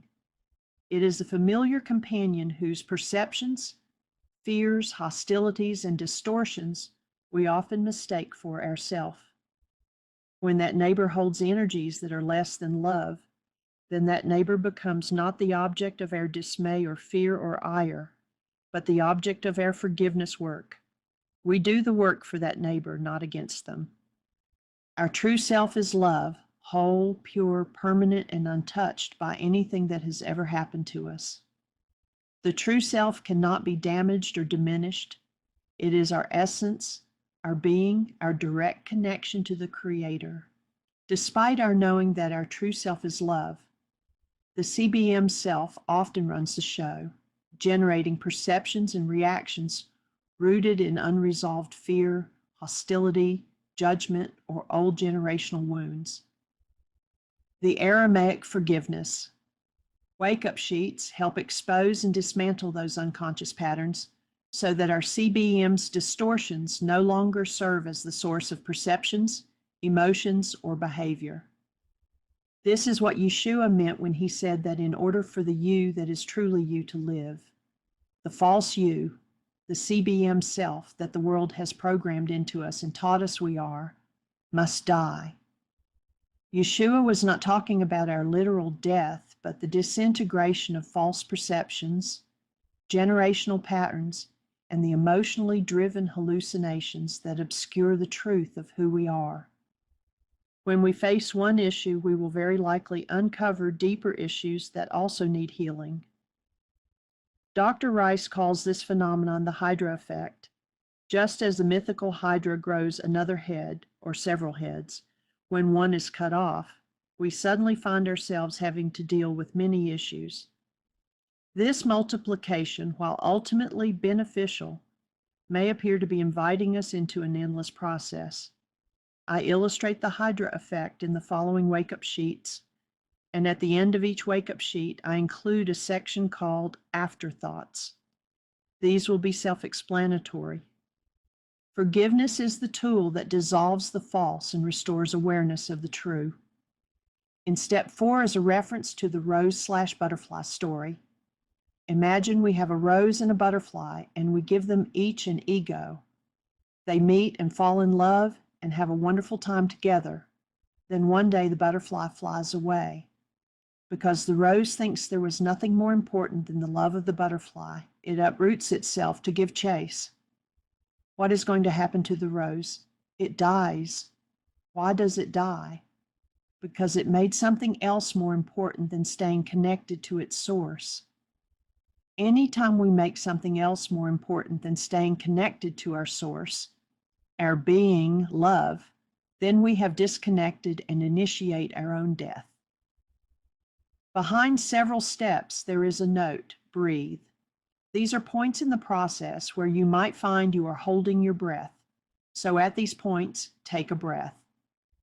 This particular wake-up sheet can be downloaded at https://healing, thewholewoman.whyagain.org/wake-up-sheet/.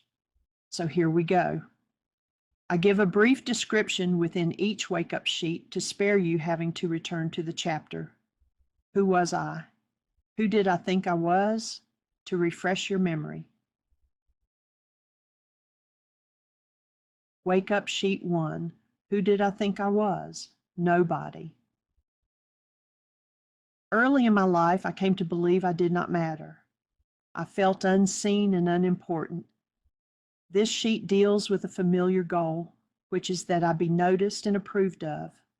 When canceled, the forgiveness process will return me to the truth that I am already whole, seen and cherished by my Creator. Once I am conscious of my wholeness, I am well enough to make healthy choices for my life. 1A, I, Jeannie, am love. 1B, significant other who shaped this experience, my parents. In the physical wake-up sheets, I place my initials, JS, after naming the object of attention. This affirms that my perceptions, my mind's constructs, are always informing me about me and never about a person or event outside myself. Also, my initials affirm that my perceptions are mine and point to the perceptions I vow to clean up. For the purposes of brevity, I will omit this step in the following wake-up sheets presented in this book. However, I always acknowledge this issue is about me in each wake-up sheet. 1C, my reality as I perceived it.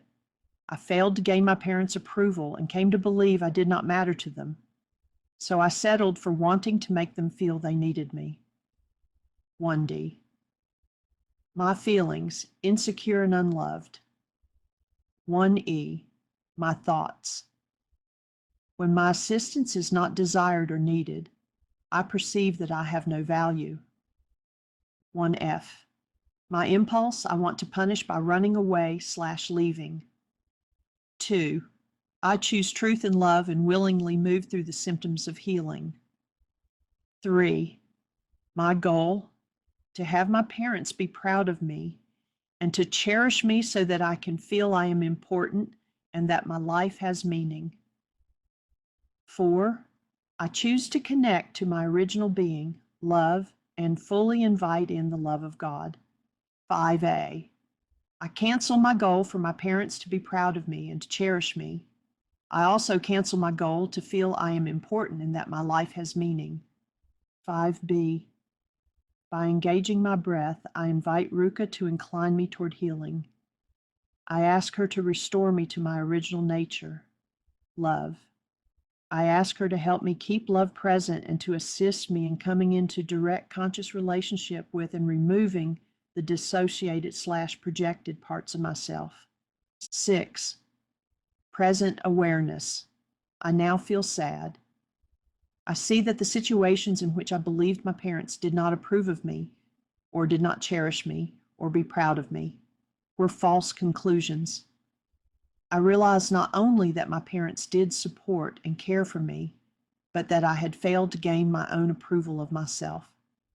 When did I violate that goal? I was the one who never saw the good in myself and set expectations for myself too high. 7, to my parents, I acknowledge us for creating truth and perfect love, and open space for us to grow closer and share our lives more openly.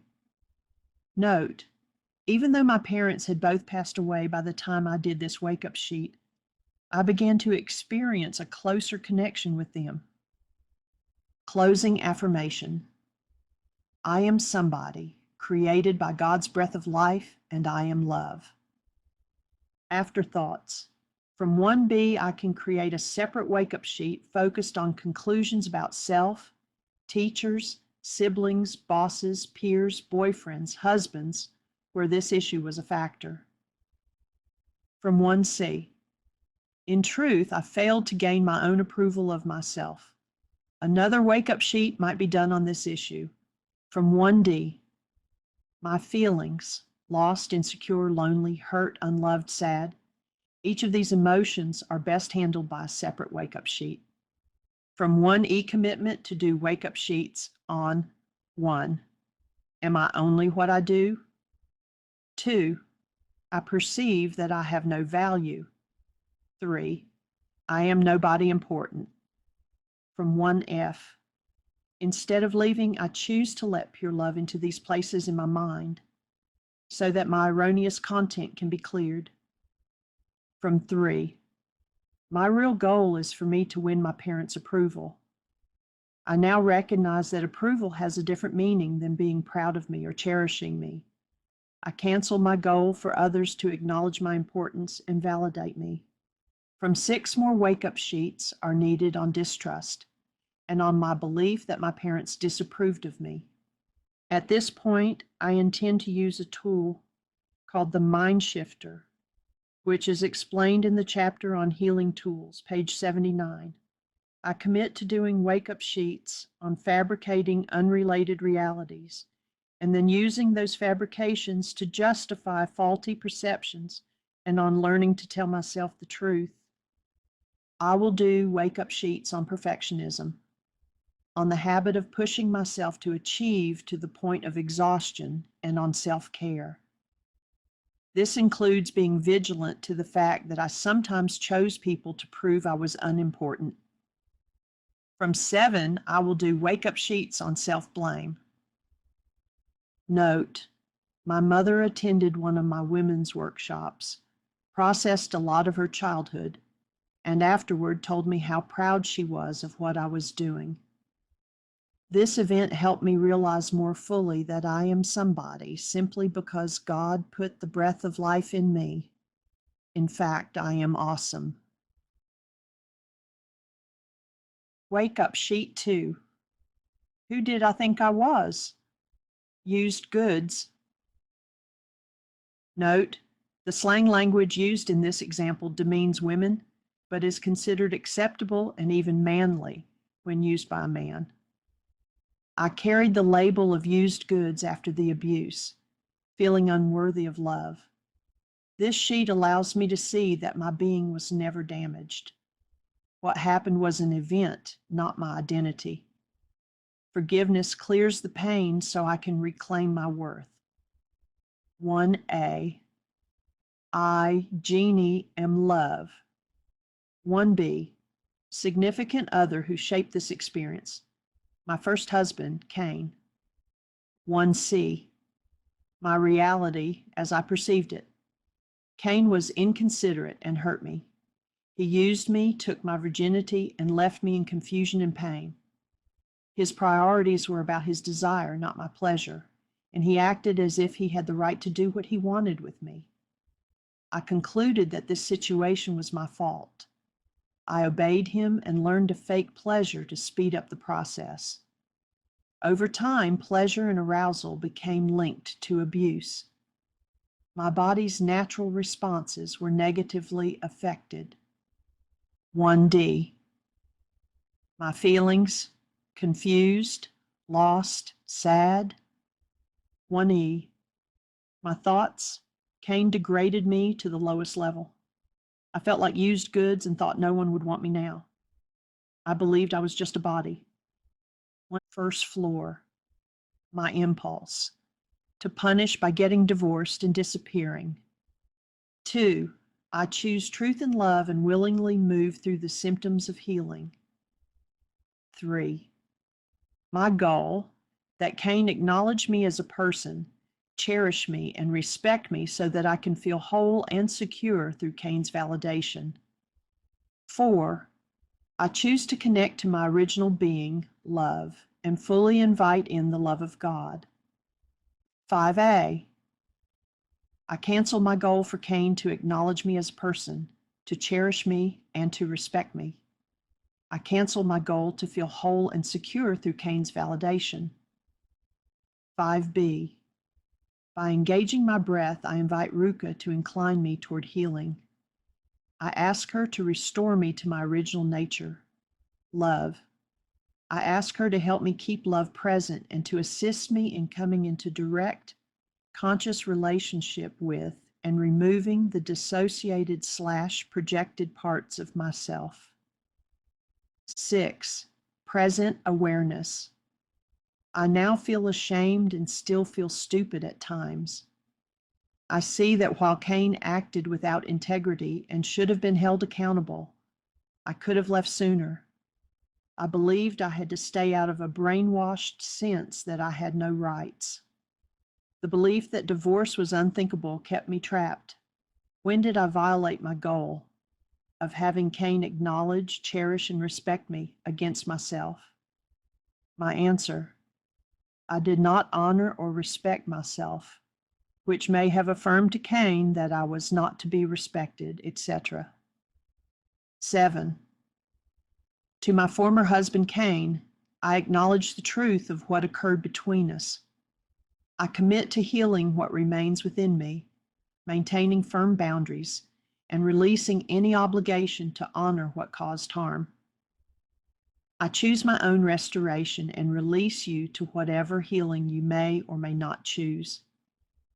Closing affirmation. I am precious, pure, and never diminished in worth. Love defines me, not the past.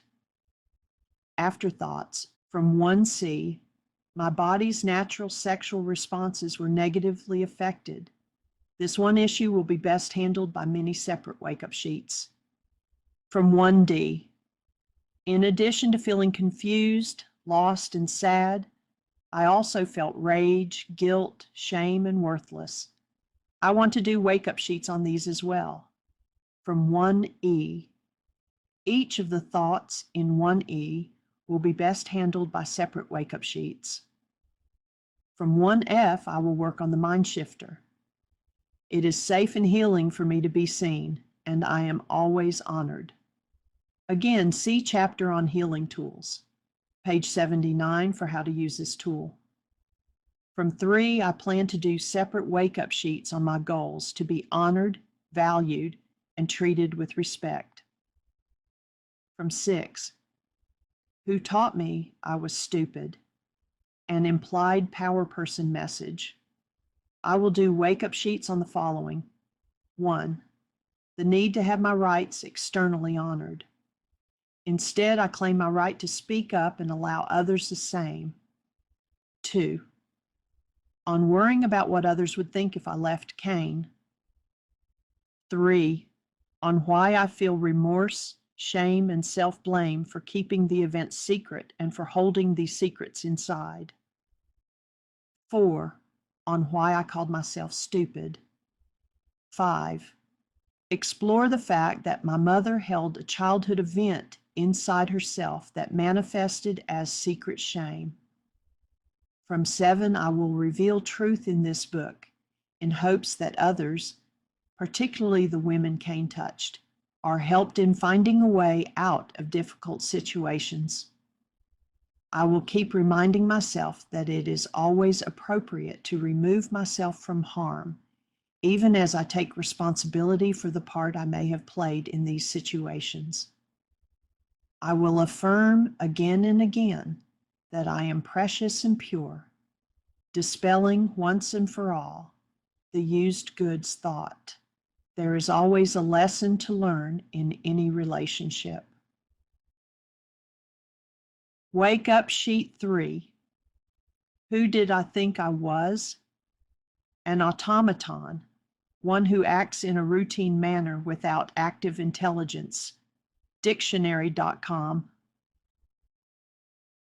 Living in survival mode, I felt like a machine, programmed to perform while feeling lifeless. This sheet reveals my goal to stay safe by obeying old rules. Canceling that goal restores my freedom to live as a conscious, breathing presence of love. 1A. I, Jeannie, am love. 1B. Significant other who shaped this experience. My first husband, Cain. 1C. My reality as I perceived it. I moved through life doing what was expected in order to avoid abuse.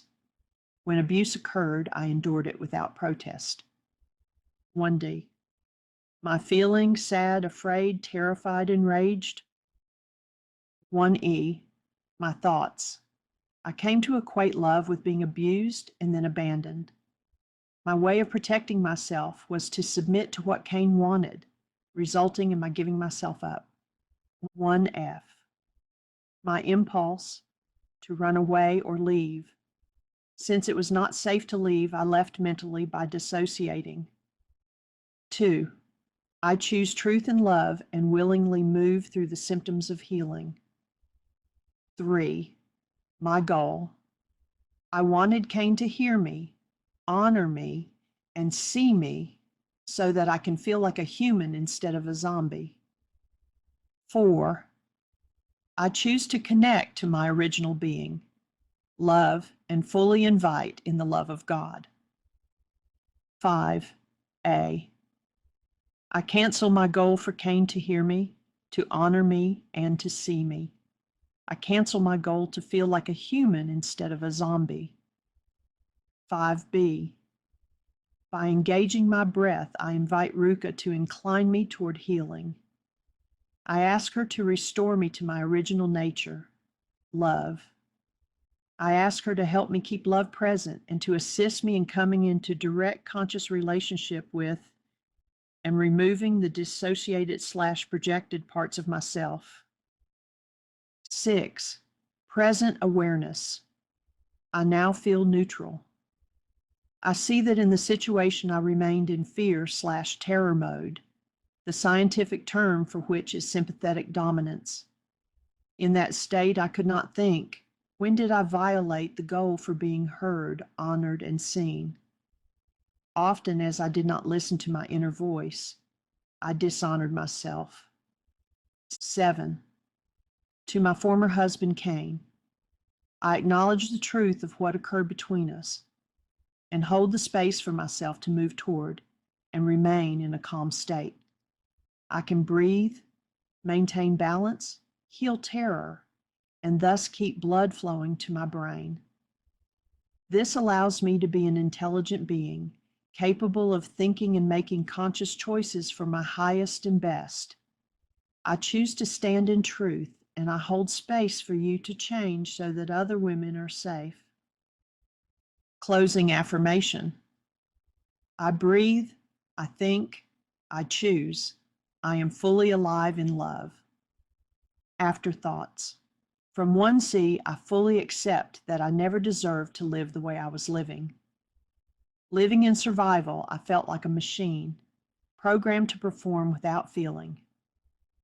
This wake-up sheet reveals that I thought I must obey Cain's rules in order to stay safe. I see that canceling the goal to obey restores my freedom to live as a conscious, breathing presence of love.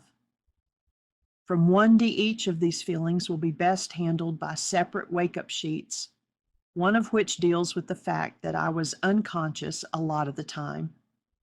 From 3, each goal is a separate wake-up sheet. From 6, I see that my husband had taken on the role of a power person. I remained in a state of fear and terror. In that state, I could not think, having literally cut off blood flow to the thinking part of my brain. This left me in freeze mode. I entered this state in order to survive, and I did achieve that. I survived. Wake up sheet 4. Who did I think I was? I don't know, but I am not alive anymore. At times I believed I was not truly alive, just existing. The goal was to avoid pain by numbing out. Forgiveness reminds me I am alive because love breathes me, and I choose to embrace life fully. 1A, I, Jeannie, am love. 1B, significant other who shaped this experience. My first husband, Cain. 1C, my reality as I perceived it. Cain controlled me to the point that I submitted to what I had come to believe about myself. He even encouraged us to move away from everyone I knew, so I would be dependent on him. 1D, my feelings, fear/terror. 1E, my thoughts. I believed I would not survive this situation and would also be blamed for Cain's wrongdoing, drugs. I was so afraid that I got a gun, and then I feared I might use it. 1F, my impulse, I want to punish by not feeling anything, by remaining frozen and numb. 2, I choose truth and love and willingly move through the symptoms of healing. 3, my goal, I want to feel safe, cared for, and protected through external means so that I can breathe freely and feel alive. 4, I choose to connect to my original being, love, and fully invite in the love of God.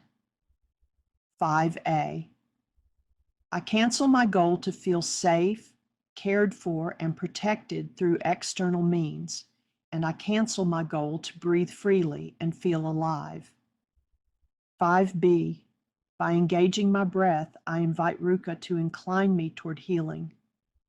I ask her to restore me to my original nature, love. I ask her to help me keep love present and to assist me in coming into direct conscious relationship with and removing the dissociated/projected parts of myself. 6. Present awareness. I now feel neutral. I see that while Cain acted without integrity and should have been held accountable, my inner demon, fear, controlled my responses. Afraid to leave, afraid to stay, afraid to stand up, afraid to lie down, afraid to breathe too loudly and draw attention to myself. Fear dominated and reinforced my survival responses. When did I violate that goal in relation to myself? I kept myself in fear, even though by this time I did not care for Cain either. 7. To my former husband, Cain, I acknowledge the truth of what occurred between us, and I continue working on my fear. I let go of the false belief that you ever completely controlled me. You are not that powerful. I survived, and now I breathe freely and thrive. I am alive and moving as I was created to be, through the field called love. Closing affirmation. I survived, I breathe freely, I thrive, I am alive in love. Afterthoughts. From one C separate wake-up sheet on my erroneous need to keep the two parts of my life separate, one public and one private. From one F remaining frozen and numb, are sympathetic dominant responses. Wake-up sheets on what holds me from moving into the parasympathetic state of calm. Wake-up sheet 5. Who did I think I was? Stupid and a failure. My inner voices of criticism convinced me I was stupid and a failure. My goal was to prove myself worthy through performance. By canceling that goal, I remember that my value is not measured by achievement, but by being. 1A, I, Jeannie, am love. 1B, significant other who shaped this experience. My first husband, Cain, and his unkindness toward me when we lost the baby. 1C, my reality as I perceived it. I was alone when I began to miscarry my first child at 4 months. I called my parents to come and get me. I was in the hospital for 4 days and then went back to my parents' home. Cain finally called after 2 weeks to invite me to a party, showing no emotion about the baby. I decided to divorce him, but when he begged me to come back, I returned. He did not allow my body time to heal before forcing himself on me again. Nothing had changed, and I found myself at the bottom of the pit of desperation and despair. 1D. My feelings, fear and loss, deep grief. 1E. My thoughts. There was a huge void in my life after I lost the one little soul who had come to occupy all space and time and given my life meaning. I believed I had failed to protect my child. I also feared failing at marriage. 1F. My impulse. I want to punish by blaming myself. 2. I choose truth and love and willingly move through the symptoms of healing. 3. My goal. I want Cain to be thoughtful and considerate toward me, and to care about our loss so that I can discover myself as love and live with meaning and purpose. 4. I choose to connect to my original being, love, and fully invite in the love of God.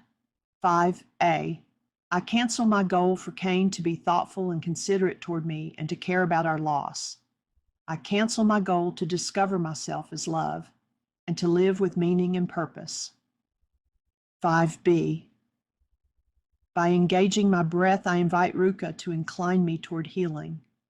I ask her to restore me to my original nature, love. I ask her to help me keep love present and to assist me in coming into direct conscious relationship with and removing the dissociated/projected parts of myself. 6. Present awareness. I now feel sad. I see that no one outside myself, whether considerate or inconsiderate, can make me feel lovable or give me purpose. How have I violated the goal I set for Cain, which was that he be thoughtful and considerate? I failed to be thoughtful and considerate toward myself, and there are times when I have failed to treat others with thoughtfulness and consideration as well. 7. To my former husband, Cain, I acknowledge the truth of what occurred between us, and I hold space for each of us to fulfill our unique purposes. Even though my reality at this point is that you remain lost in a darkness so deep you cannot see beyond it to be kind. Closing affirmation. I am not a failure. I am a perfect child of God, created with purpose and meaning. Afterthoughts.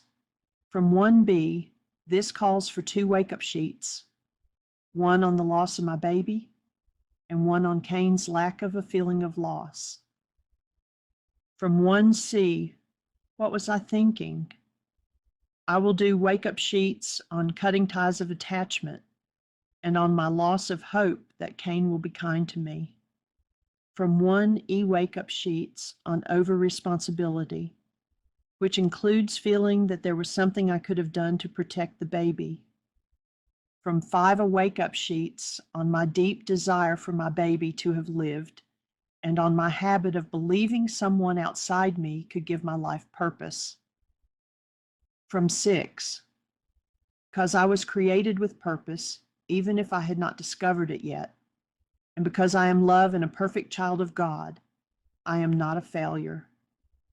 Since I do not yet fully feel this, I want to do wake-up sheets on failure and the fact that I had been looking in all the wrong places. From 7, believing that Cain remains in darkness calls for a wake-up sheet on my own darkness. And I will write a letter to my baby, telling her that she gave me hope and the push to move in the right direction, which was to decide to separate myself from being abused. Little girl, your purpose was complete, and you returned to God. If you had stayed, I would have been tied to your father forever. In a way, you freed me. Wake-up sheet. 6. Who did I think I was? A lost soul?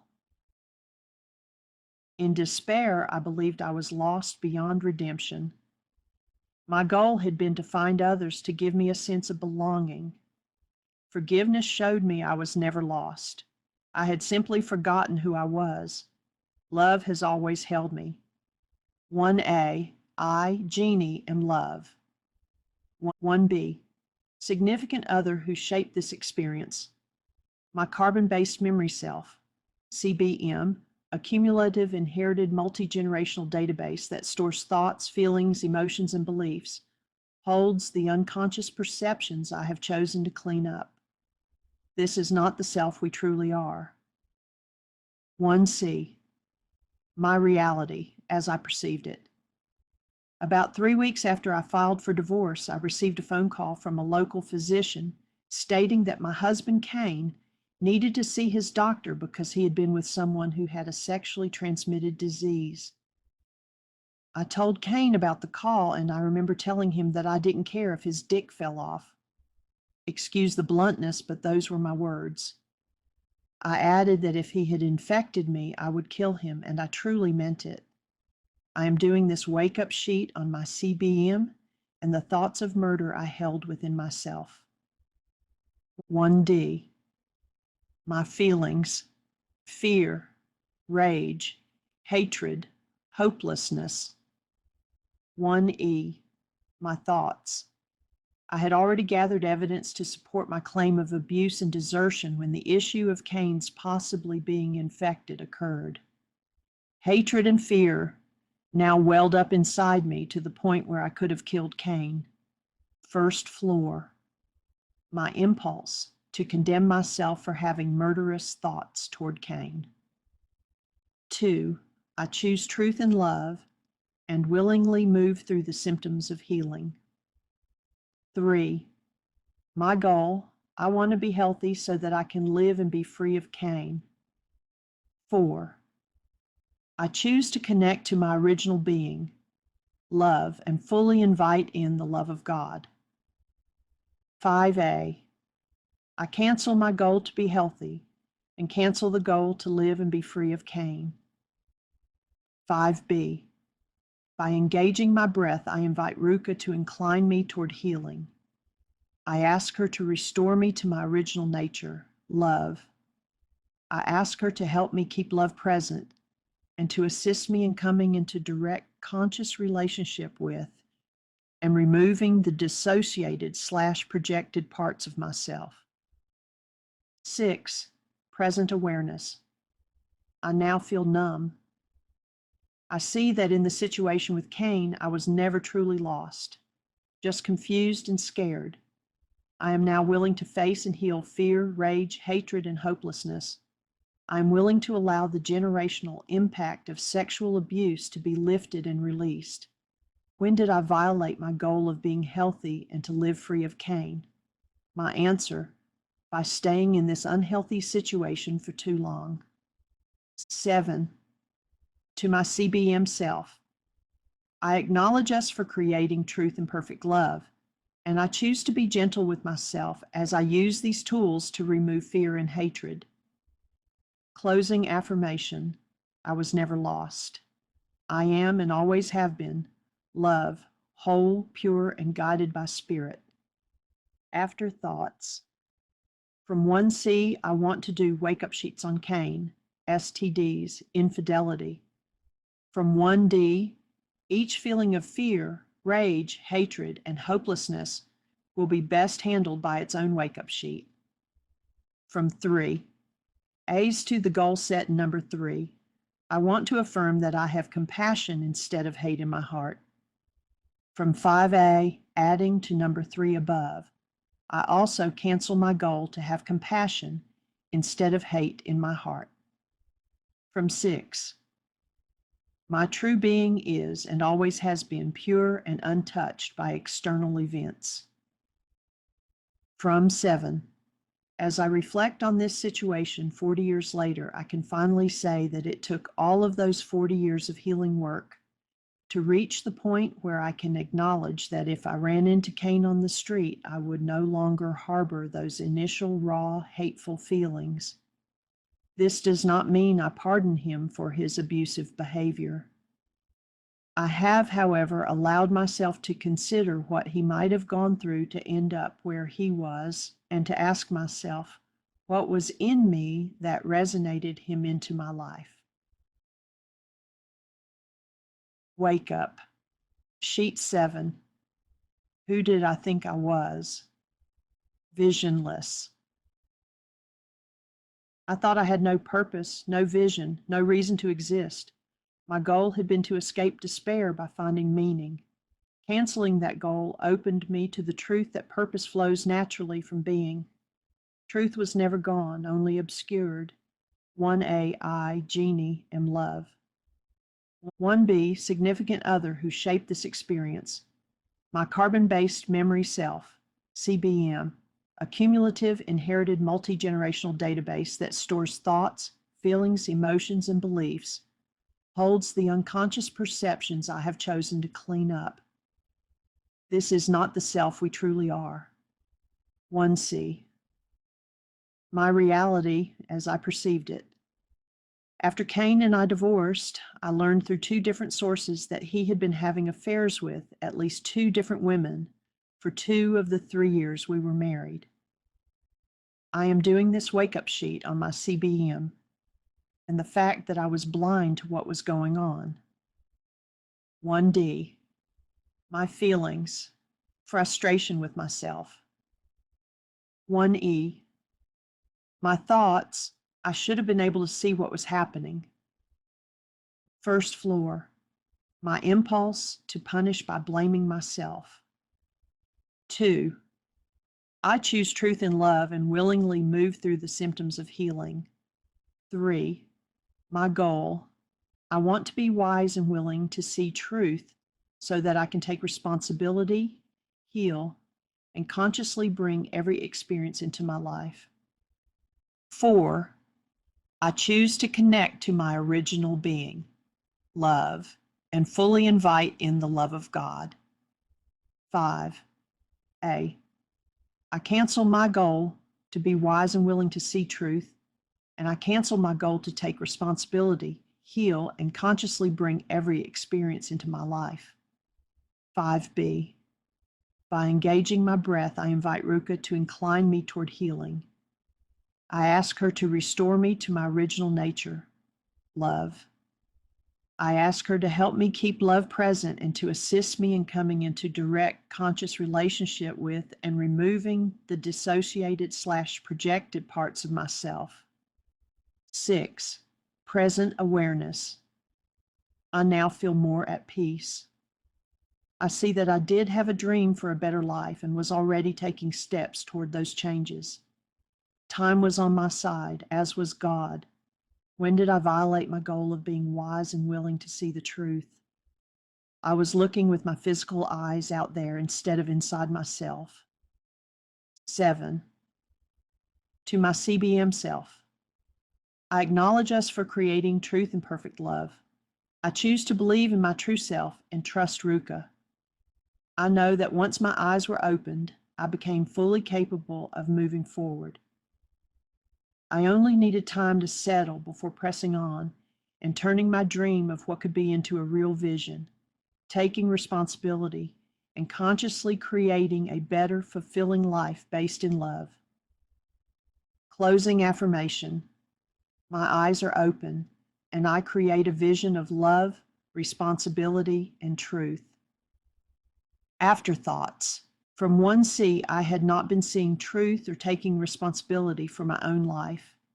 I am willing to face and heal this blockage of truth. I want to do wake-up sheets around Cain's infidelity and the women with whom he was involved. From 1E, Helen Keller said, "The only thing worse than being blind is having sight but no vision." From 7, I take full responsibility for changing and healing my creations from within. Wake up sheet 8. Who did I think I was? Invisible. I felt unseen and as though my presence didn't matter.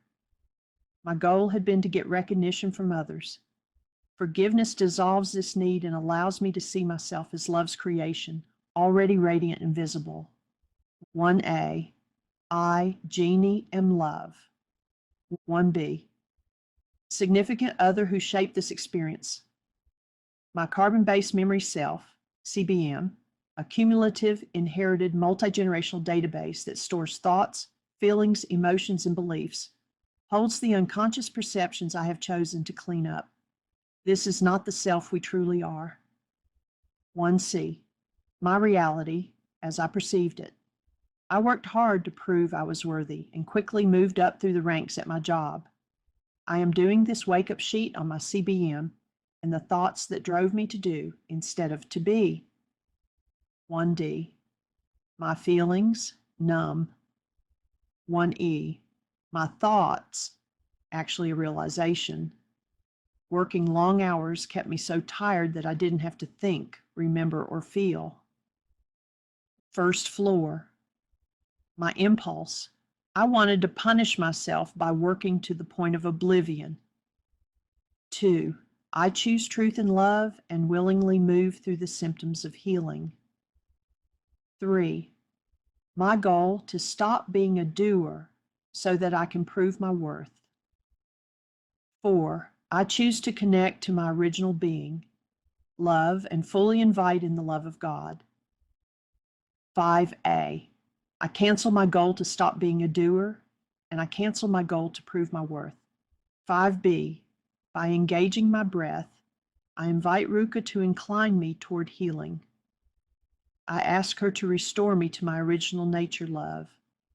I ask her to help me keep love present and to assist me in coming into direct conscious relationship with and removing the dissociated/projected parts of myself. 6. Present awareness. I now feel better. I see that in my situation I settled for approval for what I could do rather than resting in my own being, which is enough.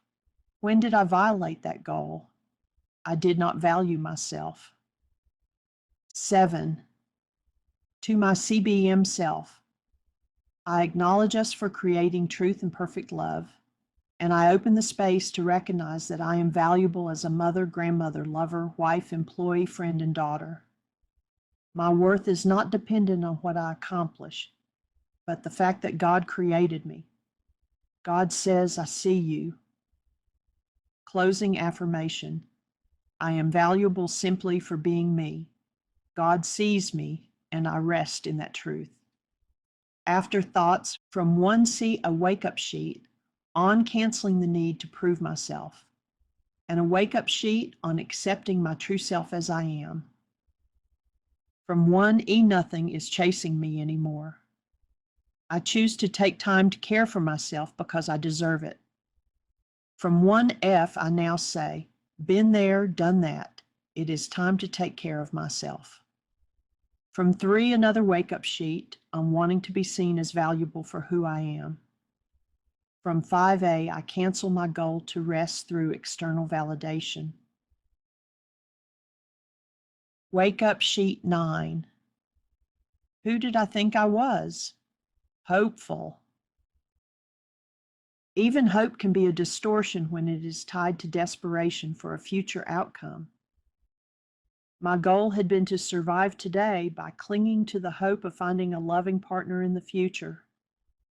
Canceling that goal restores me to presence, love here and now, not deferred. 1A, I, Jeannie, am love. 1B, significant other who shaped this experience.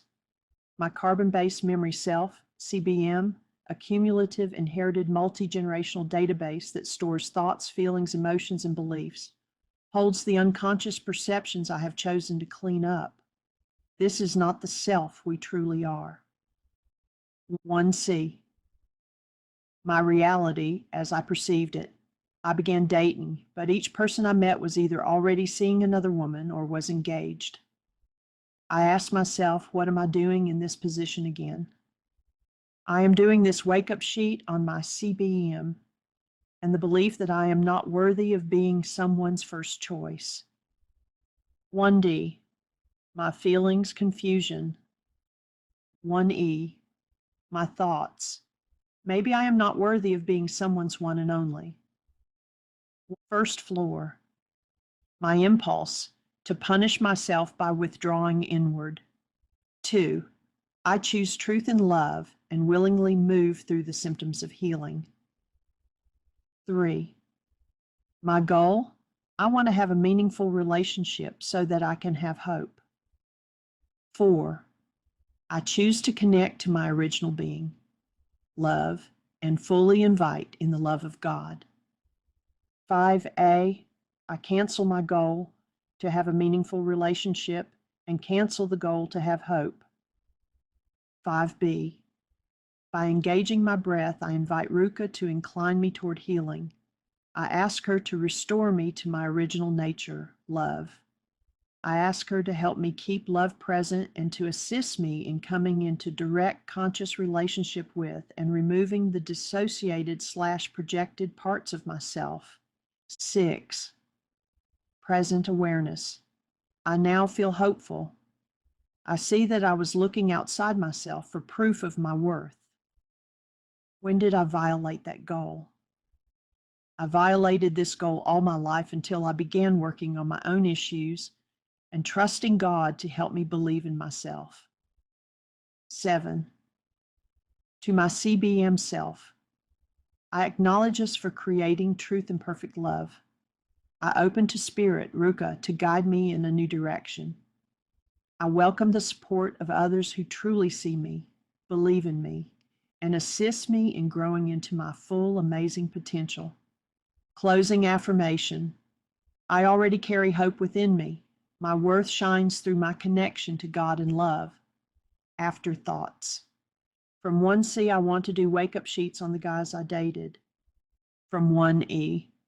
The truth, I absolutely am worthy of being someone's first choice. 1000%. From 3. The deep truth, I already am here. From 6, if I deepen my relationship within myself and with my source, God, I will find my self-worth. And in doing so, I will naturally draw in something different. The truth, I already have done these things. Wake-up sheet. 10. Who did I think I was? Afraid. Fear shaped much of my life.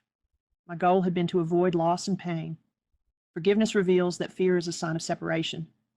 Canceling my goal brings me back to the truth. I am safe in love. 1A. I, Jeannie, am love. 1B. Significant other who shaped this experience. My carbon-based memory self. CBM. A cumulative, inherited, multi-generational database that stores thoughts, feelings, emotions, and beliefs, holds the unconscious perceptions I have chosen to clean up. This is not the self we truly are. 1C. My reality, as I perceived it, I was dating a man who began obsessively questioning and doubting me. He began showing up at my work and at my home, aggressive and belligerent, yelling in front of others and accusing me of things that were not true. He began to stalk me. He decorated his apartment to match my home, began hiding outside my windows to spy on me, and even tampered with my brakes. I am doing this wake-up sheet on my CBM and my belief that I was drawing in another abuser. 1D. My feelings, fear. 1E. My thoughts. This man was as unstable as my former husband, Cain. He couldn't take no for an answer. 1F. My impulse? To punish the man by disappearing, which I did. I left my home and moved away, which ultimately punished both him and me. 2. I choose truth and love and willingly move through the symptoms of healing. 3. My goal, to clean up the part of me that called this man into my space so that I can breathe, heal, and bring in healthier relationships. 4. I choose to connect to my original being, love, and fully invite in the love of God. 5A. I cancel my goal to clean up the part of me that called this man into my space. And I cancel my goal to breathe, heal, and bring in healthier relationships. 5B. By engaging my breath, I invite Ruka to incline me toward healing. I ask her to restore me to my original nature, love. I ask her to help me keep love present and to assist me in coming into direct conscious relationship with and removing the dissociated/projected parts of myself. 6. Present awareness. I now feel sad that I allowed myself to be abused again. When did I violate that goal? I see that I still carried the belief that I was not worthy of being cherished, thereby opening the way to being treated again as someone's property. 7. To my CBM self, I acknowledge us for creating truth and perfect love. I hold space to forgive, release my disintegrative energies and false beliefs, and I ask Ruka to help me release my fear and practice trusting in my own worthiness in order to draw in a healthy, loving partner. Closing affirmation. I release fear and step into the safety of love. I am worthy of being cherished. Afterthoughts. From 1C, I want to do wake-up sheets around this man's abusive behavior. From 1D, I want to do wake-up sheets on anger toward myself. From 1E, I ask, why was I tolerating this treatment again? What is my part in this? What is it in me that draws this in? What is my strongest judgment of those tendencies in me? From 3, I want to do wake-up sheets on wanting this man or others to honor my wishes. From 6, this man's behavior was not excusable. He is still 100% accountable, but he was resonating with my unresolved dynamics. I want to ask myself and do wake-up sheets on, when have I treated others with disrespect? Did I ever want to or believe I needed to control others in order to feel safe? My answer is yes, I have treated others like property, though in my mind I believed I had to do this in order to survive. Yet controlling is the same from any direction. Wake up sheet 11. Who did I think I was? Complete in motherhood. I once thought my only worth was in being a mother. My goal had been to find identity through my child. Forgiveness allows me to honor motherhood while remembering I am complete in myself, as love's being. 1A, I, Jeannie, am love. 1B, significant other who shaped this experience, my son Ryan. 1C, my reality as I perceived it. I remarried, and after 7 years of trying to conceive, we saw an infertility specialist and discovered the physical impacts from my first marriage. Infections and abuse had created scar tissue inside me. I had cysts on my ovaries, a fibroid tumor in my uterus, and endometriosis had webbed my tubes to my intestines and clamped the tubes closed. Once I healed after repair surgery and after taking fertility medication, I conceived within a few months. I carried twins for 4.5 months, then lost one baby, a girl. The other baby, a boy, was in a separate sac and appeared fine. I was on bed rest until my 8th month. This high-risk pregnancy included preeclampsia, placenta previa, high blood pressure, and gestational diabetes. 1D, my feelings, bittersweet, one loss and one gain. 1E, my thoughts. I would be willing to go through all this again if that had been my lot. I clearly remember the first time I felt my son move and sat in awe of the miracle of that blessing. On February 24th, 1988, the day my absolutely perfect son was delivered by C-section, my life changed. First floor, my impulse. I had only the wish to cherish my son. 2. I choose truth and love and willingly move through the symptoms of healing. 3. My goal. I want my son to arrive healthy and whole so that I can have a reason for being on this planet. 4. I choose to connect to my original being, love, and fully invite in the love of God. 5A. I cancel my goal for my son to arrive healthy and whole, and I cancel my goal for motherhood to give me a reason for being on this planet. 5B. By engaging my breath, I invite Ruka to incline me toward healing. I ask her to restore me to my original nature, love. I ask her to help me keep love present and to assist me in coming into direct conscious relationship with and removing the dissociated/projected parts of myself. 6. Present awareness. I now feel wonderful. I see that although I continue to face the physical aftermath of the abuse that occurred in my first marriage, the outcome this time was beautiful. I am willing to face any remaining energy from that abuse and heal it. When did I violate that goal? I was putting my happiness outside of me. 7. To my son, I acknowledge us for creating truth and perfect love, and I hold the space for you to grow into an awesome, independent young man. I affirm that I am the best mom I can be.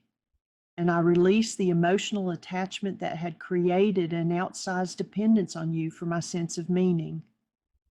I am here because God breathed the breath of life into me.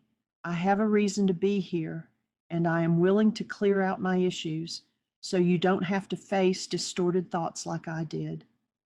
I am blessed by you. Closing affirmation. I am blessed, I am purposeful, and I am love, independent of any role or title. Afterthoughts from 1F.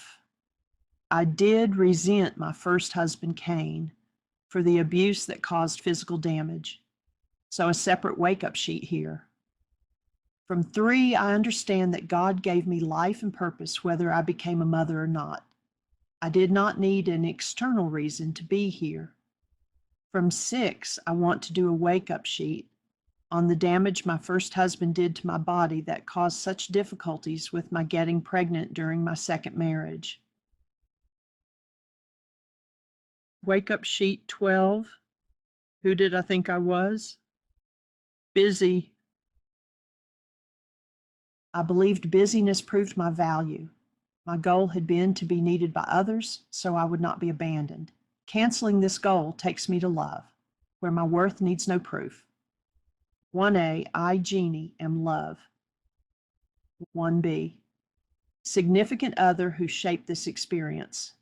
My carbon-based memory self, CBM, a cumulative inherited multi-generational database that stores thoughts, feelings, emotions, and beliefs, holds the unconscious perceptions I have chosen to clean up. This is not the self we truly are. 1C, my reality, as I perceived it.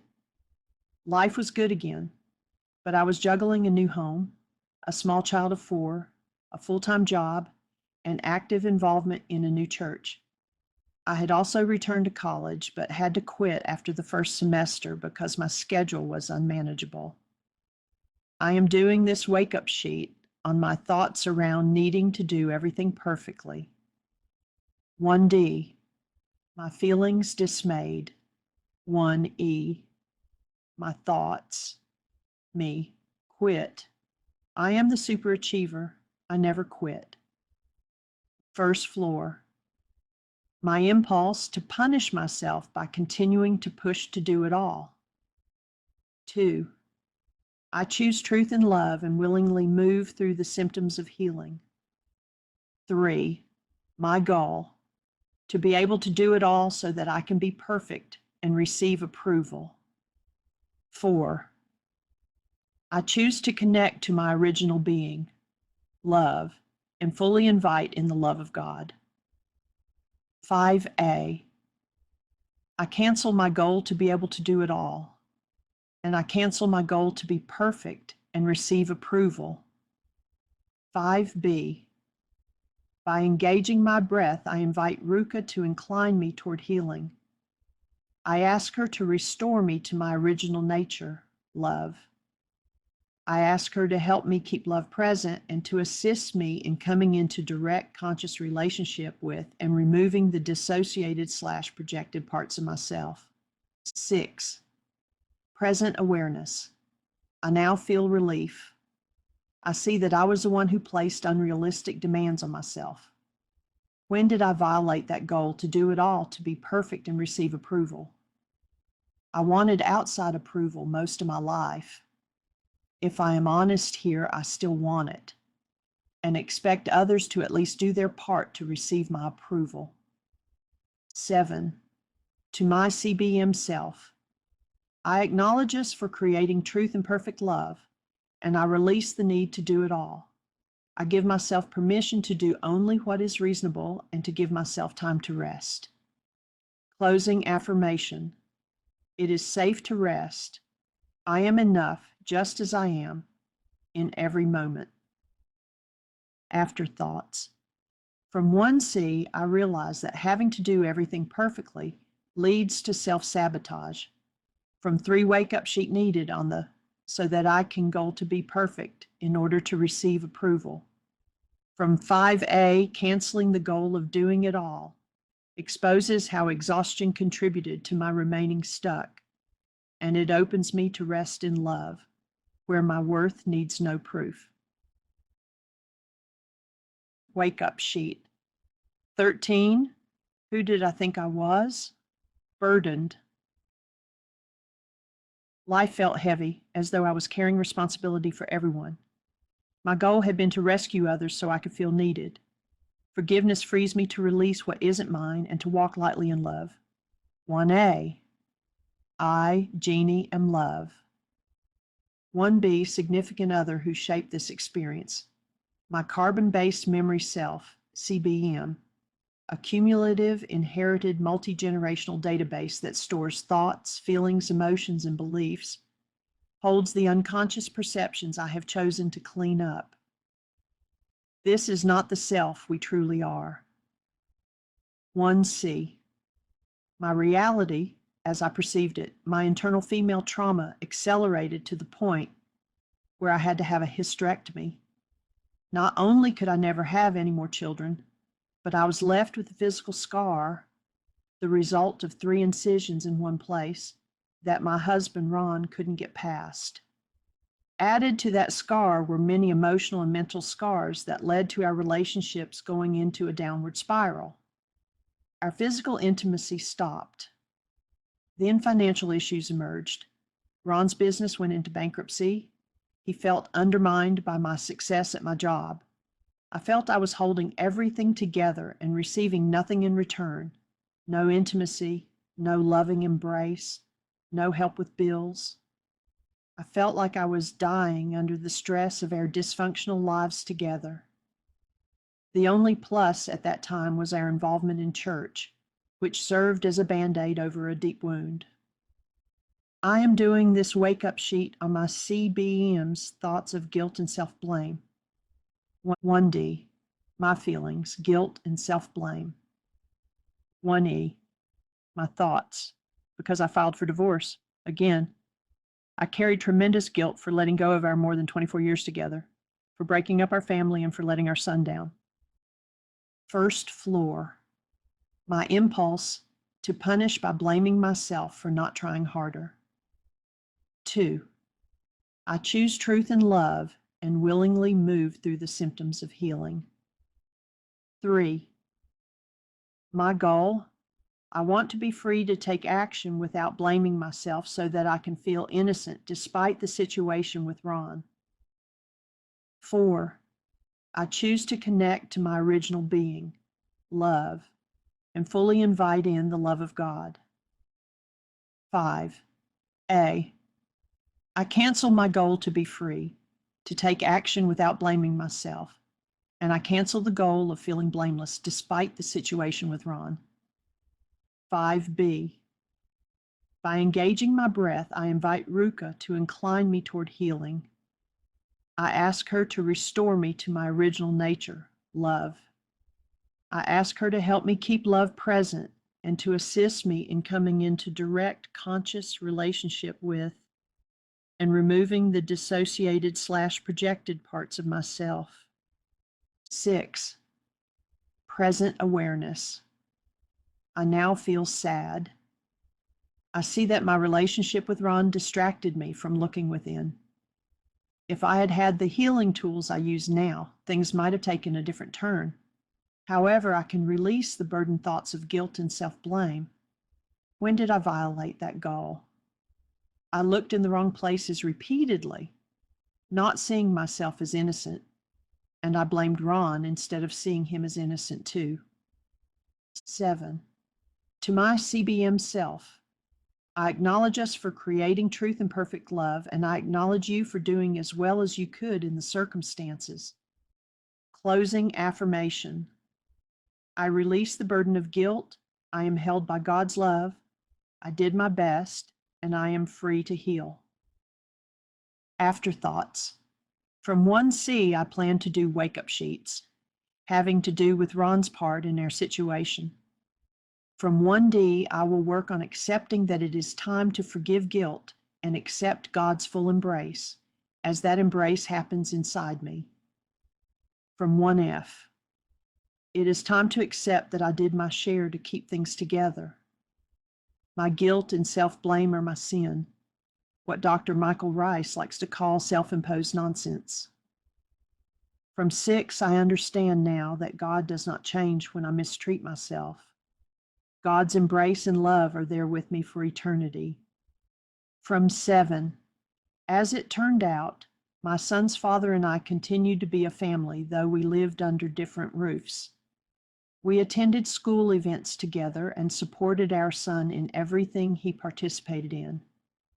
I was even Ron's support when he was diagnosed with cancer, and I assisted him prior to his transition, made his final arrangements, and carried out his wishes. Wake up sheet 14. Who did I think I was? A fraud. I felt like a fraud hiding behind masks. My goal had been to maintain control and avoid rejection. Canceling this goal restores authenticity so that I can show up as I am without fear. 1A, I, Jeannie, am love. 1B, significant other who shaped this experience. My carbon-based memory self, CBM, a cumulative, inherited, multi-generational database that stores thoughts, feelings, emotions, and beliefs, holds the unconscious perceptions I have chosen to clean up. This is not the self we truly are. 1C, my reality as I perceived it. My son's father, Ron, and I remained friends and attended all school functions together, to the point where many people did not even know we were divorced. I was determined to keep it that way for our son. Ron said he could not afford child support, and I did not press the issue, since I had advanced in the pharmaceutical industry and was making a good living for Ryan and myself. The church I had invested in for 5 years blamed me for the divorce and turned away from me. I began seeing a psychiatrist, went on antidepressants, and took meds to sleep and inhalers to breathe. Outwardly, however, I looked like I had it all together. I am doing this wake-up sheet on my CBM and the thought that I had to hide my true feelings. 1D, my feelings, lost and lonely. 1E, my thoughts. I am alone and hiding my true emotions. I am a fraud. 1F, my impulses, not only to put on a false front, but to blame myself for doing so. 2, I choose truth and love and willingly move through the symptoms of healing. 3, my goal, to be open with people while letting go of guilt over our situation so that I can be whole and live in truth. 4, I choose to connect to my original being, love, and fully invite in the love of God. 5, A, I cancel my goal to be open with people while letting go of guilt over our situation. I also cancel my goal to be whole and live in truth. 5B, by engaging my breath, I invite Ruka to incline me toward healing. I ask her to restore me to my original nature, love. I ask her to help me keep love present and to assist me in coming into direct conscious relationship with and removing the dissociated/projected parts of myself. 6, present awareness. I now feel sad. I see that I pushed emotions, feelings, and thoughts down and did everything I could to appear put together while falling apart inside. When did I violate this goal for myself? I repeatedly tried to appear whole and happy rather than being open and honest about how I felt. 7, to my CBM self, I acknowledge us for creating truth and perfect love, and I hold space to be willing to live in truth, even if that means exposing my weaknesses. I will seek support as I cannot find my way to health alone. Closing affirmation, I live in truth. I am seen, supported, and healing in love. Afterthoughts from 1C. Now, years later, I can report that I was able gradually to come off all medications. as they had made me robotic and sluggish, and because they masked symptoms while failing to cure the disease. I planned to do wake-up sheets on the part Ron played in the breakup of our marriage, as well as on the church's rejection of me. From 5A, I recognized that I created the rupture between God, myself, and love, which occurred when I took on the belief that I was not worthy. The truth is, I was never alone. I just couldn't see. From 7, coming off medication has allowed me to see and face problems that were always there, but hidden. Even now, I continue to take down the walls that lock me in with my demons. Wake up sheet 15. Who did I think I was? At this point, changing. Finally, I came to see that I am not locked in with my false beliefs. My goal had been to cling to the familiar even when it hurt. Forgiveness opens the door to transformation. I am not my past. I am love in process, always becoming. 1A, I, Jeannie, am love. 1B, significant other who shaped this experience. My carbon-based memory self, CBM, a cumulative, inherited, multi-generational database that stores thoughts, feelings, emotions, and beliefs, holds the unconscious perceptions I have chosen to clean up. This is not the self we truly are. 1C, my reality as I perceived it. When I met Dr. Michael Rice, he taught me how the mind and body work together and explained that while my mental and emotional problems were within me, they appeared to be triggered by outside circumstances. He had answers I was not getting anywhere else. I am doing this wake-up sheet on my CBM and realizing that my upsetting thoughts and conclusions are not caused by anything outside of myself. 1D, my feelings excited. Yes, wake-up sheets can be done on positive emotions as well as negative. 1E, my thoughts. I am beginning the true process of healing and changing. First floor, my impulse. None, no desire to punish. 2, I choose truth and love and willingly move through the symptoms of healing. 3, my goal, to believe and be open to see what is within me so that I can be the love I was created to be and express. 4, I choose to connect to my original being, love, and fully invite in the love of God. 5A, I cancel my goal to believe and be open to see what is within me. I also cancel my goal to be the love I was created to be and express. 5B, by engaging my breath, I invite Ruka to incline me toward healing. I ask her to restore me to my original nature, love.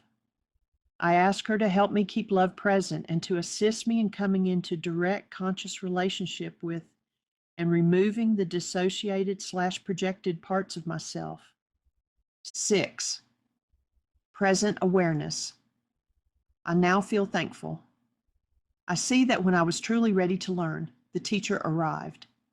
I am aware that both the excitement and the healing come from within, not from an external person, in this case, Michael, just as nothing outside me creates the negative. When did I violate my goal? I violated my goal by always looking outside myself instead of within. 7, to my CBM self. I acknowledge us for creating truth and perfect love, and I offer you gentleness as you allow fear, guilt, rage, and everything unlike love to surface and heal. Closing affirmation. I am open, I am healing, and I am love, ever changing, ever growing, ever free. Afterthoughts.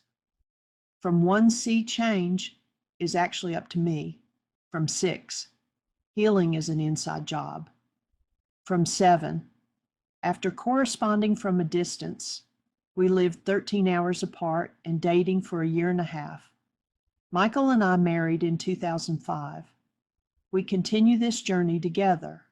We both continue to heal and change, and it is awesome to share life with a partner who shares in the process of forgiveness and in creating our eternal lives together. Before moving forward, I invite you to pause with me. The work you have just done is not intellectual, it is lived. It moves through breath, awareness, and release. Take a moment to feel your body. Notice your breath. Notice any softening, any quiet, any openness. What follows are words and definitions. What came before was experience. Both matter, but experience always comes first. Explanations of terms used in the wake-up sheets. Actuality. What is present as it is, independent of perception, interpretation, memory, or emotion. Actuality exists only in the present moment and is perceived accurately only when the mind is free of fear and hostility. Affirmation. A conscious statement of truth placed at the end of each wake-up sheet to anchor healing. It integrates the process by reminding the mind and body of the reality of love and wholeness. Balance of parasympathetic and sympathetic states. Nervous system balance. The natural healthy state in which neither the sympathetic nor the parasympathetic nervous system dominates. In balance, the body moves fluidly between action and rest, engagement and recovery, stress and relaxation. This state allows appropriate response to life without becoming trapped in chronic survival or withdrawal. Balance supports clear perception, emotional stability, adaptability, and the lived experience of love as our natural state. Breath of life. The immediate, life-giving presence that animates awareness, thought, and perception. More than oxygen, breath is a living flow through which love, consciousness, and healing are experienced moment by moment. Carbon-based memory self, CBM. The cumulative, inherited, multi-generational database of thoughts, feelings, emotions, and beliefs. It is not the true self, but a learned, conditioned identity that generates perceptions and reactions. Healing work involves recognizing CBM patterns and releasing them so the true self as love can shine through. Choice. The present moment capacity to align with love or to follow carbon-based memory. Choice is not willpower, but awareness of what is active internally and willingness to release what blocks the breath. Demons. In this book, demons are not external beings or supernatural entities. The word refers to internal states of fear, pain, hostility, or dissociated emotional energy stored in the mind and body. These patterns arise from unresolved experiences and distorted perception, not from evil forces outside ourselves. When brought into awareness and met with love through forgiveness, these internal demons lose their power and dissolve. They are not enemies to be fought, but indicators of places within us that are ready to be healed and restored. Dissociation. The act of mentally pulling away from an experience when it is so frightening or intense that one cannot allow feeling its full impact all at once. Temporary disconnection of the mind from what is. Healing generations. 163. Happening because it is too overwhelming, frightening, or painful to handle in the moment. The dissociated person may feel as if he or she is watching an event from outside the body. It is a survival mechanism, allowing one to escape the inescapable. When used repeatedly, the mind can get into the habit of using this emergency strategy even when safe. Breath and presence restore connection. False self. The false self is the identity constructed from carbon-based memory, conditioned goals, and emotional reactions. It operates through fear, hostility, and defense, mistaking stored perception for actuality. The false self is not who we are. but a learned survival structure that dissolves as awareness returns to breath and love. Fear/hostility. Internal signals arising from carbon-based memory that indicate misalignment with love. Fear reflects withdrawal or contraction. Hostility reflects attack, control, or punishment. Both distort perception and block breath. Forgiveness. True Aramaic forgiveness is a simple breath-centered tool that unmasks and removes, through the free and full flow of the breath, anything that does not belong in human physiology.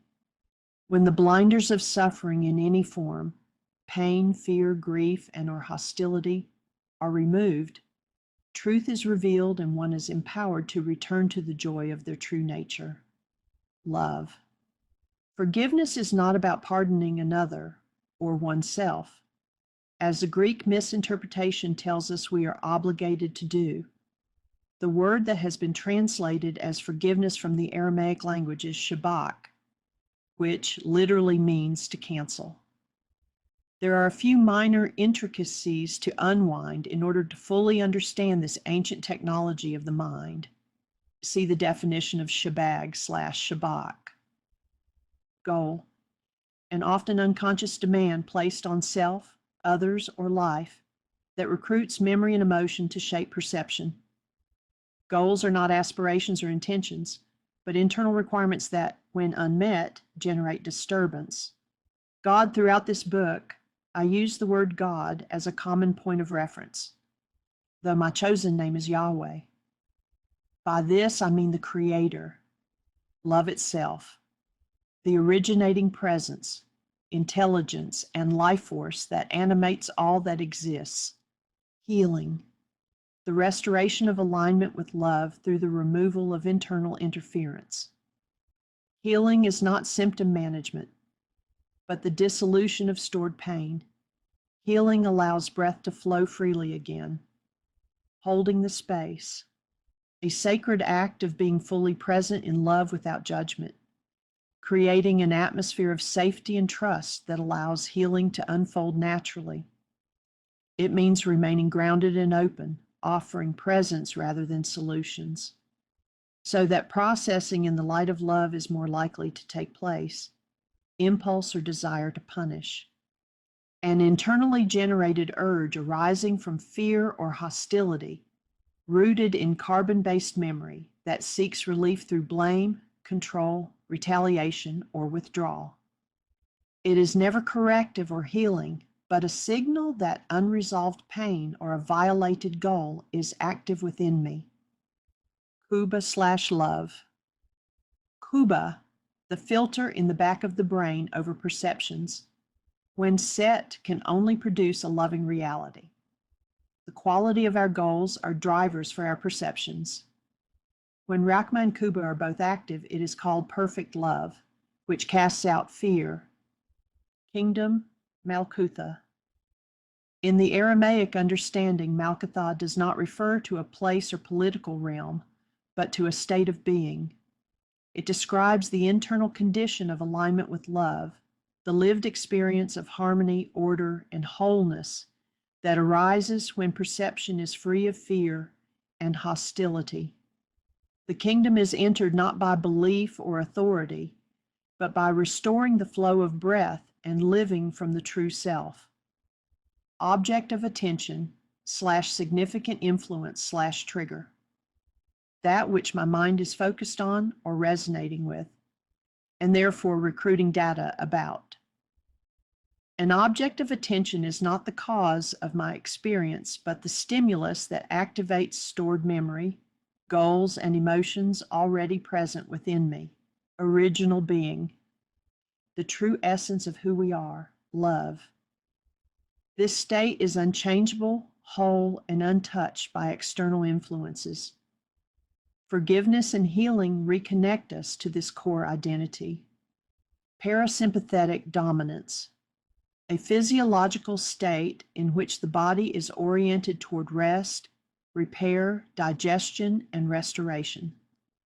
In parasympathetic dominance, breathing is slower and deeper, muscles soften, the heart rate stabilizes, and the nervous system signals safety. This state supports healing, emotional regulation, clarity, and the body's natural capacity to repair itself. Parasympathetic dominance often emerges through conscious breathing, presence, and the release of internal stressors. However, we want balance between this and sympathetic dominance. See balance. Perception. The mind's image of reality constructed from CBM data and goals. Perception is not reality itself, but a filtered representation influenced by unresolved fear, hostility, or generational patterns. Power person. A power person is someone in our lives who, at a given moment, was not functioning toward us as love and who had more control over our lives than we did. If we perceived their input as a threat to our very survival, then they were functioning as a power person. Power person dynamic. A repeating pattern where unresolved trauma with a primary authority figure, often from childhood, influences how we relate in or manage adult relationships. These dynamics will control our perceptions, emotions, thoughts, and behaviors until healed. Projection. The experience of internal content, thoughts, emotions, or memories as if they originate outside oneself. Projection takes internal cause and assigns it to an external object or event. Rachma/love. Rachma, the filter in the frontal lobe of the brain over intentions, when set, can only produce a constructive intention. Intentions are the raw material of our goals. This is also the gateway to the mind that was in Christ. When Rachma and Kuba are both active, it is called perfect love, which casts out fear. Reality. The internal experience constructed by the mind from carbon-based memory, goals, and emotional filters. Reality is subjective, often distorted, and reflects stored data rather than actuality itself. Ruka Dakudsha, Ruka, Aramaic term for the feminine elemental force of breath, often mistranslated as Holy Spirit. It represents the direct connection to love, life, and healing. By consciously engaging our breath, we invite Ruka to incline us toward healing, restore us to love, and dissolve dissociated parts of the mind. Self-imposed nonsense, S-I-N. Dr. Michael Rice's creative and playful making of the word sin into an acronym that points to the fact that we are not talking about guilt or condemnation, but about false beliefs we impose on ourselves that block love. Shabag/shabak, also shbag/shbak, to cancel. You will notice that you have never been upset with anyone unless you hold a goal for them that they refuse to fulfill. Why? Goals drive perception, which are simply constructs of our minds that create the sensations, happiness, pain, etc., we feel in our bodies. Each goal we set, consciously or unconsciously, recruits from past stored data the specific content that constructs these images and the sensations. If corrupt data carrying unresolved pain, is resonated into activity by a goal, the life-giving breath is hijacked.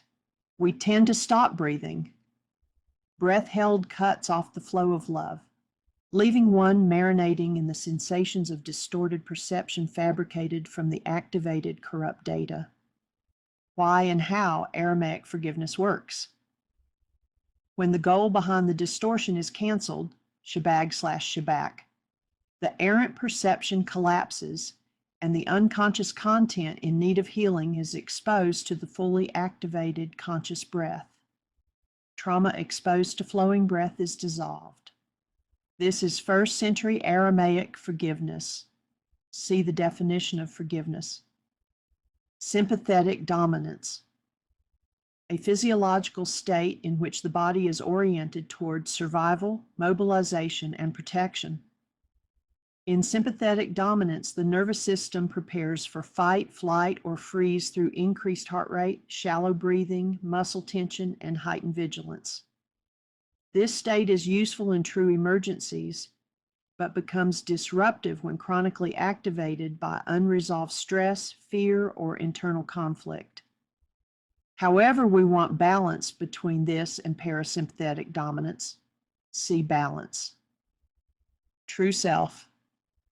We are all, without exception, love, whole, pure, and untouched by external events.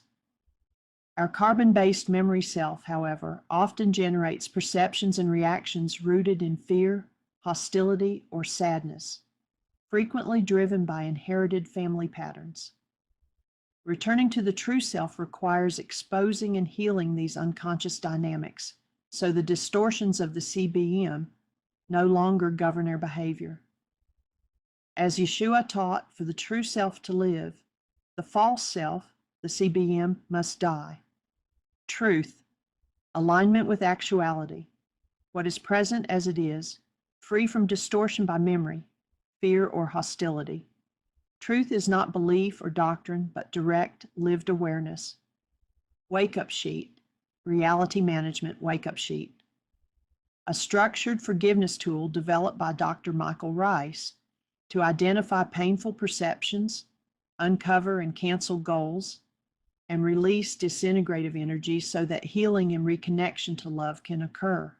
The wake-up sheet I use in this book is a variation of Dr. Rice's latest version. Yeshua, Jesus.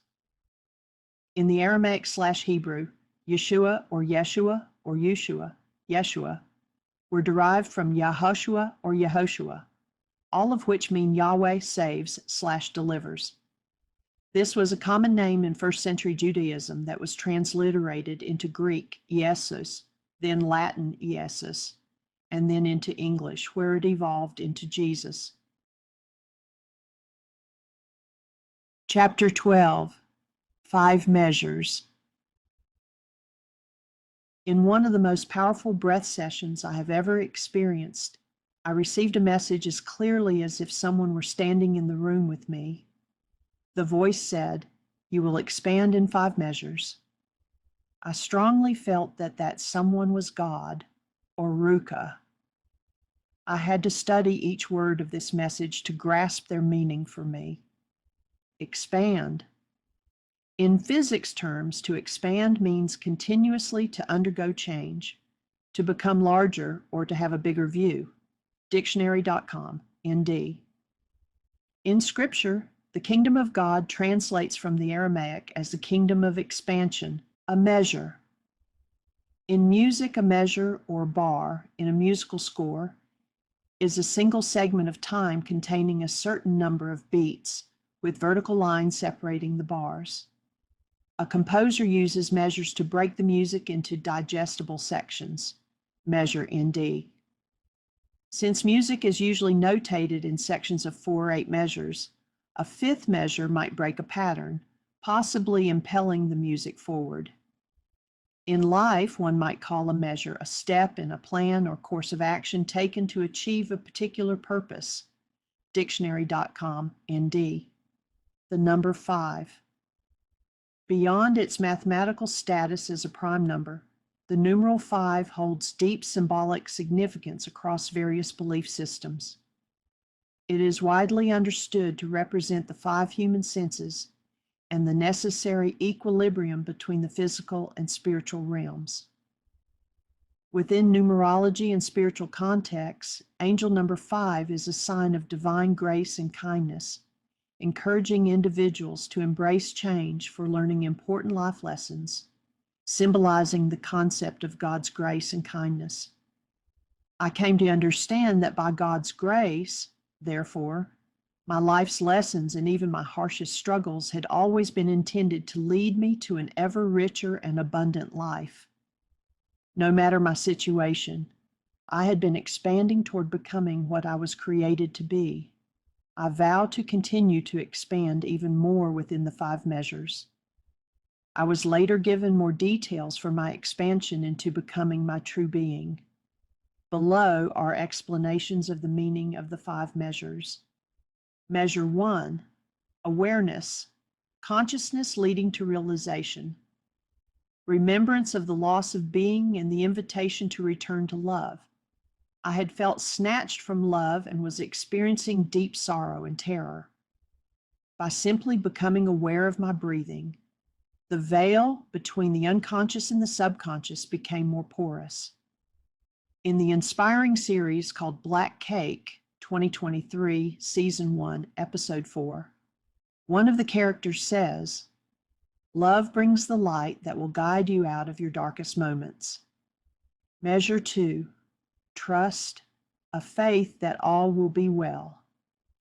My trust began building when I began accepting Michael's love. That included pointing me toward awareness of the presence of God. Trusting myself followed. Having felt betrayed by those who were supposed to care for me and nurture me, I had locked negative feelings away inside where they festered. Once trust of God and Ruka began to take hold, I was able to allow that trust to grow to include myself and others. This trust cannot but grow stronger. Measure 3, will, to decide firmly on something as differentiated from willpower.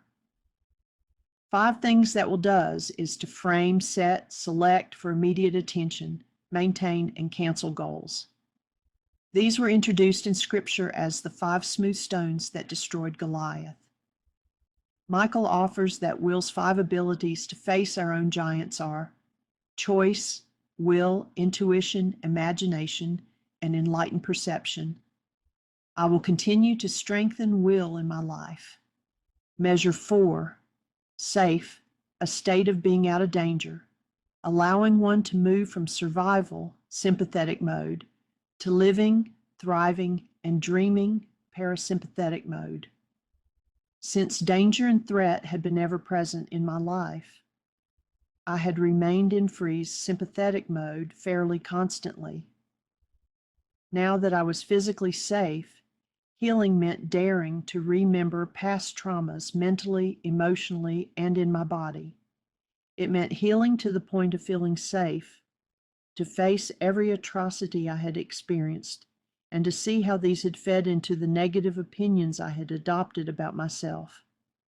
It meant bringing to light even situations I had forgotten or pretended had not happened. Over time, I began to feel safe enough to start letting go of my coping strategies.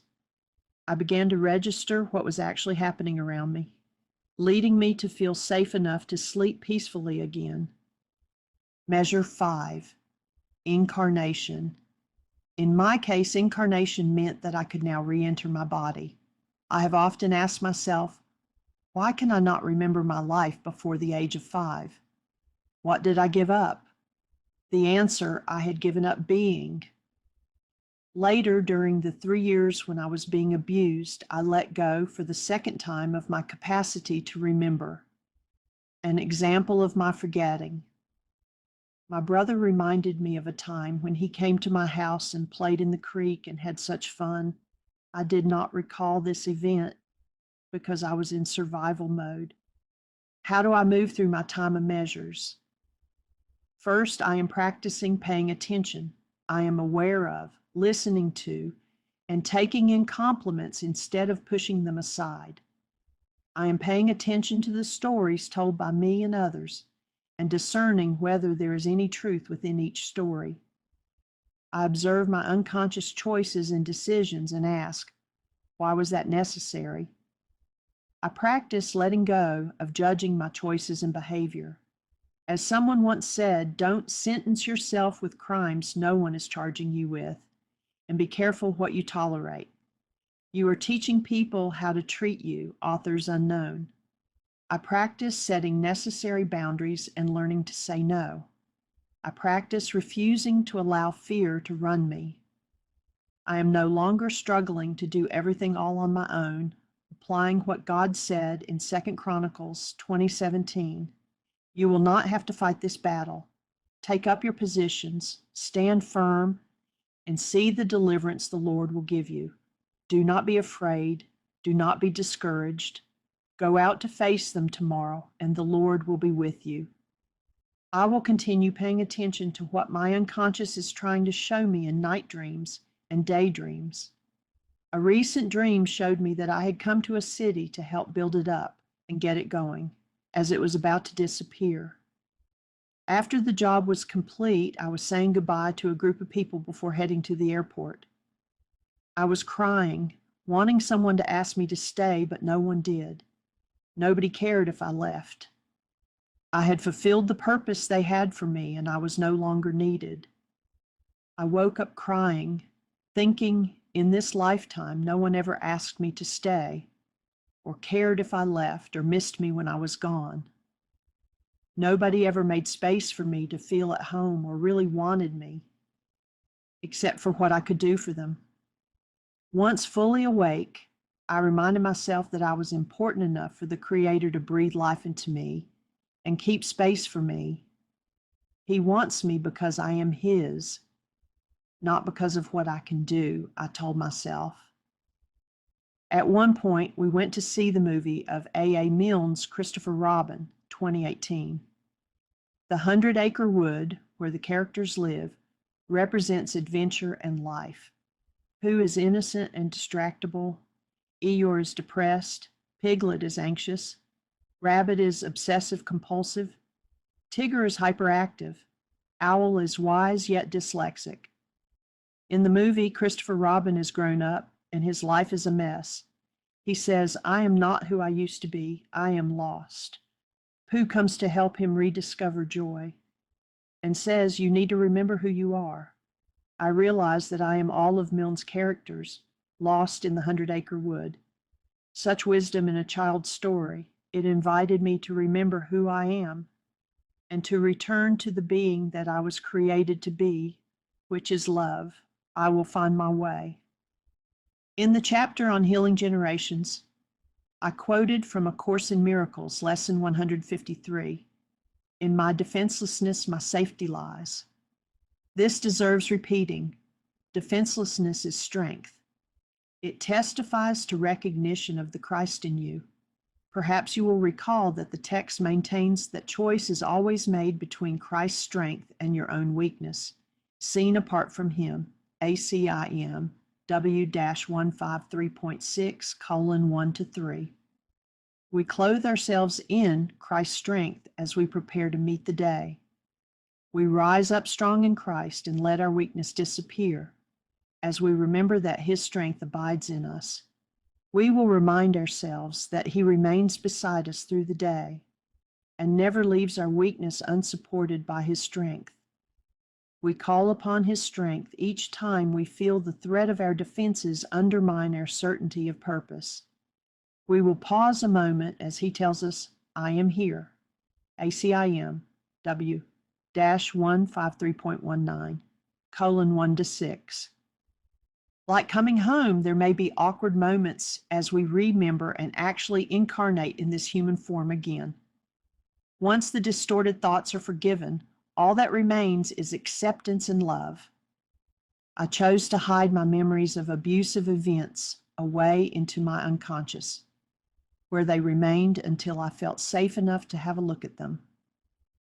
Dr. Rice assured me that since I actually survived those events, I need not fear bringing them forth now. He often says, "You survived the events themselves, so you will survive bringing them forward." Life did deliver hard things to me years ago, yet to hold on to fear, anger, and resentment only hurts me. I will do my inner work toward healing one day at a time, no, one step at a time. Or better yet, one breath at a time. I choose love. A powerful illustration of why we choose not to retain anger and resentment can be found in the film called Amish Grace, based on a true story in which a man named Charlie entered an Amish school and shot 10 girls before killing himself. 5 of the girls died, as did Charlie. One mother later told another, "I want to scream at the world. But more than that, I don't want to make my heart a battleground between hate and love. It hurts too much. We have suffered enough damage. We must choose love. The film goes on to recount group sessions that were held for the grieving families. Charlie's widow attended them, and she told of how she could not understand why everyone was so kind to her after what her husband had done. One father told her, "Our forgiveness isn't about Charlie. Forgiving doesn't mean forgetting. It doesn't even mean a pardon. We know Charlie will stand before God. But if we hold on to the anger and resentment, then it is ourselves who are being punished."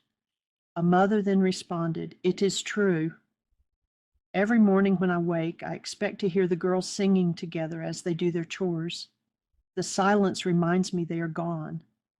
I become so full of anger that I can barely breathe. Then I offer that anger up to God and I forgive. Sometimes I have to do it again in an hour, and again an hour after that. But if I did not do that, I don't know how I would ever breathe again." Amish Grace, 2010, Gideon Graber. By God's grace and through the breath, and with true forgiveness, I walk the path of the 5 measures. I allow love to guide each measure into living expression within me. Awareness awakens me. Trust steadies me. Will aligns me. Safety grounds me. Incarnation expresses love through me. Epilogue. What have I left out? Yes, there were atrocities committed by Native Americans against settlers, but far more were committed in the other direction. Settlers came, took over Native Americans' land, and pushed them onto reservations. If oil or other resources were found on any of the reservations later on, settlers would reclaim that land and force the people out all over again. As school children, we are taught a sweet story of Native people and colonists sharing a celebratory Thanksgiving meal together. But we are not told of the many indigenous peoples, labeled Indians by Christopher Columbus, who were enslaved by the colonists, treated brutally, and sometimes shipped to Spain to be sold into slavery. We are also not told of how Native populations were decimated by diseases like smallpox, measles, and influenza brought by the settlers, and to which Native populations had no immunity. According to the NPR report in 2017 entitled An American Secret, the untold story of Native American enslavement, as many as 5 million Native peoples were enslaved between 1492 and 1900. While Native Americans' males sold more cheaply than African males, women and children were considered most valuable of all, largely because they could reproduce to create more slaves, or could be used to satisfy the sexual appetites of Europeans. In 1705, the Virginia General Assembly stated in their code, all servants imported and brought into the country, who were not Christians in their native country, shall be made slaves. All Negro, mulatto, and Indian slaves within this dominion shall be held to be real estate. If any slave resists his master and shall happen to be killed while being disciplined or corrected, the master shall be free of all punishment. As if such accident never happened, https://www.pbs.org/wgbh/AI/part1/1p268.html. One of the original purposes of early American law enforcement was to catch slaves, Native American and African, and keep them in line. Racially biased slave patrols in the early 1700s encouraged a kind of dehumanization of these people that remains entrenched in the very roots of our present-day social system. See the article by the NAACP, The Origins of Modern-Day Policing. In 2025, millions of people worldwide are victims of human trafficking in the form of forced child labor, sexual exploitation, illegal adoptions, and as child soldiers. Though slavery still exists in a massive way, government agencies and funding are being cut. so that victims are less likely to be recovered or even recognized. Who are the real savages here? And who can fault Native people for wanting to avenge their families and ancestors? Returning to the Native American girl written about in the beginning of this book, I ask myself, was I that girl? Is she part of my past generations? In answer to my own questions and knowing what I now know, I assert that the experience of one person impacts another, whether or not they are known to one another. Perhaps I had tapped into the little girl's life and connected with her soul. Did I unconsciously volunteer to face the issue of abuse for her as well as for myself? Whatever the answer to this question, I now choose to heal us both. The little Native American girl accepted her fate of a life of repeated abuse and may well have died of violence, disease, or perhaps by her own hand. She did not know how to escape her situation. Similarly, I went for years living with a learned helpless that allowed me to endure repeated punishments that might well have led to a fate similar to hers. With much gratitude to God, to Yeshua, Jesus, and to my eternal partner, Dr. Michael Rice, I learned that I do have choice and I have agency. I gathered tools that taught me to live intentionally and to forgive the past energies that had driven me downward. While still in process, I am now experiencing a more abundant life filled with love and joy. I have shifted to thriving as a human being while remembering that not every woman has been as blessed. The hidden war at home. Domestic abuse and violence are not confined to any one people, race, or gender, and they produce wounds to the human body and soul that cross every border and creed. We are speaking of wars that are waged in the shadows, often behind closed doors where victims' silence seems to condone and certainly perpetuates their captivity. As I said before, abuse is not only physical, it can be emotional, psychological, financial, and spiritual as well. It can show up as control, isolation, and humiliation, all of which can result in the slow erasing of one's sense of worth. Abuse affects men as well as women, children as well as elders. Many stay in an abusive relationship or situation because they fear being alone or because their abuser has convinced them they cannot survive without them. Others stay because they have been told by their religion, culture, or family that endurance is virtue or that forgiving is required, even while the victim must remain in harm's way. Often, as in my own case, the perpetrator is someone known to the victim, someone who is expected to care for them, not abuse them. While there are victims of abuse among every race and sex, some groups are more vulnerable and at higher risk than others. And while the statistics are already shockingly high, the numbers represent only cases that are reported. Many are never reported or investigated. The most devastating effects of abuse are not laid down only in the moment. After effects may include that the abused person comes to feel he or she deserves to be abused, that abuse is normal, and that there is no way out. In addition, long-term effects of abuse result in future generations being affected unless brought to light for healing. Today, human trafficking is finally being discussed, though not nearly enough. Why? Because human trafficking, though a sick practice, remains a highly profitable business. Unfortunately, the United States is one of the worst offenders in the world for human trafficking and cheap labor, child labor, and sexual exploitation. Human trafficking of Native Americans remains a huge problem rarely mentioned in the news, as Native Americans are often seen as less than human. Law enforcement has historically turned a blind eye or refused to take trafficking reports seriously, and jurisdictional disagreements, whether an issue belonged to the reservation or the state, often result in no action being taken at all. According to statistics from the Urban Indian Health Institute compiled from a survey of 71 U.S. cities in 2016, murder is the third leading cause of death of Native women, the rate being 10 times higher than the national average. https://www.nativehope.org/missing-and-murdered-indigenous-women-MMIW. The question, what will we do? Here are some suggestions. Watch Murder in Bighorn, 2023, a docuseries whose purpose is to humanize victims. Consider what the movement Murdered and Missing Indigenous Women, MMIW, declares.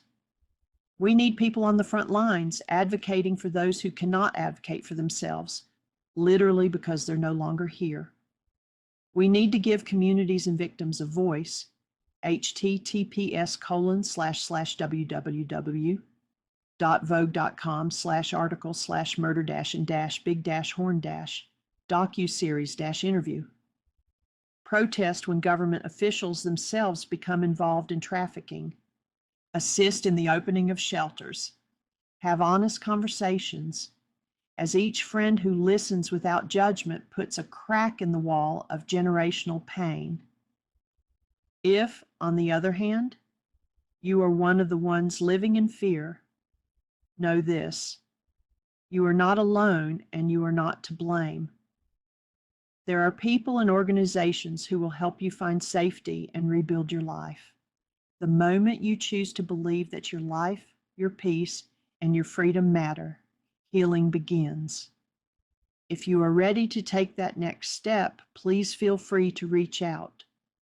Together we can uncover the patterns that may be holding you back and explore the steps you can take to move forward. I offer one-on-one sessions to assist individuals in navigating personal challenges and discovering the tools needed for transformation. I would be honored to guide you through the process. My sessions are available for a fee of $80 per hour. https://wagon.org/Jeannie-Shaw-Rice/ Cover story. The front cover of this book tells a visual story. I knew what I wanted to represent the book, but I did not consciously know why. After the cover was complete, I began to look into Native lore to find the meanings behind each segment of the picture, and I was amazed at how Spirit had guided me to the choices I had made. The Native American girls represent the story told in the introduction of this book, but they also point to our own generations and the Aboriginal beginnings many of us share. A teepee divides the younger girl from the older one, and though both are the same girl, they appear in a different time, showing that though we move through time and space, our past is always with us. How we perceive our lives forms the mold we use to create our world. A teepee is a temporary shelter from the elements. It has to be strong enough to endure and protect, yet mobile enough to easily take down, put up, and carry. It represents more than a house. It represents home, a place where family gathers and love is shared. We can feel at home anywhere, or we can be home. There is a difference. We are sojourners on the earth, dwelling in many places, but often, like the girls on the cover, many of us find ourselves outside the protection of the home. The mountains on the cover are celestial, representing love, clarity, and peace coming from the highest. They are abundance made manifest, though they are almost hidden from sight behind the darkness of the journey. They signify that there is an abundance of love, clarity, and peace always coming from our very source, though at times we must look beyond our personal issues to be able to see them. We must look with more than our physical eyes. High up, the mountain air is cleaner and clearer, like the breath of the earth. We must learn to be breathed by the very breath of God. The horse stands for the stamina and power that carries us through this great journey called life. The flowing mane is the freedom and grace we find along the way. The wolf has different meanings that represent stages of most of our lives. One stage is a lack of trust, feeling threatened, and the perceived need to survive. The other stage comes with time. It is intellect, head knowledge, evolving into instinct and intuition, heart wisdom. Howling represents our standing firm, setting and defending our boundaries. The Black Panther represents the protection given to us by our source, Creator God. It represents our internal courage and power over the darkness, our ability to overcome our fears, and our conviction that we can drop our defenses and live in trust. Both the wolf and the panther are Native American totems that symbolize an important truth for us as well. Though they are barely visible within the clouds in the picture, and though their presence is often not seen or sensed in real life, they are ever present, moving gently and gracefully before us like the Holy Spirit. A Course in Miracles, Lesson 20, Section 5, verses 35 to 36, reminds us, "You may wonder how you can be at peace when, while you are in time, there is so much that must be done before the way to peace is open. Perhaps this seems impossible to you, but ask yourself if it is possible that God would have a plan for your salvation that does not work. Once you accept His plan as the one function that you would fulfill, there will be nothing else the Holy Spirit will not arrange for you without your effort. He will go before you, making straight your path, and leaving in your way no stones to trip on and no obstacles to bar your way. Nothing you need will be denied you. Not one seeming difficulty will fail to melt away before you reach it. You need take thought for nothing, careless of everything except the only purpose that you would fulfill. As that was given you, so will its fulfillment be. God's guarantee will hold against all obstacles, for it rests on certainty and not contingency. It rests on you. And what can be more certain than a son or daughter of God? The black birds or ravens in flight, rising up out of the past and into the light, are a reflection of our healing process. They symbolize recovery, rebirth, and the peace that passes all understanding that comes to us when we take our darkness up into the light. They represent a link between heaven and earth, messengers to and from God, and a change in consciousness that brings us soaring to new heights of understanding. They represent spiritual freedom, eternal life, the human soul, and they function as wise and intelligent guides. The bright flash in the sky is an opening through which rebirth can take place.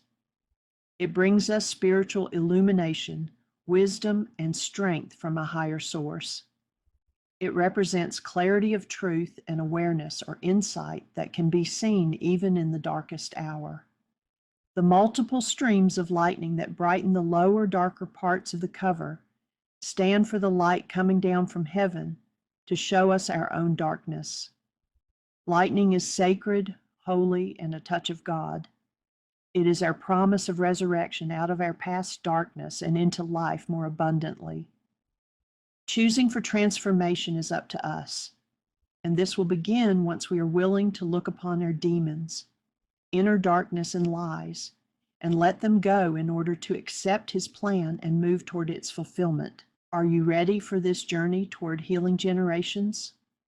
Let us do it together, one breath at a time. Love and blessings, Jeanette Jeannie Shaw. An invitation to continue. Congratulations on opening a door to a new way of living. Healing yourself is a way of life that few people are even aware exists. We are here to support you in living at a level of awareness and restoration that philosophers, princes, and kings have only dreamed of. Take a moment now to notice your breath. Notice what feels different, even subtly, in your body Your emotions are your awareness. Healing rarely announces itself with drama.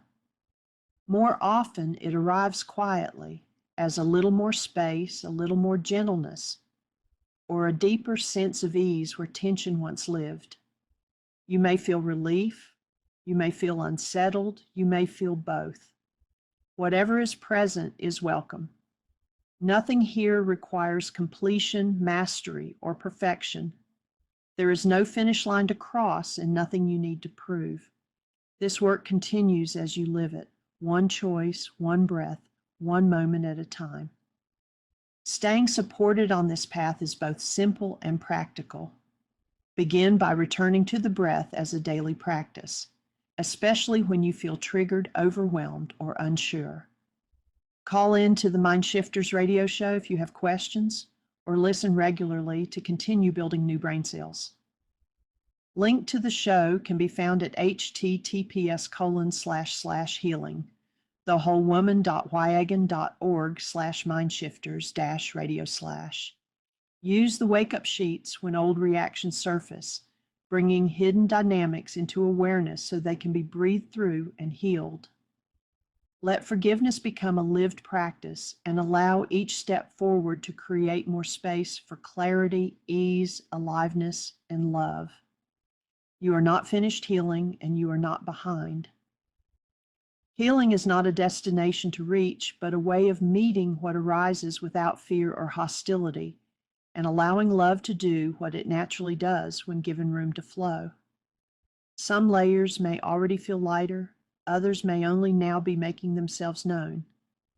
All of it belongs. Ongoing support is available through our living and expanding library. The Heartland Forgiveness app, free download at either Apple or Google, and other apps currently in development, our 20,000 plus page website, thousands of hours of free audio and video recordings, and opportunities for one-on-one guidance and connection. We also offer self-guided intensive options, as well as online and residential intensives.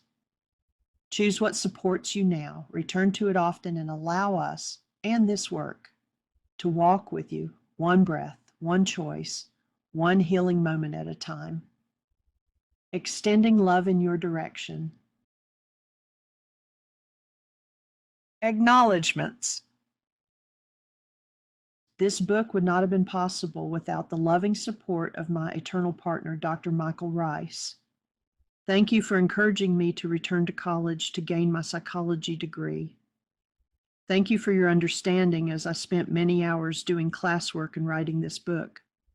Thank you for being my mentor, for teaching me the true Aramaic process of forgiveness, and for holding the space, that sacred act of standing present in love without judgment until I could remember who I am, when I faltered. Words cannot express my thanks to my parents, Jim and Alice Morris, for raising me with love and for supporting me when I got lost in my erroneous perceptions. Thank you for being willing not only to proofread, but also to champion my telling of this story. Thanks to my son and daughter-in-law, Ryan and Gabrielle Shaw, for being willing to allow me to share my past experiences, understanding that it is your genetics and your children's genetics as well as mine that we are healing. Thank you for your assistance in proofreading and illustrating part of this book. Many thanks to my professors who guided me in research as I applied standard psychological principles to my self-healing work, resulting in a blend of ideas that helped lead me to mental, emotional, spiritual, and physical healing. Thank you also for proofreading many of my papers, which now make up a portion of this book. I offer heartfelt thanks to my editors for their insight, care, and dedication. Your thoughtful suggestions, steady support, and willingness to walk with this material helped shape these pages with clarity and integrity. I am deeply grateful for the time and presence you brought to this work. Thanks to Farhan Said, my assistant, in designing the book's cover. This included taking my pictures and ideas and turning them into one blended image. Thank you for all the times you made adjustments and changes during the evolution of the cover. Thanks to you, my reader, for your support. Please pass this book on. Share the tools, the healing, and let the breath of love that has awakened in you ripple outward to others.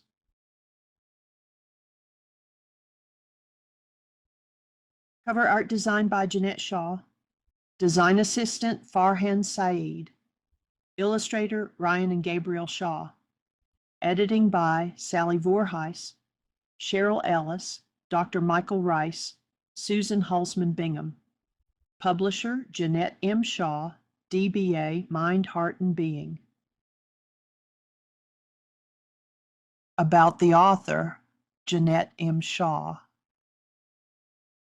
With a BA in psychology, I am a creative educator and guide with over 30 years of teaching experience.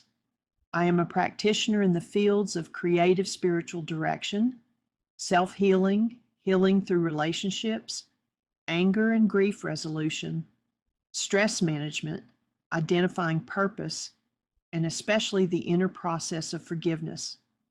Over the years, I have developed an uncanny intuitive ability to touch people where it hurts, and then with expert guidance support the healing of issues hidden, perhaps for lifetimes.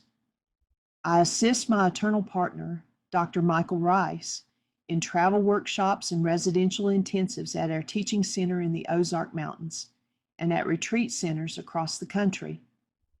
I also facilitate Healing the Whole Woman residential intensives and workshops. The primary focus of HTWW is on women's issues, particularly on moving past the experience of abuse. In my workshops, I address the whole person, physical, mental, emotional, and spiritual. I offer one-on-one support services to men, women, and children, individually, as couples, or in groups.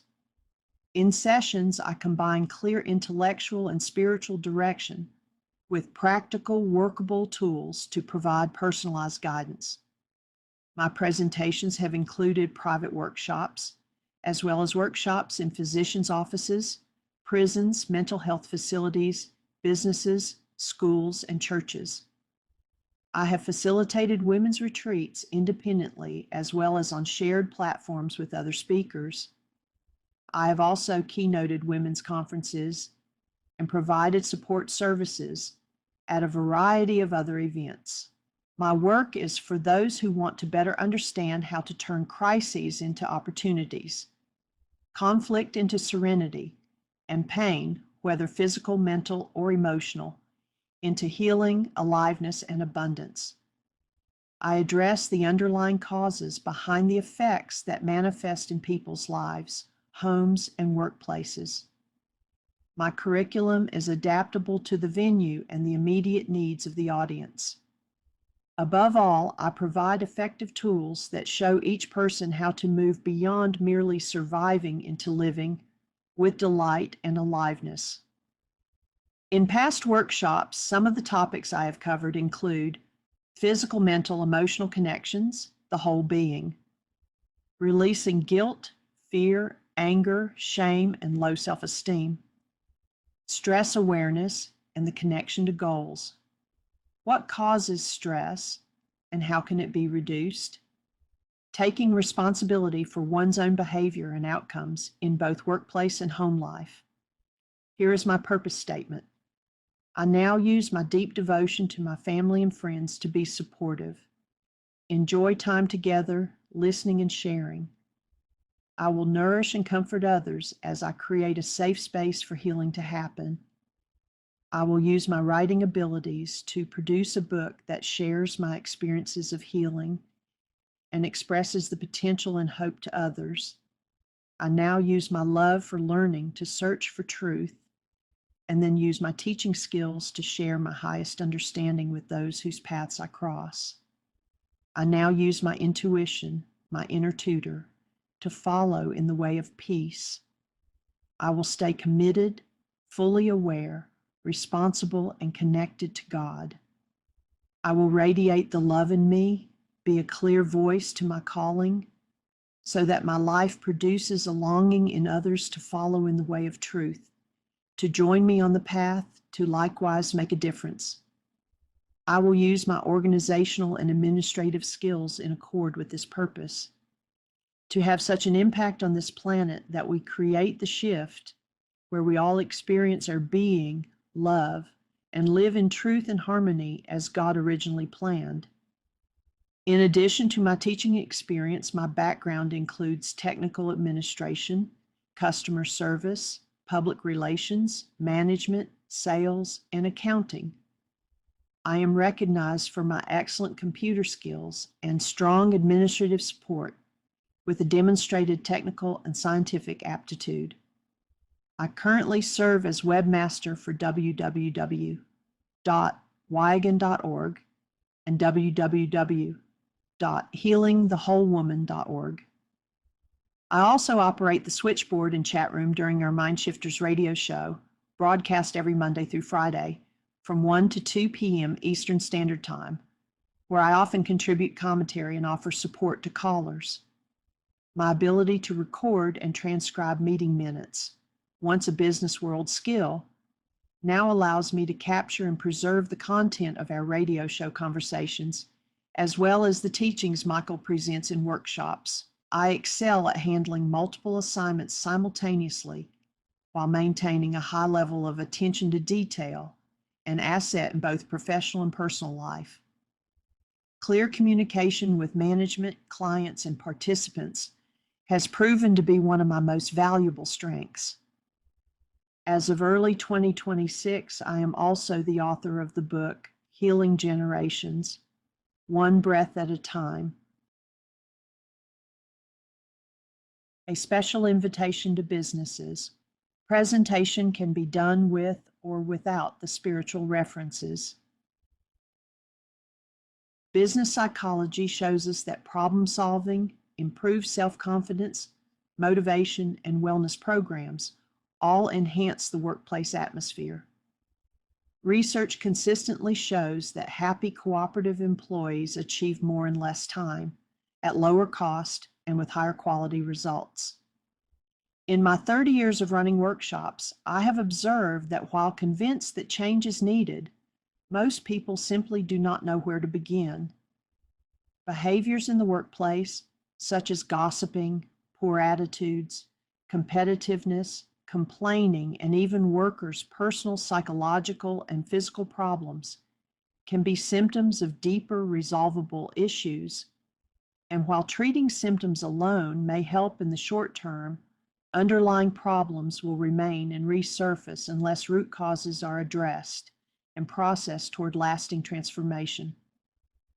I would like to offer your company the opportunity to host a workshop designed to strengthen workplace relationships, energize and motivate employees, and increase productivity using practical tools that employees can adopt and use both inside and outside the workplace.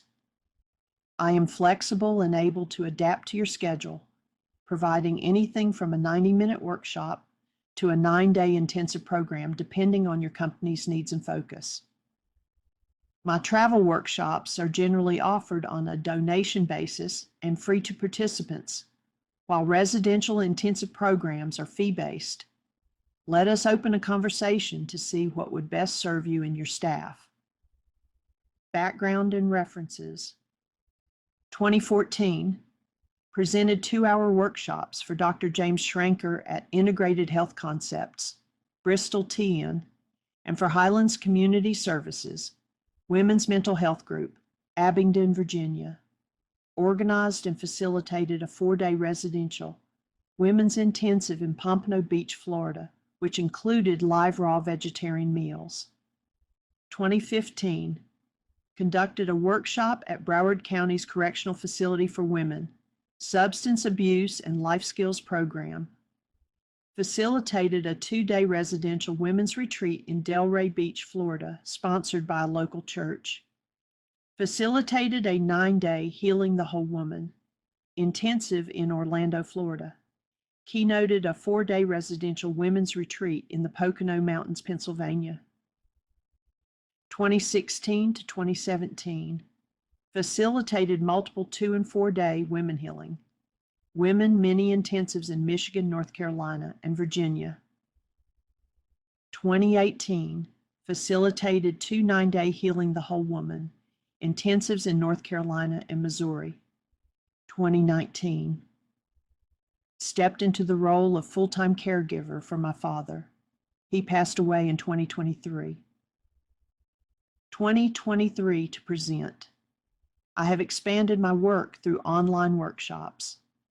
I offer one-on-one sessions via Zoom, in person, or on the phone to assist individuals in navigating their personal challenges and discovering the tools they need for transformation. If you have questions or would like to explore possible presentations for your company or group, please feel free to contact me by phone or email.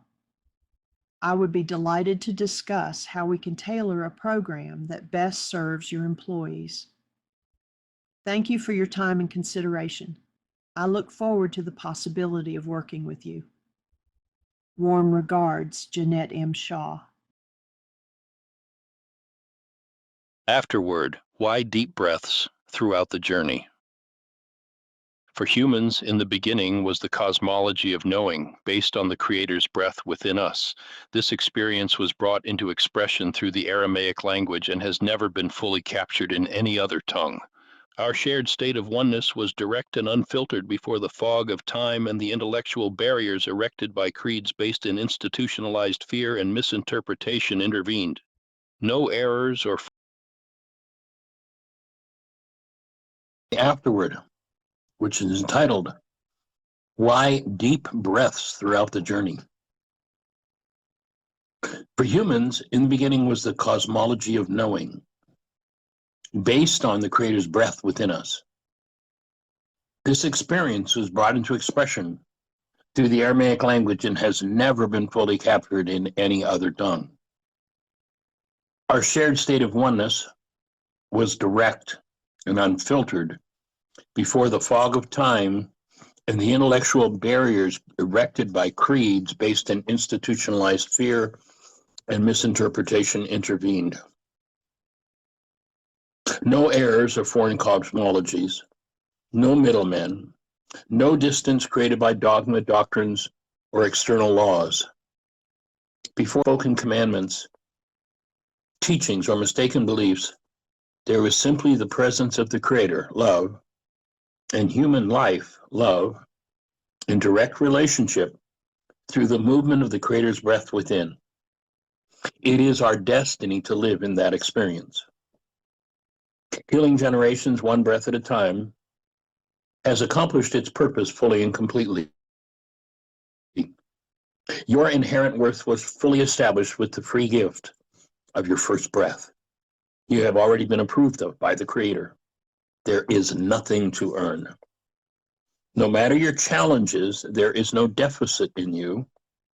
Only held breath to be reclaimed, only debris to be forgiven. Jeannie has delivered the original ancient Aramaic technology of forgiveness and breath that, on a practical level, liberates us from the survival mode and error. She reveals how to participate in and accomplish your own healing throughout your family, and hopefully inspires you to support others in doing the same. Her mission is to give each the tools for the understanding of precisely, according to the original Aramaic words of Yeshua, how to be restored to the experience of our most natural state. Original grace has been masterfully fulfilled. Forgive. Breathe. Presence love if fear, grief, rage, or pain surfaces in any of its many forms, whatever the apparent cause. Welcome each precious opportunity to heal as you grow in understanding and how to access and dissolve any demons you may have inherited or acquired. Reclaim your breath daily, especially under stress. You were born of love. Your core purpose as a human being is to live as the presence of love. Engage the work